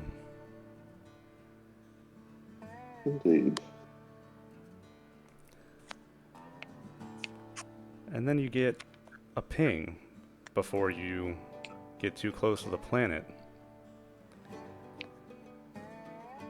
At first, you got permission, the green light, to land at the Caledon Highport. And then all of a sudden, that permission is revoked. Mm-hmm. You were denied access to the Highport. You're denied access to the low port. And What? then, after a moment, you receive a voice communication. Yeah, I figured. Would you like to open it? Go for it, Moira, unless I'm doing it. Moira kind of makes sure everyone has a good, ear close by, and she hits play. A grizzled bulldog-like face appears on the other end, and a man leans forward to the camera and looks back and forth at you, Moira. Who the hell are you? I'll step and put my face in the pickup. She's our comms officer. See the one that was from the restaurant? You're No, she's late. from- You're very late. And yes, this is Late. Morgott from Session 1. Oh, that's his name. We never actually got his name. Mm-hmm. Oh, well, I've never actually met you before, sir, so I can't possibly be late, but if you're referring to my companion, I can't really speak for him. Break off Yeah, your we've been- course towards the Highport. I'm gonna send you the Navy base. You're gonna come talk to us. No, that makes perfect sense, officer. Can you give me landing coordinates, and we'll change course? We'll send it over now. We have a lot to talk about. Thank you so much. I'll make sure our pilot knows, and we'll be there soon. Don't keep us waiting. And the video blinks out. She kind of leans back in her chair, looks over at LeBlanc, and goes, "Oh, all right. Well, you heard me, and I don't think there's much we can do without being blown out of the fucking sky. So, Yadir looks I over wasn't- at Hamish and goes, "This is some welcome." Yeah. Just for the record, Moira, I wasn't gonna argue with them. right. Who is this man? He's the guy that gave us the assignment to go find and collect the The ship. the guild tea. It was known as the Strange Journey back then. I think One. we named it something much better. After all, tea is life. And Strange Brew was already taken. Right. I'm sure he's gonna be in such a happy mood when he sees the condition. Oh, It smells brought like it back. humans. He should be happy. he's lucky. He is human. Mhm. He's lucky we brought it. And this man is part of their military, since we were going towards one of their bases. We have Uh, no idea, but that's I'm probably pretty- military or government's a good guess. I always thought he was a mob boss. Is there a difference? Mm. I'm not sure, except for one is a true clan and one of them is a less true clan. Yadir looks over at the rest of the crew and he goes, "Well, it's we just need to return the ship. What about the scientists aboard the other vessel?" I'm sure. Yeah, are they continuing on? They left a few hours before you, so as far as you can guess, they're already here. Hmm. But as you coast around the planet, around the orbit, the small Navy base comes into view instead. And LeBlanc, you are given a hangar to land in. And you can pull the guilty in. And a few clamps come in to lock you down. And the guilty docks. And that's where we will end tonight. Nice. Good stuff, Faust. Yes, very good. Our A next lot of good shit in game this one. is going to be the 19th. Because I'm going to be out. Yeah, man, you're in Greece. Enjoy. Yeah, have fun, dude. No, I need you to run a D&D from Greece on your vacation. I need Yeah, Yeah, I'll of spend my course. Saturday over there doing that. Actually, better yet, find a way to get it hooked up so you can do it underwater, so we can just hear you bubbling, you know? And Mhm. Yeah, I want a live stream of you underwater D&D. Because he's allowed down for that long, and that would be a great idea. You Yeah, guys pussied we- out of the scuba diving part of the Fontramas, so we're gonna get it in at some point. Real life. Yeah, We're gonna get I'm sorry, we dunked in didn't water. have any scuba diving experience, and we were like a couple hundred meters under the water, and there's giant squids out there. But fair enough, fair enough. We just wanted to hold our breath and see how fast we would explode. Yeah. I could see Foon doing that. We used a submarine. We used that. We had a fight in a submarine. That was wild. That was wild. I also So have the size of a fucking thalassophobia. Volkswagen Beetle. We were just firing and punching in that thing. I have thalassophobia in real life, so like ocean planets are like my terror. Like I can't, it's like an entire environment where I'm just gonna be so terrified. No, I'm good. So I like the Just- mental image of Hamish leaving Caledon and then Hamish returning to Caledon with like his new ear piercing from a bullet hole that he got from that submarine fight, and like just how he's changed. Look, It's Shaggy. It's the meme of the. All right, be a quick 20-minute adventure, in and out. Fucking 2 years later. 2 years later, it was only a couple months in real life. Tour. Yeah. Right. How much were they, when were they expected back? Because I don't think we're that late. You're not. I don't think you're that late either, but Yeah, you're certainly we were never- later than you were supposed to be. Yeah, we've never actually given a time frame, but we had a time frame to deliver the goods, and that we met. Let's call you Yeah. late. hmm You're not early, you're late. You're on time, you're late. Oh, Yeah. God, we are back at Caledon. I cannot freaking believe that. We made it back, boys and girls. I never thought No we'd one- make and, it back. And nobody died. Just Don't Well, say that. You people just now died. tempted Importance fate. died. long. No, Now ass he's gonna turn. kill Remember? us all in the last episode. You get back to Caledon. New characters, everyone. Yeah. What was everybody's favorite planet that we visited? Favorite planet. Hang on, I'm gonna look back at my notes. I am curious. I liked the I mean, one of the early planets actually. as much as The you. one with the Yeah. one with the volcano, Okay, Vincent. because we got to kill a bunch of people. That that is was- completely That was unrelated. Vincent. Yep. That was I would session act- 3. That was a really freaking good one. I sorry. Go ahead. No, go ahead. I will admit to my biases because this was for my character's backstory, but it was Janet because you know you almost kicked Moira off a balcony. Like And I will say that fucking that fucking drive-by was the cleanest shit I've ever seen. The Yeah, Fontramas one. No, not Paul Travis, Janet, where we rolled in on a fucking skimmer, and we were like, all had stunners, and we just fucking like one shot, kicked the Aslan down the stairs, one shot, just like. That was Fontramas. It was fun traumas. That was And fun I would traumas? say, yeah, I no, would the say yeah, as much as we Oh no, can. Janet was we had a high speed chase, and we had to escape drones. That's what that was. and that was LeBlanc rolling ridiculously well yeah, to just get a us out of fucking that. god. Like, Yep. Yeah. That was LeBlanc doing the escape from Janet. I know you say you didn't like this house, but I liked Fall Traumas. I liked I- Fontramas too. I burnt out a little bit in the last couple of sessions, but I did enjoy a lot of it, and it helped me a lot get used to like what I actually want from this game. because after I got that out of my system, honestly, I really enjoyed Tharad. Tharad was like Yeah, no, totally. when I started the like one with the rock people on it, right? yeah, making a good like idea, and then it was our first like huge climax of the campaign with the Cindy fight.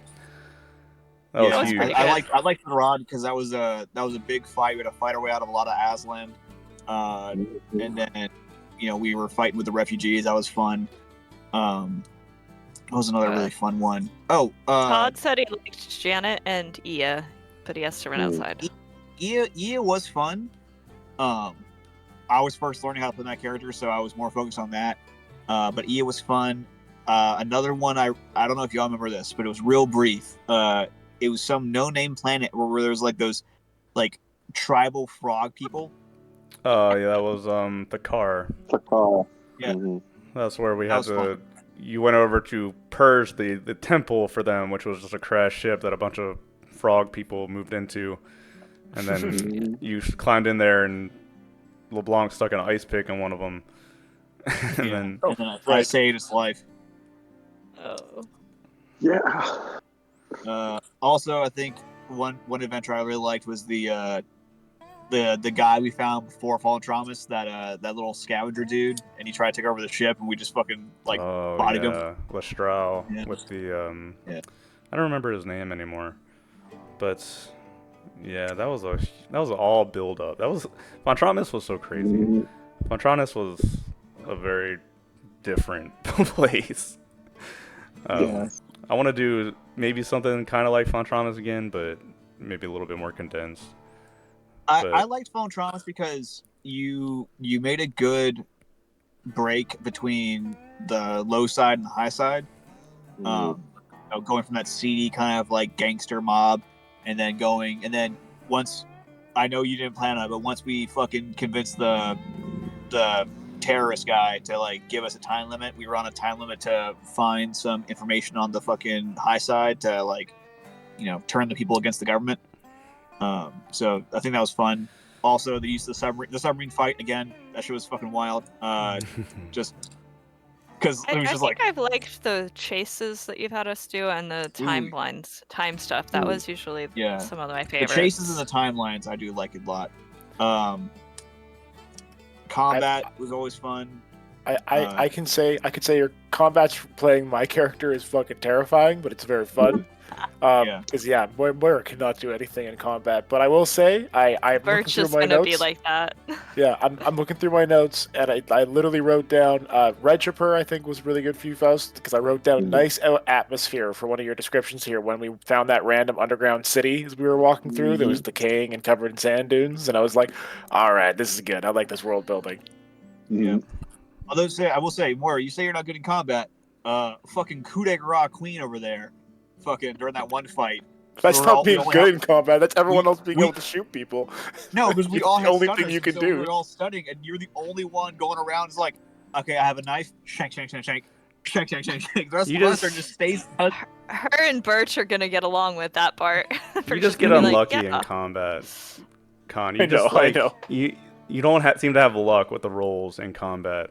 But like when you do have luck, you blow people up with grenades. So I know. It works. I know. I will say, I think our group's cohesion is very well too, both in and out of game. So like, we're all friends out of game, but also like we have a doctor. We have my Scion, we have my Scion. We have your Scion. We have Foon, who's like a big weapons tank. We have LeBlanc, who's like this weird wild card fucking killer / pilot. We have Moira, who is this like super hacker and also like knows how to do corporal stuff. And also, Faust, I will say, like you have some of the best control over your like side characters, like these little NPCs we have, like Keegan, love Keegan, and Tula, Armin, and Cindy. All of them feel like their own unique characters, and they're like integrated into the crew. And like I feel you've done an amazing job doing that stuff, man. Thanks, man. I love. Yeah. Traveler is special. Traveler is such a different atmosphere, like GMing from like D&D. I'm glad I watched Firefly because that kind of gave me like the lean towards like it's more about individual characters and like this kind of like down to earth. Like it can't all be down to earth because we have freaking Birch and Yadir around, but for the most part, like it's very personal. Hey, there was River. There was River in Firefly. Yeah, River was River- a freak. River's more like Tula. Like, Yeah, I and can't River remember. is again. River's River's like- specifically like taking up that idea of a psyker in Firefly. That's basically what she is. Yeah. Thank you for what's not the word, kidnapping's not the word, but taking Tula Adopting. from Fun Traumas. Adopting. There you go. Yeah, dear, that was so out of left field that like you dragged this NPC that I kind of just mentioned offhand onto the ship, and I had to make something out of it. well, it's just like I thought at first you were doing it intentionally because it was like this like little scion child who clearly was like battered and beaten, had nowhere Well, to go. you were and I was- supposed to feel sympathy. It's supposed to be like you're not. did. You're And supposed to we be like, helped wow, her. this sucks. But I never expected you to like drag her through the rest of the session with you, and then bring her Rest onto of the the ship. And then I'm like, oh, she's on the ship now. I actually have to figure something out. And I'm Yeah. like, part of me is like, don't make River. And then she ended up being River for most of the rod. Yeah, you never Um, really made her River. I never. Yeah. People say yes, she's a slightly uncontrolled psychic. I never once when you had her react went, oh, it's River. Yeah, because Yeah. River She's was much very more different. Yeah, River- Tula at first was she's gotten more under control, showing her own growth and that kind of stuff. But at first, whenever she would have her episodes, I wasn't ever thinking like, fuck, like this is like whatever. I was like, oh damn, like what's happening? Like it was like a oh fuck moment. It was like like what can I do to like help figure this out? Because like you were using it to build up future events, and like kind of stuff like when we were on Throd. And Yeah, one of we were my being favorite spied on by scenes was that where you're talking about at the shop stall, like at the beginning Yeah. of the session that one time. Yeah. That's one of my favorite scenes. Is like everything's chill. You're talking to Armand, and then throwing you just into like an absolute nightmare for a minute. That was really Yeah, and good. then, I had to fucking shoot my stunner shotgun in the air, and the sheriff had to come in and was like, "We don't like your kind." I'm like, "You don't know what kind is," but like, they're like, "Yeah."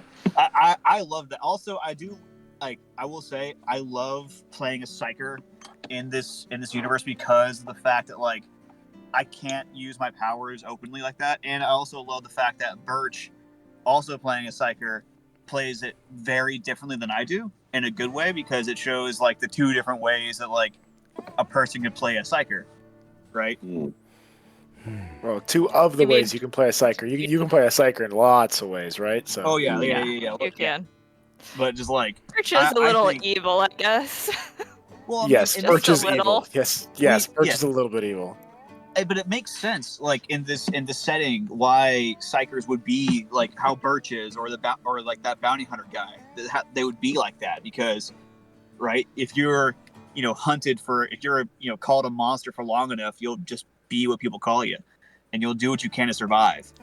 Well, and like your character specifically, one of the things that's always been fun for me is that like you're from an entire culture of psychers, and it very much affects the way that all of them think, and you actually role play it that way, and I enjoy that because I've had people choose to play characters like that with those backgrounds, and they don't lean into those things, and it's like, why are you talking and acting like me? You're from a completely different culture, like.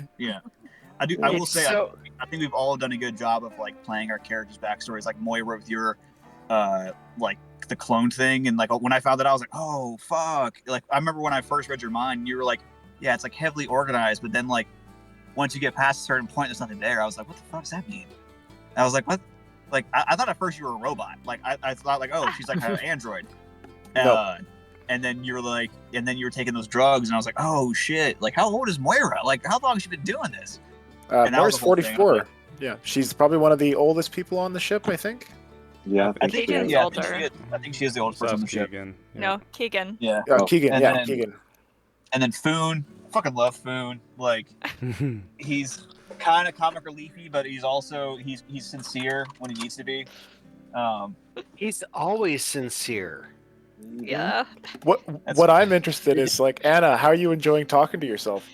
I Yeah. haven't quite got the hang of it yet. I'm gonna get it there It eventually. feels real weird. Like Faust has been doing this obviously for a long time, and yeah, it took me a long time to get used to it. I appreciate the chance to get used to it though, and that definitely playing two very distinct characters is my goal. That they don't Yeah. blend together. I was And I gonna go will save the say- game, but Tell- Pearl's doing it for me. No, man, I fucking love this shit, dude. Fucking. I know, dude. I No, could do and it then- too. I could do it look. all day.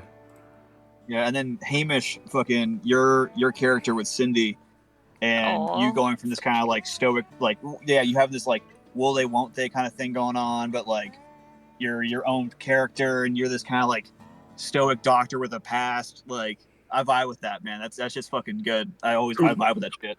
Who fucking loves to stun people? Yeah, He dude, always like, finds himself in the weirdest situations. yeah, just, I'm gonna wondering drug how this you girl, explained like, out that of to context. Cindy. Mm. Hopefully, she just forgets about it. I am curious though how your and Cindy's relationship develops, because you've been keeping that kind of close to your chest, like it's been alluded, but I don't want to like say anything. But I'm just interested to see how that goes. It is interesting. I've never quite had a character like that before. Hamish, I love you, bro, but it's different. It's different. Awkward is what he's saying. It can be a little. It's well, I take myself out of it, and I'm just playing a character. But it is definitely a new thing for me. This game has been full of new things for me. Yeah, this is by far probably like this and the other game that I'm about to go to are probably like my two best Wait, run. You're cheating on us? No, I told y'all at the beginning. I'm not playing another Traveler I'm game. teasing. I'm teasing. Oh, Yeah, God. I was gonna it's a say, joke. Hamish plays it's- D&D. Like Daz plays D&D with people. What are we talking about here? Like, It's a Cyberpunk 2020 game. We played in real life, and I've been meeting this How many group for people like have you killed? a lot of people. Oh, so many people. Funny enough, my character, he's like this big kind of stupid. He's not kind. He's very stupid. Like brolic motherfucker. Ugly as sin. He wears a mask, like a helmet everywhere he goes. But he like he's super like uncomfortable on women. So like when everybody else is like at a strip club or some shit like that, he's like in the corner like sipping on a fucking like Coke or something like that. He's like, Have I like sent you women guys scare to the me. strip club yet? I think I should. I feel like that's a place we need What's to up? go.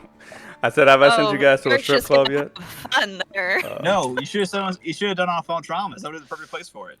Oh man. a water We went strip kind of. club? It wasn't a strip club, but it was like a seedy bar with like a jazz lounge kind of thing going on. I don't know. Birch is gonna have fun at that, and Foon is totally going to think that he can rent a clan female to do his taxes or yeah, dude. something. What a campaign. Fucking Food's gonna come back to the ship with a female Aslan and goes, "Look, I have a new companion." And we're like, What? "Food, I think that's fair." Like, and he goes, "Yeah, she is joining this crew because we join humans all the time. Clan female, you now join us." Duncan A was the first one. That's where I met all of you, basically. Very cool. Thank you guys for joining my game. Amazing. Vincent was where I realized this game actually had potential. We had Lestral, Dakar, Fontramas. That was all kind of where I started taking the game seriously and figuring shit out. Throd was awesome. Janet was awesome. Everything past that was pretty fucking cool. Yeah, what was that? What was the desert planet that Tula had her like fifth element moment? Reg. Red Hopper. Red Hopper. That was a fun one. I like that one because I finally get to use my like survival skills on that planet. That was fun. My boy was made for the sand. Oh yeah, remember that time we misjumped? That also happened. I forgot about that. Oh yeah. Yep. Oh yeah, we totally did misjump, didn't we? You were supposed to be there for the survival checks. But Sorry, It was that was like the painful one I to missed, us. and I I remember felt I that missed was- that one. And you were That like was super a- upset. I was like, I'm sorry. that was a painful session for me too. I didn't plan it. Actually, I looked back on that session when I did Red Hopper. It's like, okay, the first survival session kind of sucked. So how do we do that better? And then the first like on the Desert Red Hopper session was freaking cool. It was very awesome. Yeah, I'm probably fighting gonna the- write up like a world building post later and just gush about Yeah. this campaign Yeah. because it seems like a good time to do it. Fuck it, gosh, bro. Awesome. Yeah. Well, I keep saying it. I say it all the time, guys. Thank you for being here. Thank you. Thank you for playing my game. Thanks. Sticking Of course, through We it. man. love Thank it. you for hosting it. Thank you for having us. Thanks for running, man. Amazing stuff. Always. All right.